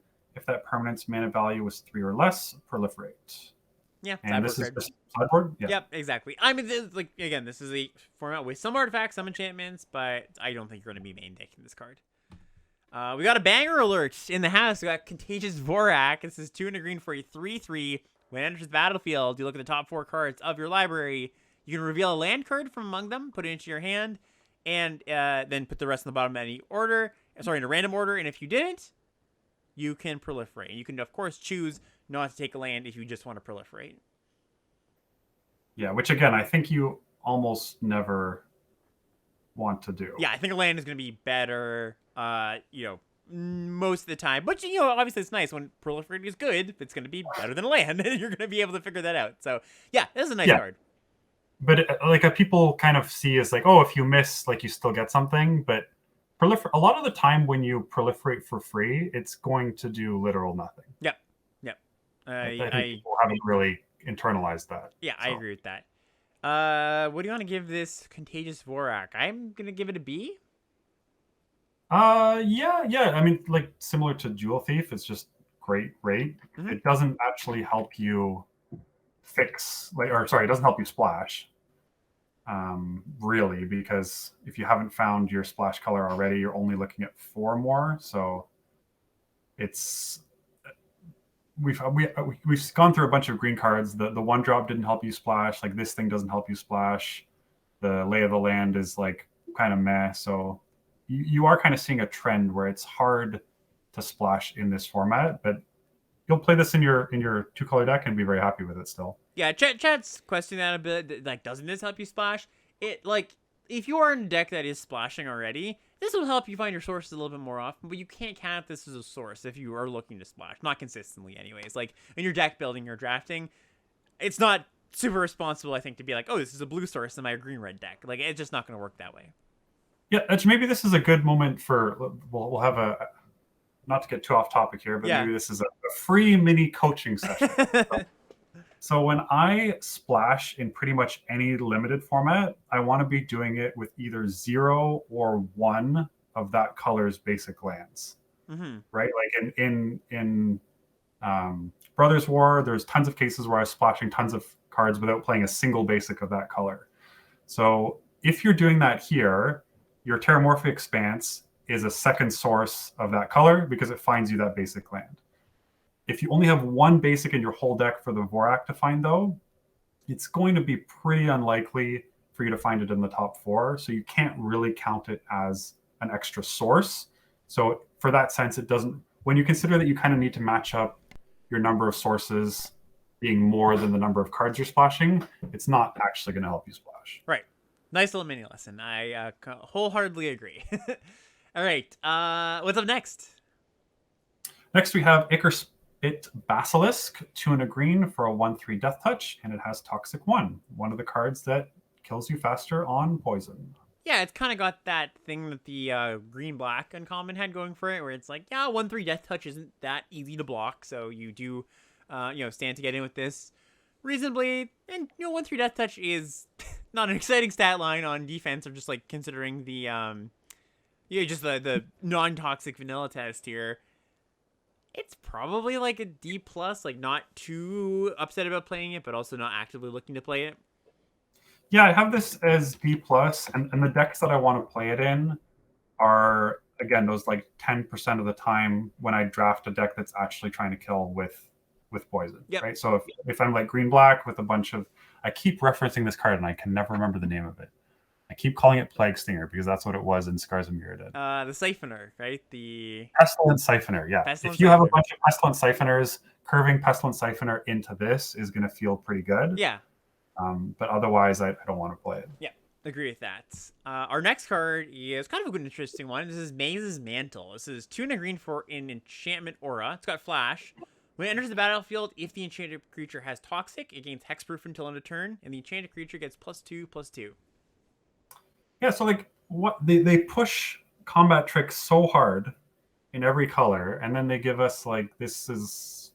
I mean, maybe you disagree, but I don't think this card's very good. No, I don't think so either. I just thought it's a little bit. It's interesting because it's we do tend to see the 3 mana +2/+2 aura that sticks around, and maybe Hexproof gets it over that hump of being like a card you're kind of happy to play, but keeping up 3 mana is really difficult. It would only be after like the game's played out a little bit and you've drawn this a little bit later. So yeah, I don't think this card is particularly good either. I would just give it like a D plus. Like there's definitely blow up potential. Like when you I'm with you on D plus. when you attack your 2-drop into your opponent's 2-drop and then you cast this, like they're not that happy about that generally. They have to deal with a 4/4. Maybe they just snap off a removal spell, but not everything kills a 4/4 at that point. So it definitely has the potential to be decent in a lot of game states.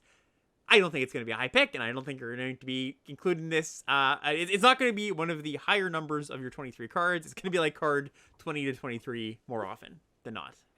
Yeah, and the weird thing is that Hexproof, like not often, but a good amount of the time, the 2 toughness boost is going to save your thing anyways. Mm-hmm. Like if they're volt charging it or -4/-4ing it or whatever. Yep. But like it's not even that much of a boost. Yep. Agree. So not a high grade for that one. Next up, we've got Lattice Blade Mantis, 3 and a green for a 4/3. Enters the battlefield with 2 oil counters, and whenever it attacks, you can remove an oil counter from it. If you do, untap it, and it gets +1/+1 until end of turn. Yeah, this thing's pretty good, but just like the 5 mana blue flyer, it dies to volt charge, which sucks. Yeah. But I think this thing's like pretty good. It bashes and it blocks. Yeah, it has vigilance kind of, and it gets to do that twice. Like if you're getting to do it the second time, it means it's survived the first hit, right? Yeah. So, and it has oil on it, which we've seen is like just sometimes a good thing. I want to say it's like a C plus, but maybe I was just gonna give it a C. But I can see it being a little bit higher than that. I think C it's like a little bit vanilla. Yeah, I'm just gonna lay it on C, but I could definitely see it being ever so slightly higher than that. Okay. Yeah, just being like a 5/4 vigilance for 4 mana. Obviously, it doesn't block as a 5/4. That's like it's a pretty good game, and it's with upside with oil. Yeah. So, yeah. Yeah, maybe it just does slightly, does just enough things that it gets that bump up. But yeah, I'll say it's C for now. I'm curious what you think of this next one. This is Plague Nurse. Why don't you give us a read here? Plague Nurse is 3 and a green for a 3/4 with Toxic 2, and you can pay 2 and a green. Each other creature you control with Toxic gains Toxic 1 until end of turn. Activate only once each turn. So this is you said you were curious, so I'll just go straight into my thoughts on it. This is just the same as the Basilisk a couple of cards ago. Like if you're trying to kill your opponent with poison, which I think will be a low percentage of decks, like people will play these cards when they shouldn't.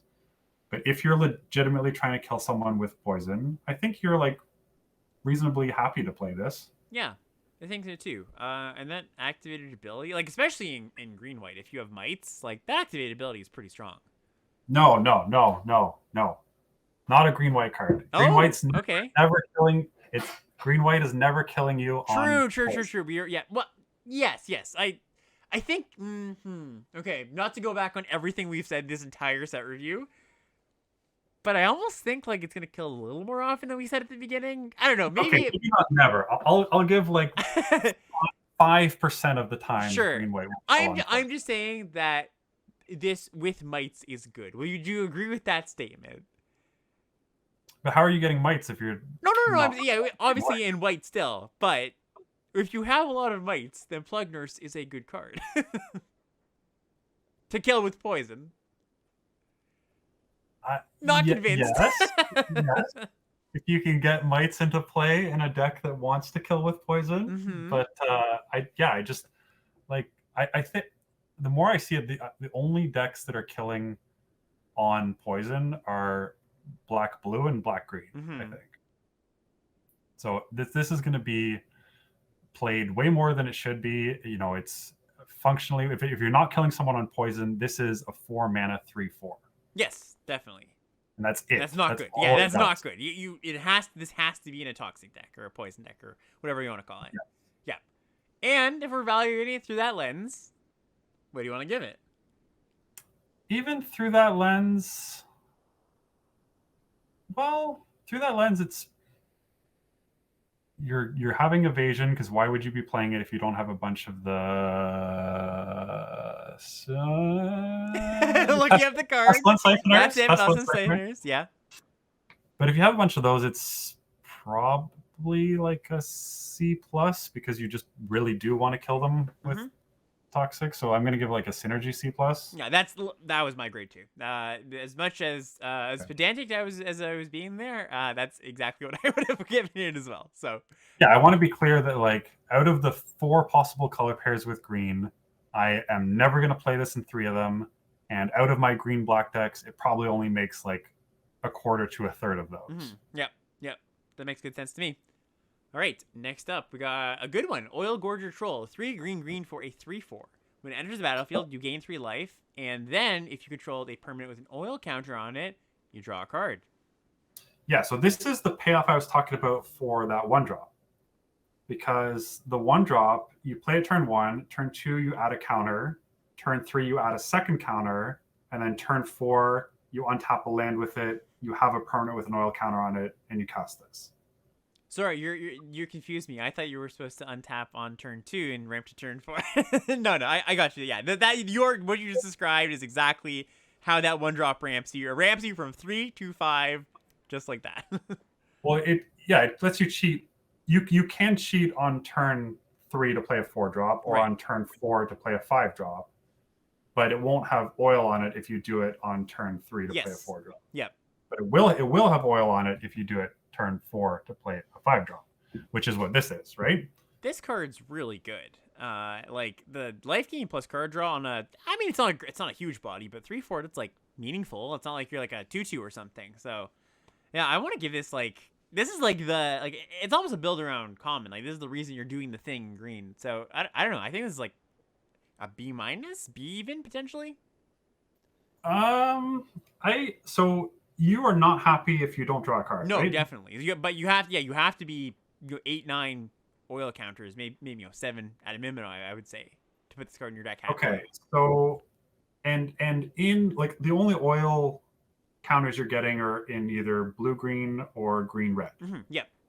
And green-red, I think most of the time, but not all the time, is going to be more aggressive and not want this. Like you'd rather just play the 4/5 haste. Mhm. So I see this as basically only a blue-green card almost.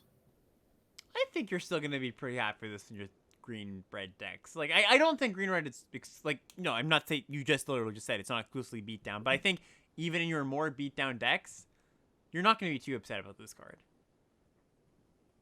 Okay, like but the spot I see this shining and where we can give it a high grade is when you're playing like the 1 mana 0/3 with 3 oil and the 3 mana 1/4 flyer with 3 or 4 oil on it. Mhm. And like all of these creatures with more toughness than power, and then you delay the game, you drop this, your board has tons of toughness on it, your opponent never gets through, and like this just snowballs you into a win. Right. Yeah. So I really like it in those decks, right. So I but can I see. don't see it being playable in a lot of decks. Yeah, and I guess there's probably gonna be like green white and green black decks that like you've just got enough of the green oil cards, like especially at high rarity Yeah. too. Okay, sure. So what do you want to give it? Let's not dwell on it too long. Yes, like Ceiling B or something like that. Yeah, it's ceiling the I like that grade. Synergy B. Yeah, I we'll think call so it. too. That's what I would Okay. give it. Sweet. And we've got I think two more green comments here. Tyrannax Atrocity, 3 green for a 4/4 haste toxic 3.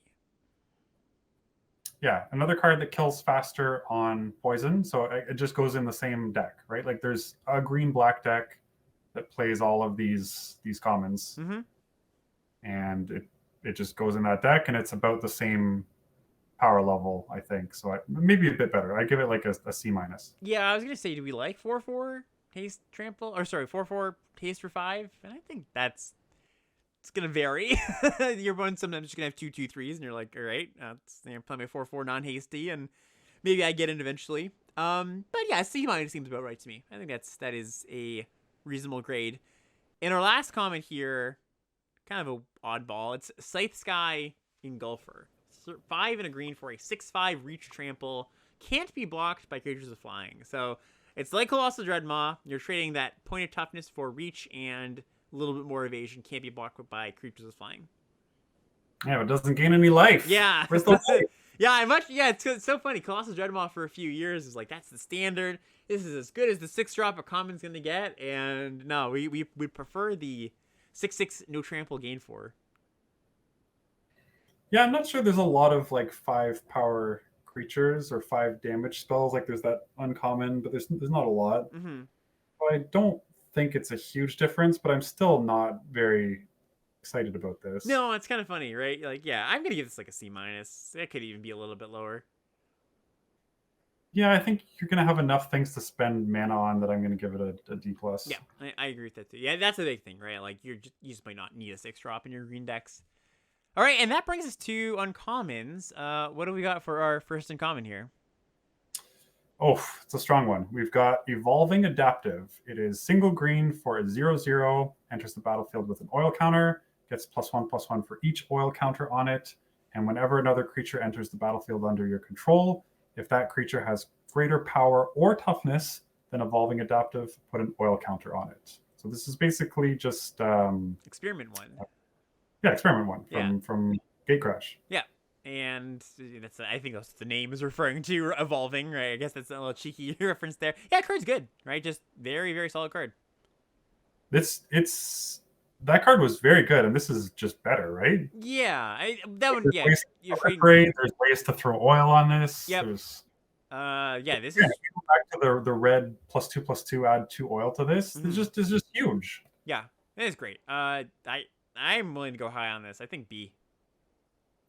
Yeah, it's not a great top deck, so that probably keeps it from being a B plus. So I think I'll join you with a B. Cool. Yeah, and just like so good. and unlike some of the other cards we've looked at that maybe you have to cast another spell to get an oil counter or takes a turn or two. This just like has the oil counter right away for cards that care about that, which is nice. Next one. This is one. Oh, sorry. Like if you cast this on turn 1, I have a tough time seeing you lose that game. Right. Yeah. It just grows out of hand so quickly. Yeah, just really good. You're gonna have a 3/3 attacking on turn 3 a lot of the time. Next one's such a one that I've been thinking about for a while. Incubation Sac. Single green mana for an artifact. It enters the battlefield with 3 oil counters on it. 4, tap it. Remove an oil counter from Incubation Sac. Make a 3/3 colorless golem token. Activate only as a sorcery. Yeah, this is when I first read it, I kind of brushed past it, and then when the second time I read it, I was like, okay, it's I think I can see it. Yeah. I think that it's this weird. This isn't the best comparison, but it's like kind of a weird mix between like Mask of the Jadecrafter and like Phyrexian Processor in a weird way. Like you're so I think we have this shared experience, Mark. Actually, well, I was literally playing you. Brothers War pre-release. We did a team draft after we went to the same pre-release, and you had a Mask of the Jadecrafter in your deck, and that was a card during two. Yeah, that was a card during preview season that not a lot of people were hyped about. And Mark decided to try it out, and the first game he played it, he was like, "This card's great. This card's very good." It ended up being very good, and this isn't quite the same card, but it's got similar vibes to it. I do think this is a pretty good card. Yeah, it's interesting to compare it to Mask. Like Mask is 2 up front, and then you get size equal to cost. This one's 1 up front, and then you get 1 smaller equal to cost. And then the next one you get, like Mask had the advantage of just being your last spell. Like you just unearth it and you just bump all your mana into it. And it was often going up the board. I don't think this is as good as Mask, although I love Mask maybe more than the stats suggest. There's some folks in chat saying F, some folks in chat saying A. Obviously not an actual A, but yeah, it's just like, I think this is one of the hardest cards to evaluate without playing it. Yeah, I think this, I don't think it's anywhere close to either of those grades. So I'm somewhere in the C range. I just don't know where within the C range it sits. And I think I'm going to go all the way up to C+. That's what I was going to say too. And it's another thing that gives you oil counters, like just like this thing that sits in the battlefield. It's good at that, the troll or whatever it is, the 3/4 that draws you a card if you've got an oil counter thing. So yeah, I don't know. I can definitely see, those folks that are saying F could definitely see that being the case. I think, like I said, it's a hard card to evaluate, but I do also think that this looks like a card designed for limited, and I think that they rarely completely miss on those cards. They're not like, they don't make cards for limited that end up being Fs too often. So yeah, I'm gonna give it C+. Yeah. Next we have Tiver's Stand. X and a green for an instant. Target creature you control gets +X/+X and gains hexproof and indestructible until end of turn. It's cool. Little modal card. Decent combat trick. Decent protection spell. Yeah, it's not what's not to like. Yeah, it's interesting that like the best rate for this is just casting it for a single green. Yep. Like when you're just countering a removal spell for 1 mana, it's pretty good. Yeah, but then the modality of being able to scale up and win a combat later is certainly an upside. Yeah, it's a weird cross of like Chambio's safekeeping or like any protection spell and like luxurious libation from Streets of New Capenna, and yeah, I mean like it's all good stuff, right? It's definitely all good stuff. So I'm gonna give this a C+. I could even see it being a little bit higher than that, but that's where I'm gonna start. Actually, now I'm thinking about it, maybe I'm gonna go higher. Yeah, I think I'm gonna go B-. Yeah. I'm sad that I said C. The word C+ came out of my mouth, because as soon as I said that, I was like, I actually think, because you can just like kill your opponent with this thing pretty easily, and that's what happens with luxurious libation, right? You're just like, all right, you're at 8.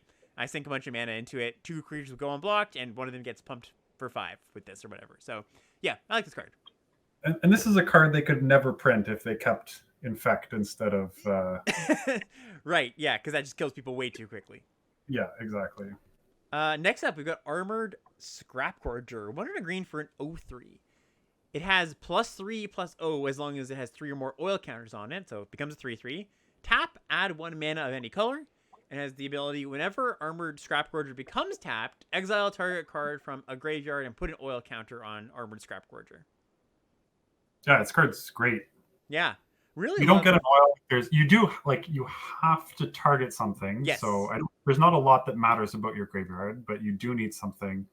You do have to target something, and then if you can't target something, you don't get the oil. No, you get the mana still. So yeah, there's gonna be, I think you get the mana, but you don't get the oil. Yes, there's gonna be definitely a quite a few times that you tap this on turn 3 where it doesn't actually give you the counter. That said, this is just great. This is a very good card. Oh yeah. Yeah. It doesn't even need that last line to be a card I would be happy to play. Like how we were kind of like meh on Green's commons, some good ones in there, but the uncommons so far have just been bangers. Just like all pretty. I mean, a few question marks in there, but so far really good. I'm gonna give this a B minus. Yeah, sure. Yeah, sure. I'm with you on B minus. Sweet. All right. What's up And next? interesting though that although we saw some green commons that were like, okay, this kills you faster with poison, like none of the uncommons do that. That's true. So Yeah, so far, anyways. Yeah. What's our next one here? next we have Canker Bloom, 1 and a green for a 3/2, and it has upside. I mean, I'm already happy about that. Pay 1, sack it, choose 1, destroy an artifact, destroy an enchantment, or proliferate. Yeah, I love. I've been reading chat a lot in this last hour or so, but chat goes, "Oh, it's got proliferate. They must hate it. It must be bad." Yeah, I mean, this is a really good card. Just like good rate on the front side, and you're gonna be very happy when you are able to. This is gonna be say sack, destroy target creature, some percentage of the time. I mean, not any creature, but a creature you would like to kill. So yeah, it's never a 2-for-1. Yeah, exactly. Unless you're somehow getting 2 cards worth of your proliferate. But yeah, like it's what, like a B minus? Yeah, a lot of B minuses back to back here. Our next one is a pretty simple one: Infectious Bite, 1 and a green, instant. Target creature deals damage equal to its power to target creature you don't control. Each opponent gets a poison counter. Yeah, so the poison counter is usually not going to matter. So this is basically just a punch, but it's a 2-mana punch. Yeah. So it's still good. Yeah, I like it. C plus. Yeah, C plus. Cool. All right, awesome. What's up next? Go B minus, but I think you're right. Next we have Unnatural Restoration, 1 and a green for a sorcery. Return target permanent card from your graveyard to your hand and proliferate. Yeah, so this is medium? Of course it's medium. It has proliferate. Yeah, exactly. That's a joke at this point, yeah. but really, like, a regrow permanent is fine. Not... Well, it's not even regrowth, right? It only hits... Oh, but you said... Yeah, regrowth permanent,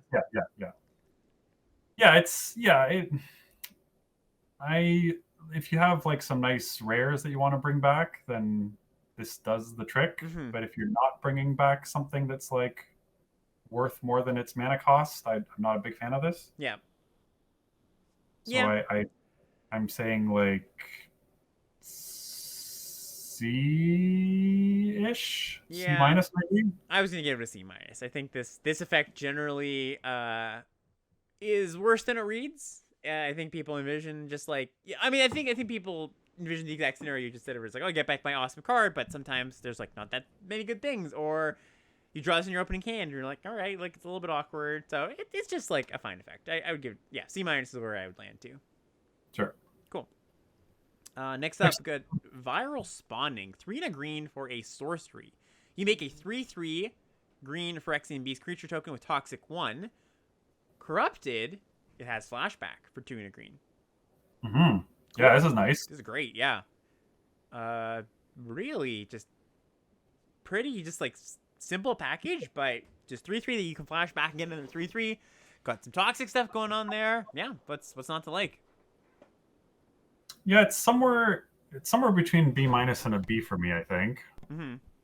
By the time you can. Like, I don't think you're going to be able to flash it back on turn 4. So ideally, you're like double spelling with this on turn 5 or 6 somehow. And if you're doing that, it's really good. Oh, but green has so much proliferation, so you can corrupt them so soon. If you just get 1 poison counter mark, that's the whole plan. That's the whole plan. That's true. Yeah, this card's okay. What, you just want to give it a B then? Yeah, I was just gonna give this a solid B. I think it's just gonna be good. Sounds good to me. All right, home stretch. We got 5 more cards. What's our first one here out of the 5? All right. We've got Expand the Sphere. 3 and a green for a sorcery. Look at the top 6 cards of your library. Put up to 2 land cards from among them onto the battlefield tapped, and the rest on the bottom of your library in a random order. If you put fewer than 2 lands onto the battlefield this way, proliferate a number of times equal to the difference. Whatever. This is like, reads to me like a commander card. I don't think you're going to want this.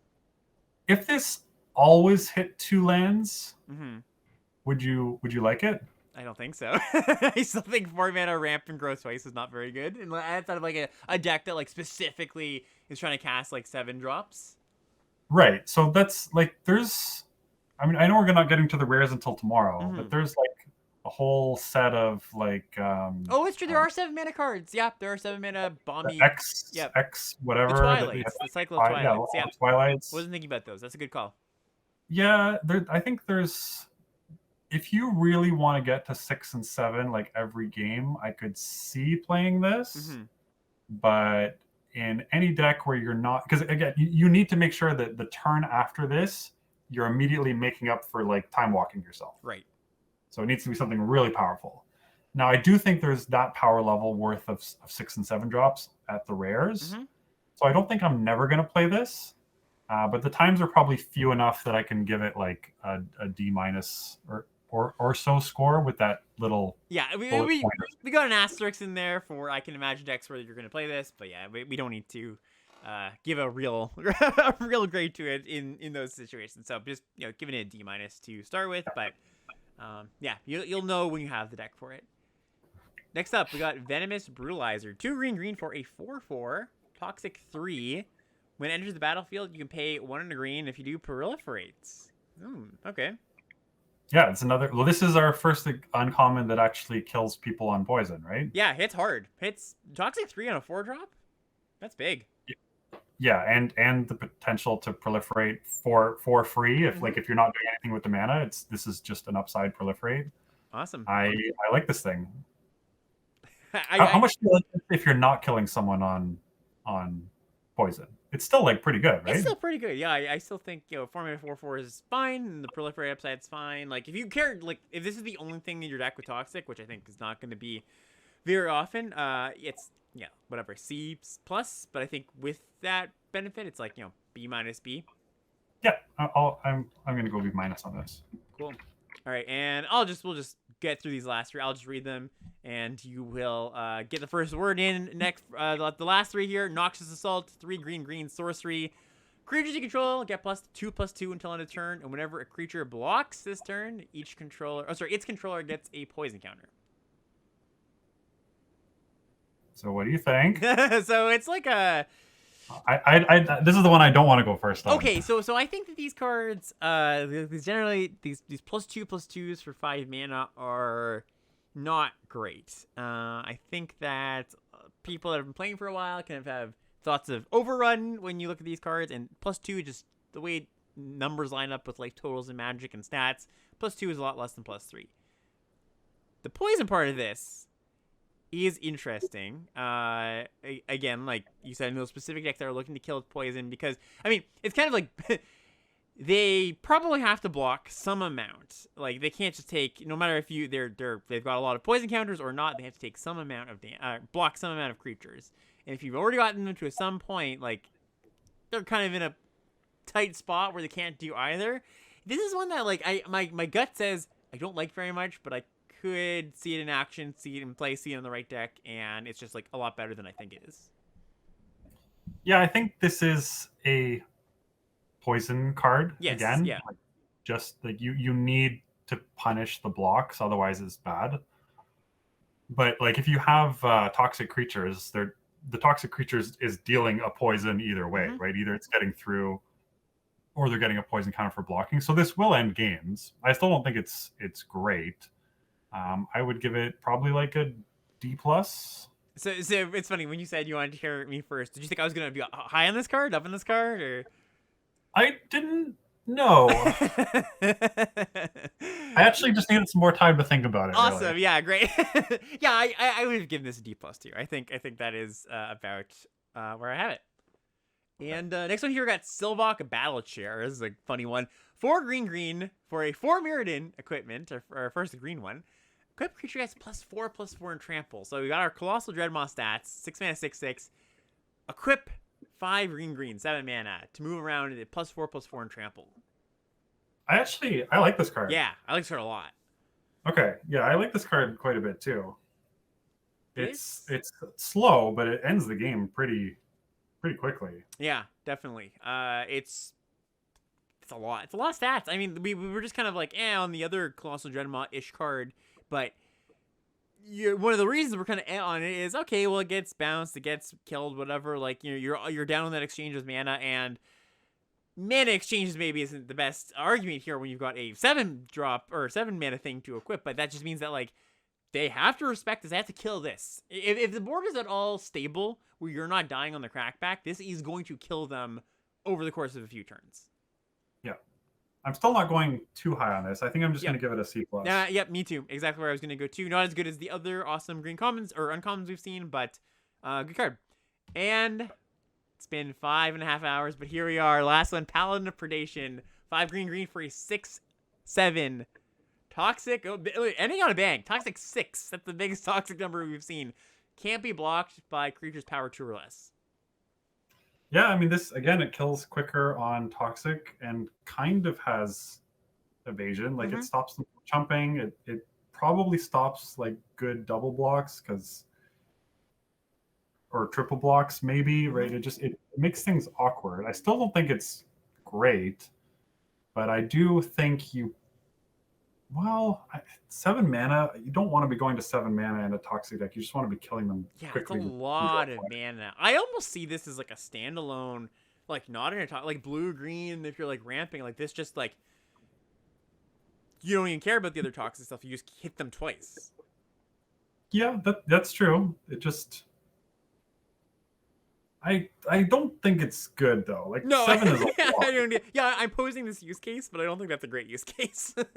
I'm gonna go like D+, probably. Yeah, I think so too. It's gonna be one of those cards that you see on the opposite side of the battlefield. You're like, crap, that's a problem. But yeah, it's 7 mana. So, and that brings us to the end of the commons and uncommons. It was quite a day. Tomorrow, if you are watching this on Twitch, we will be back for the rares and the mythics at the same time, 5 o'clock Eastern. But before we pack up, Mark, any last words on these commons and uncommons? Yeah, so I think like this is going to be the bread and butter of your decks. I do think we've seen a lot of strong commons and uncommons, but I think that the rares match that jump in power level that we'll get to tomorrow. So the rares are still going to be worth playing and building around. And I'm interested to see how many of them push you into different directions than what we've seen from the commons. Yep. Because the commons so far seems like it's really pushing Toxic white decks. It's pushing, red oil decks, kind of like the two opposite spectrums. And then I'm not seeing like a lot of real payoffs for either being infecting someone all the way to 10 poison. I'm not seeing a lot of payoffs for like the equipment thing. I'm not seeing like a lot of good ways to like really go slow and do a lot of fancy proliferate things. So the rares, we'll just kind of have to keep our eye on how many of them fit into these established archetypes that we've kind of fleshed out and how many of them take you into a new direction entirely. Yeah, and I think I said more than enough words, so I won't add on to that, but I stamped that with my stamp of approval. Mark, thank you so much for joining me on day one here. And like I said, we'll see you again tomorrow. Chat, thanks for hanging out. Everybody listening, watching, thank you so much. And we'll see ya next time, which will not be very long from now. So, peace out, everybody.